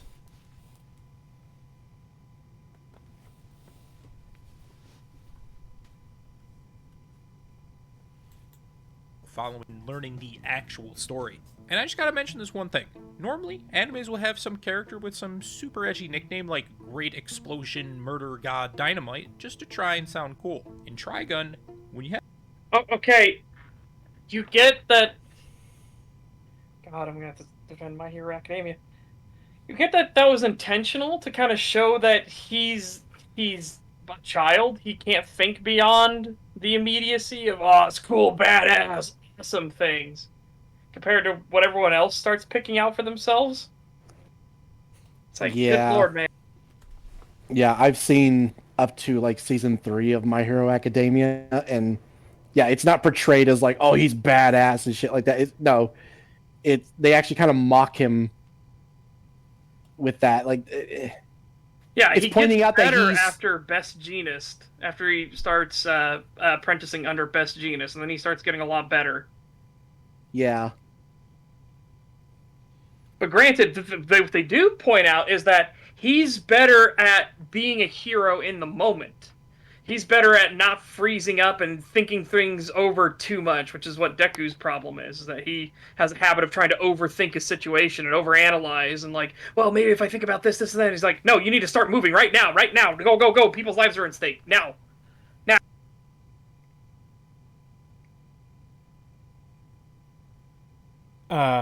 Were you saying more, or did your mic cut out? No, I'm just saying, go, go, go. And then that was where I ended. Ah, okay. It's just video essayist garbage. Yeah, the thing about being a reporter like the characters. I'm watching High Guardian Spice, therefore I feel like a guardian. Yeah. I'm watching Power Rangers, so that makes me feel like I'm a Power Ranger. So that makes me feel like I'm in a skin-tight leotard jumping around in the Canadian wilderness. In the local gravel pit. The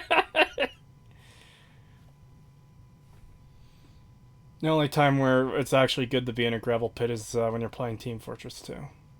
Yeah. Dude, unironically, I was like, you know what? I want to get back into TF2. And it was because of Uncle Dane's videos that I started getting back into TF2. Oh. But also, I was like, you know what? I've never actually looked up what the lore of TF2 is, because I've heard it's pretty wild. Holy shit, is it wild? And it is genuinely funny. Oh yeah, the Team Fortress 2 comics are great. Yeah. Dude, Australia, with Australia becoming like the most technologically advanced thing, and New Zealand isn't actually above the water, it's underneath the water in a giant dome. It's just great. Just the idea of gold in Australia being fucking vibranium or whatever. Well, it's because it isn't actually gold. It looks like gold, but it's not gold. It's actually gravel. It's super gravel, which is just weird. Oh, it's just funny. And the fact that it not only will increase your intelligence and masculinity and everything like that, but it also make you live longer. Oh, it's a wild cocktail. Oh god, it is funny as shit too. And the comics are pretty dark, honestly, and pretty heartfelt too. Like revealing who Scout's father is, that was pretty good. I won't say anything if people care about spoilers, but revealing who Scout's father is was just oof. That was a punch in the gut. I need to read through those comics again. I remember Scout being in a hot dog suit that gets attacked by a bear, and he manages to not get hit, but we see bones come out of the hot dog suit, and he's like, oh, it's just Amelia Earhart's bones. Yes, And because he was pointing out that it was Amelia Earhart, like hot dogs or whatever, was on the side of the crashed the plane. lost plane.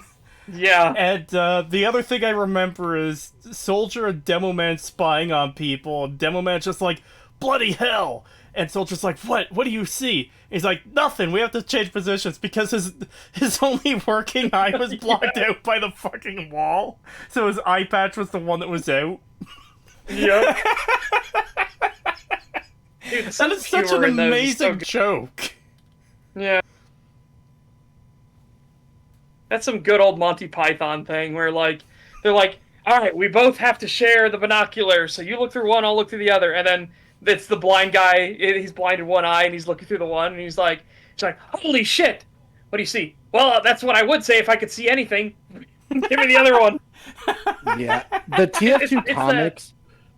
Oh, the Go ahead. TF2 comics are what made me like really sad that we didn't end up getting that TF2 show that they wanted to make. Dude, just seeing the episode made me really sad we didn't get the rest of the show, because holy shit, that was a fantastic pilot. I have no Yeah. idea what sank it, what made it so that they weren't going to do it, but holy fuck, it was so good. It was so good, and we could have had such an amazing show from that, and it would have been so well done because the writing for TF2 is just so Yeah, based witty. on what we've gotten from the comics and the various like shorts and videos we've gotten, it's great. Like the Meet the Team videos, the other various update videos, like the teleporting bread for 3 days one. Yeah. Because, well, hey, guys, we're fine. It's only bread that gets tumors, so as long as we don't teleport any more bread, we're totally okay. Question. What's your question, soldier? I have teleported bread. You what? How much? I have done... or why? You told me to. How much bread? I have done nothing but teleport bread for 3 days. Yep.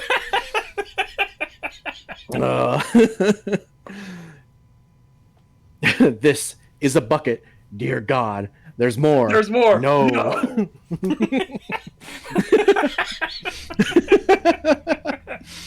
God, I love the fucking Meet the Team videos and everything. Just all that stuff is so good.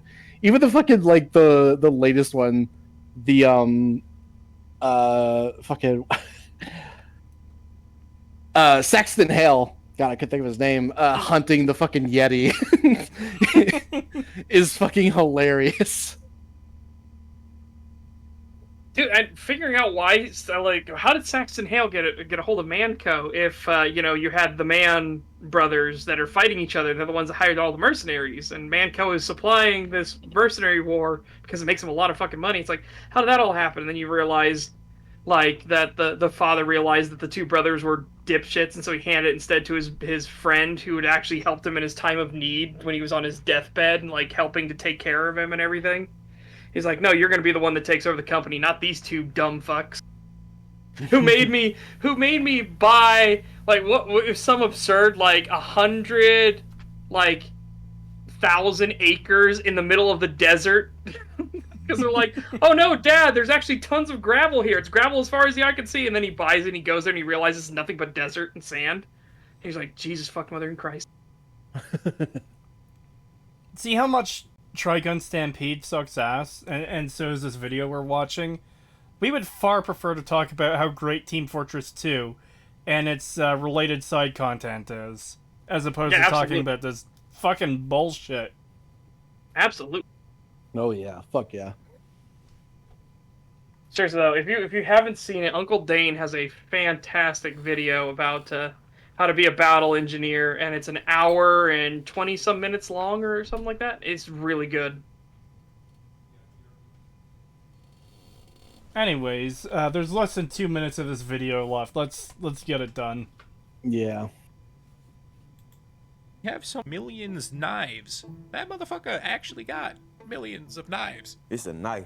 The only thing, or should I say, Good job ignoring how, like, absurdly overpowered it is, and how he, like, you can't defeat him with what we're shown in episode 3. Like, there's no way anyone can beat him. Yeah, the only way that they could come close is literally by giving Vash some bullshit Deus Ex Machina, like, Or Super Saiyan power-up. Or, as we see in the last 2 episodes, just have Knives not use his powers at all when he should. Yeah, oh my god, I don't know why he's suddenly, like, trying to fight him with his fists. It's like, you have millions of knives, why are you trying to punch him? What the fuck are you doing? And I hate the way he moves, too. It's so weird the way he fights. Yeah. He becomes like a rabid animal where he, like, runs on all fours and, like, tries to swipe at him with his hands. It's like, what are you doing?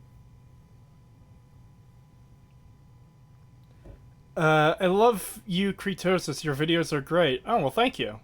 I'm glad you enjoy them.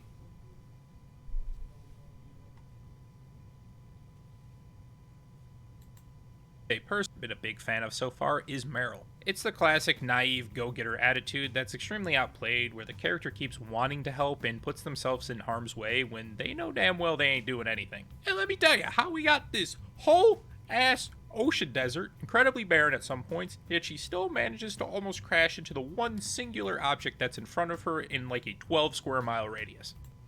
Told you, chat. Yeah, it happens all the time. Anytime she's driving, she either hits somebody or she almost runs into something. But yeah, like he was saying, she has this weird, like, naive, optimistic personality when it's just... It doesn't match up with the original character at all. Yeah, they just made her a useless... just cunt. She's so much better in the original. She actually has drive and the ability to get answers from people. She's actually willing to, you know, stand up to people and be like, no, you're going to tell me this. She doesn't just back down because somebody looked at her sternly. She can actually shoot a fucking gun. Yeah. They boat murdered all the characters in the new Trigun. I don't know what boat murdered means, but yes, they completely fucked them up in pretty much every way. They Godfather 2'd all the new characters. And just cut out Millie entirely. Fuck those jackoffs. Oh, no. It's so much worse than that. Oh, yeah. They're bringing her in Season 2. Yeah, they confirmed that at the end of episode 12. That... And they introduced it in the exact way Pagan guessed. Oh, hey, Meryl, we've got a newbie that's, we're going to assign to you. She's named, Thompson? Millie Thompson. Yep. Exactly how I fucking predicted. I hate it. I hate it so much. That's how predictable and shitty this fucking show is, that I knew exactly what they were going to do. I knew that they couldn't just leave Millie out of it. They're like, no, we got to have our memorable characters. Everyone knows Millie Thompson. We have to have her. So we're going to kill off this rando newbie character nobody actually cares about so we can introduce her in season 2. And then the whole gang's together, guys. They're going to ruin Fuck Best off. Girl. Oh, yeah, they are. I bet she's going to look like shit. They're going to play her up in one of two ways and just ruin her. Like, she's either going to be overly hyper competent, or they're going to, like, really go with, like, oh, she's stupid. Yeah, they're... Like, she wasn't stupid in the original. She was, I'd say, very naive. Yes. And they're going to interpret that as, oh, she's a drooling fucking retard. Yeah, she was simple, but good-natured. You know, very very farm-raised. You know, where not very, not officially educated, but I'm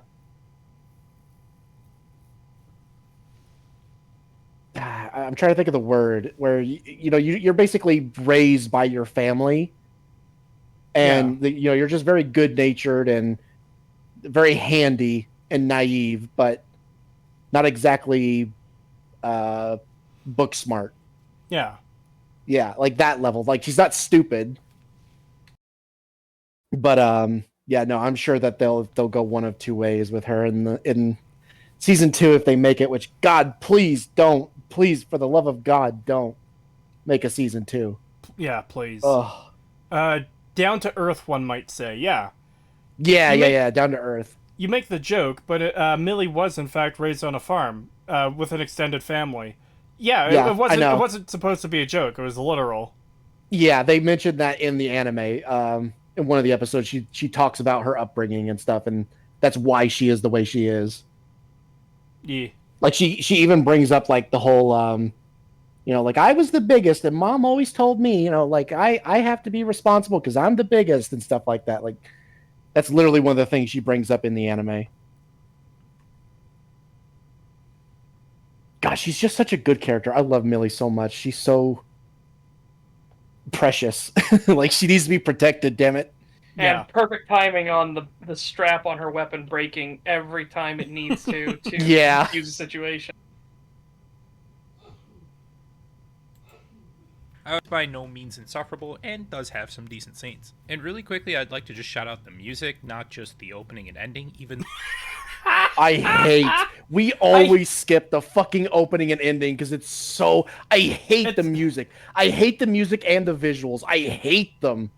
Yeah, whether you or not you like the music is definitely a more subjective thing, but I fucking despise them both. I couldn't stand it. It's so preachy and emo. I also hate and just... the whole fucking constellation thing with the twins. Like, yeah, that is like fucking evil. And they go out of their way to show that too. Like, they show him that he's completely irredeemable to the point that they literally show him as, like, a flaming skeleton with sharp teeth. Like, Jesus Christ, what the fuck is this? Like, oh, this innocent constellation of two innocent brothers. Like, fuck off. Yeah, like, you yourself admit that that's not what they are, especially Knives. There was nothing left of him but flaming bones. God, it's so shit. I fucking hate it. Yeah. I've never seen more than a few seconds of the ending, so I can't say what the visuals are for that, but I have seen the intro and I hate it. It's another fucking sand intro. Halo, Rings of Power, and now this shit. Was there another one I'm forgetting? That's sand. I feel like there is, but I can't remember right now. It doesn't matter. Yeah, I don't know. All I know is I'm starting to associate sand with, like, fucking terrible media now. Yeah, I know. What is it with all like the really shit stuff being set in desert planets and shit? Like, Well, at fucking least stop it. at least it makes sense for there to be sand in the intro of this show. It didn't make sense for fucking Rings of Power or Halo. I know. Yeah. Still though, I'm starting to have like the fucking PTSD reaction to sand and intros to shows. We're starting to Mental- understand Anakin Skywalker's pain. Mental note to self: use sand in an intro. Here you go. Just so we can hear Kree go "Ree" every time it starts. Even though those are absolute bangers, but every song that they use throughout the show seems perfectly composed for that specific moment. I have no idea how long Stampede will be airing for. The original was 26 episodes, but I think it's safe to say that we'll be getting at least 12. I hope that they... That's 12 too many. Yeah, it is. Also, I know it's subjective, but he's talking about like the song composition and everything. The music felt so fucking generic in this compared to the original, which had some really good like Cowboy Bebop-esque Yeah. music like stingers to them, and also the distorted sound effect whenever like legato is on screen and shit like that. I love that. Yeah, That shit was so cool. especially like the weird, distorted, discordant music, like again with legato or knives towards the end of the show. Like, I really like that effect with the music. Yeah, it's very memorable and it gets the point across very well. I actually completely forgot that the remake has any music in its like normal scenes because I just don't remember it at all. It's just generic background music. Like, there's nothing special about it at all. You mean like the Fallout 4 combat themes? Yeah.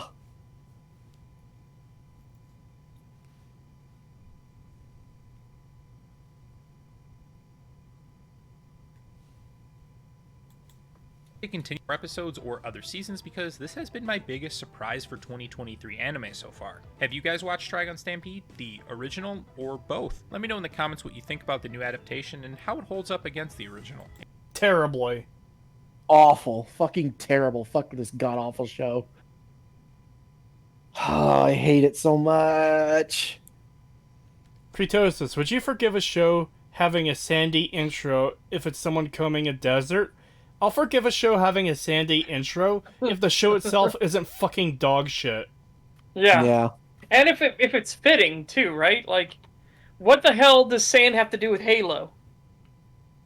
Yeah, I don't get it. What the hell Or was Rings sand... of Power. Yeah, I was about to say. But you know, it's just one of those things. Like, is it fitting? Yeah. Is the show good? Yeah. Okay. It's not a hard bar to pass. God, did Boba Fett have fucking an intro with sand in it? I don't remember. I don't fucking know, probably. I feel like it did, but I could be wrong. It's like it would make sense there too, but God, that show was awful.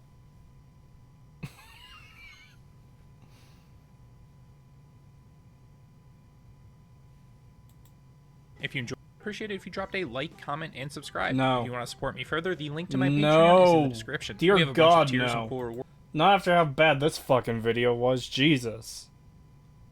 I'm genuinely interested if any of the people we've covered or seen like these reviews where they're praising this, like if they made it to episode 11 or 12 and if they have like any updated thoughts on the show, because I feel like even people who were fans of like the early episodes would probably turn against the show after seeing episodes 11 or 12.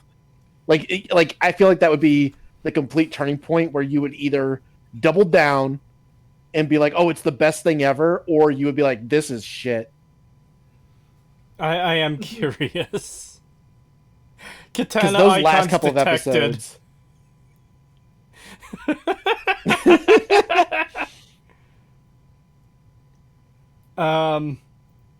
Yeah, I guess, yeah, I am curious if some of the, well, we've only covered 2 videos, but I wonder what they think after the rest of the show.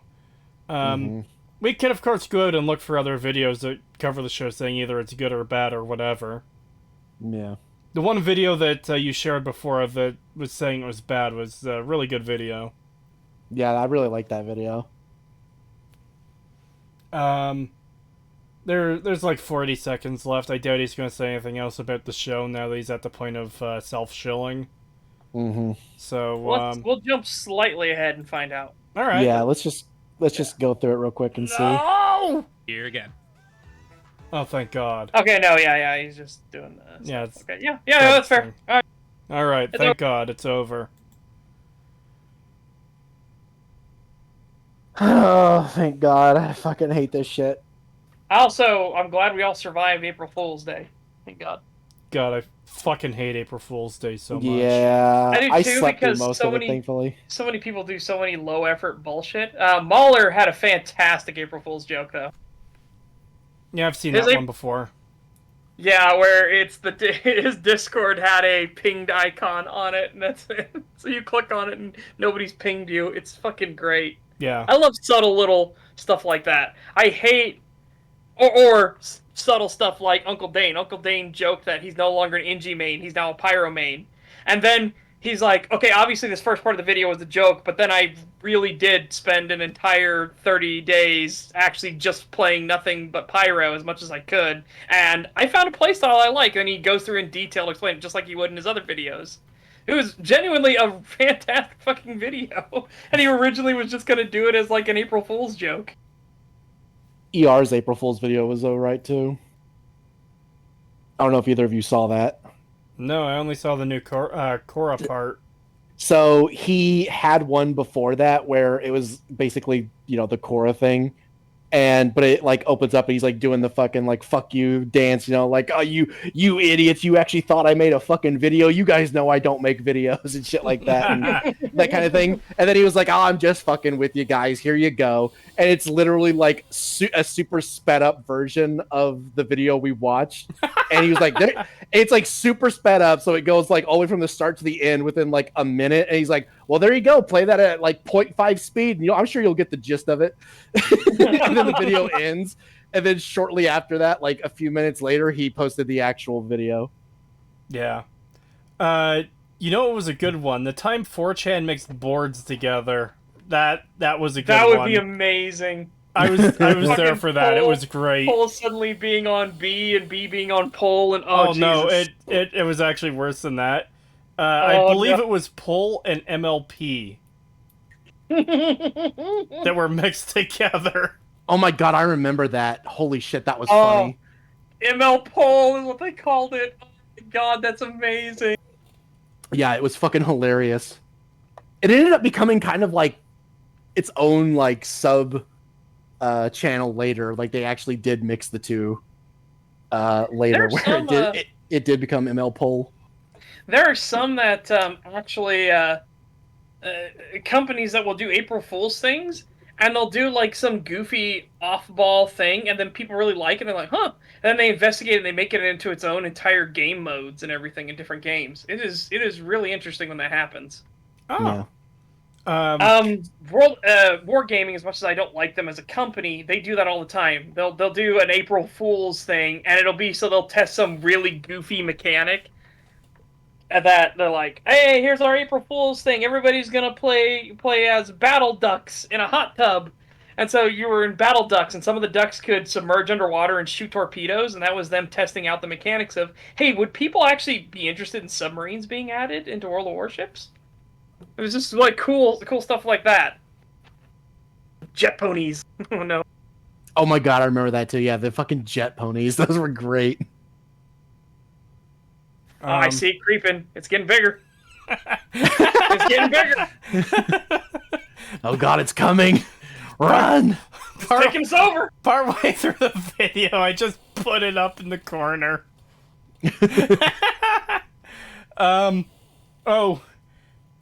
Kiwi Farm's April Fool joke was fucking amazing this year.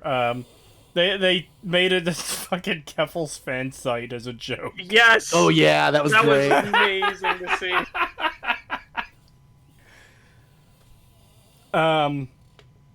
But yeah, that's some of the April Fool's jokes that like are decent, and the Gedelb series that Mahler was doing for a while was pretty good too.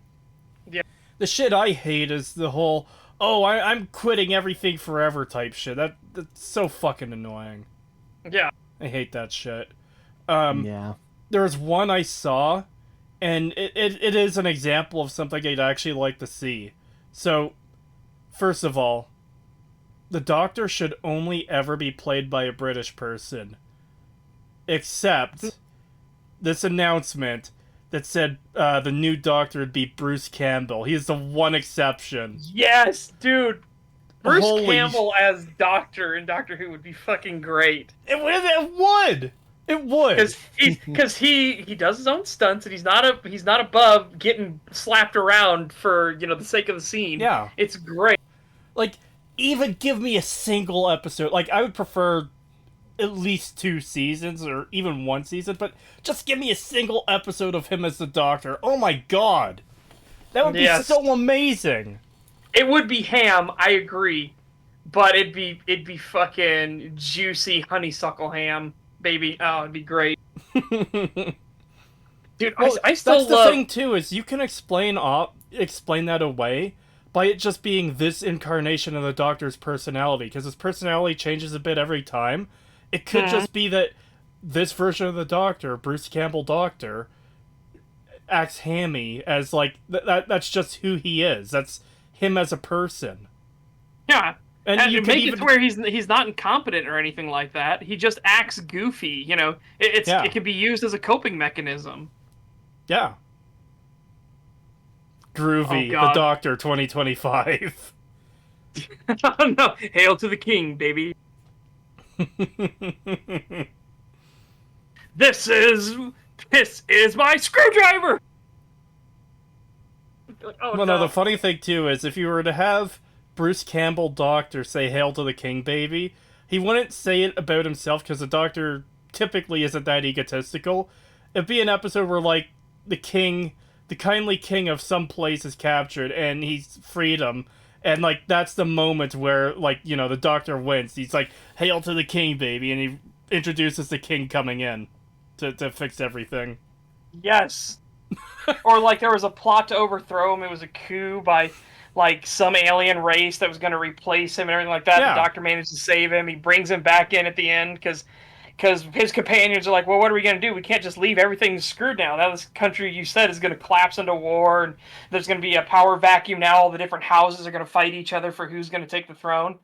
And then he just has that smirk on his face, and he just nods to him as he's walking out. And he's like, "Hail to the king, baby!" And then you see the king like slowly come in with a royal procession that he's fine and everything. That'll be great. I want it. I want to go to the timeline where Bruce Campbell becomes the Doctor. Yes, that would be amazing. But yeah, with all that out of the way, I suppose we should start self-shilling and then head off for the day. Well, unless I do a game stream in an hour or 2 after I get food. Well, there is one thing I wanted you to watch. Would be when we're done with this. I think when we're done with all this, I think it'd be fantastic to see your reaction, your gut reaction to this. All right, we could do that after the stream.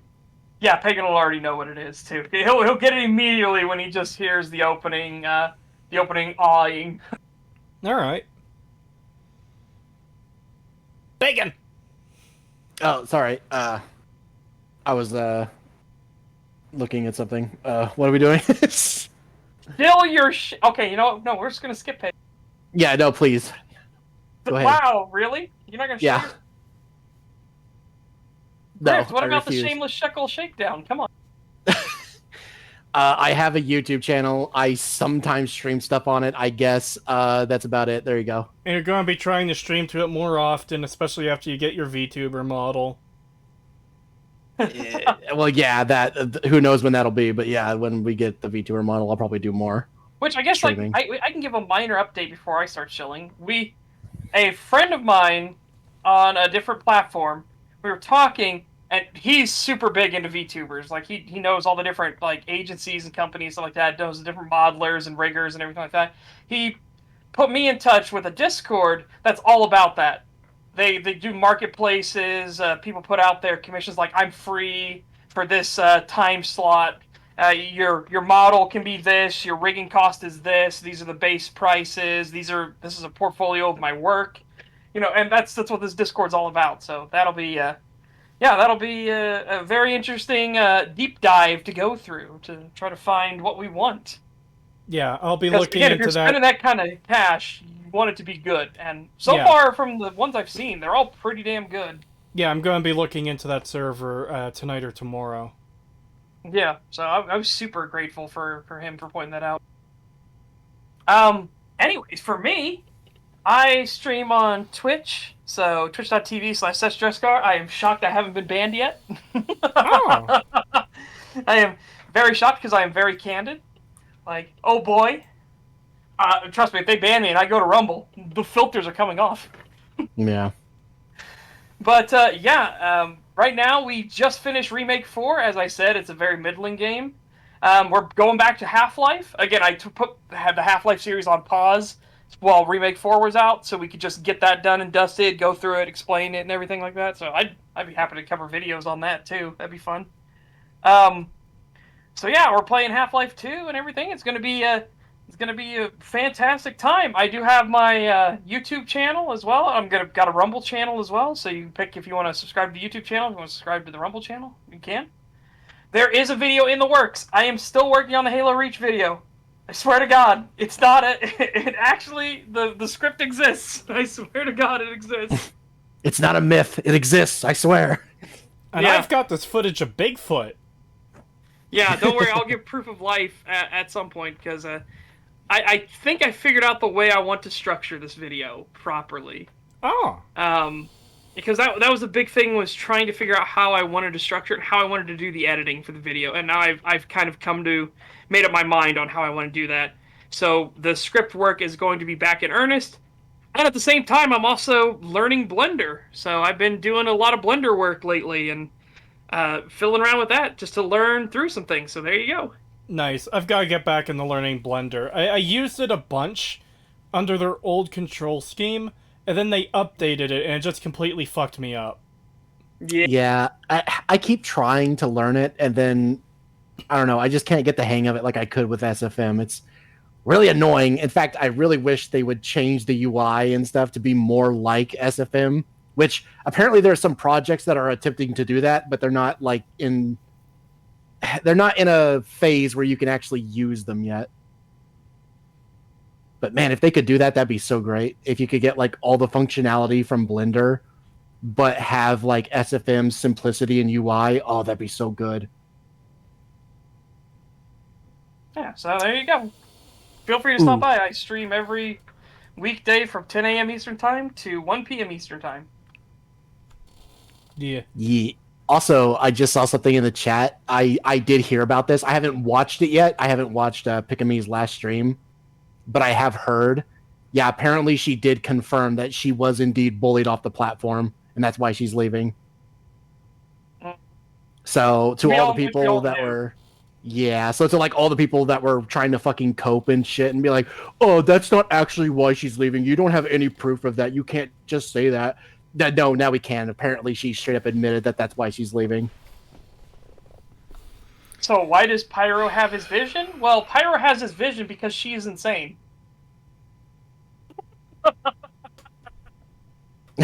And there was a video I watched recently. I was talking about which TF2 characters could read, and there was one where, because nobody knows if the Pyro is a male or a female, they were just changing every time they would say he. The next one would be about a she. The next one was he. Then it was a she. It was great. It was like, okay, that's kind of clever. I get it.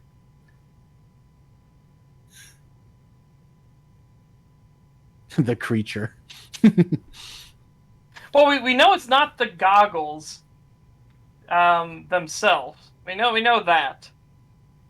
But whenever Pyro is seen looking at anything, which is also how we know Pyro can't read very well, and barely pays attention to anything unless it catches their attention at all. Yeah, it was because of the comics. Holy shit! Yeah, the fact that Pyro is looking at any sort of book or anything like that, it's blank to them. They physically can't read it. Yeah.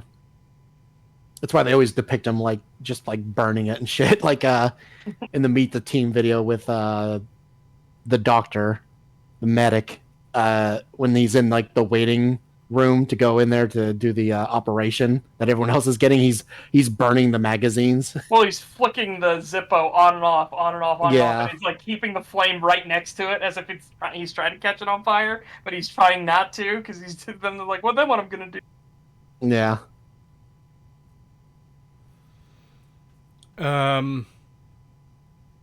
Yeah, it's very unfortunate that Pikami got bullied off like that. Absolutely. I guess we have proof now. Pikami said her dream was to hit 1 million subscribers, and she was on her way there. She hit 700,000 on her final stream, but she never got to celebrate it, and everything was deleted shortly after. Yeah. If anyone has a clip of her confirming that she was bullied off, send it on Discord, please, in the server. Yeah, please. Do you want to be pinged with it, such? Sure. Yeah, You ping can all ping three me of too. us. I don't. Yeah. Well, I knew I'm you were totally going to fine. want it. So I was going to say, just ping all three of us with it. Okay. She definitely deserved better. I never watched her stuff, but from what I've seen and heard, she seemed like a good person, and didn't deserve this for just wanting to play a fucking video game. Yeah, I watched a little bit of her. I wasn't like a huge fan, but I did watch her on occasion, and she was just wholesome. Yeah. But yeah, that's about it for today, I guess. Thank you for coming out, everyone. It's very much appreciated. Yeah. Yeah, have a good night. And I might be streaming a game later. I don't know. It depends how I feel after I eat. But if I don't stream today, I'm definitely going to stream tomorrow. A video game of some kind. I don't know what. So Remember, hold him to that, chat. If he doesn't, then make sure you tell the bailiff to whack his pee-pee. good night, everyone. Thank you for coming out. See you next time. Good night. Bye-bye! See ya.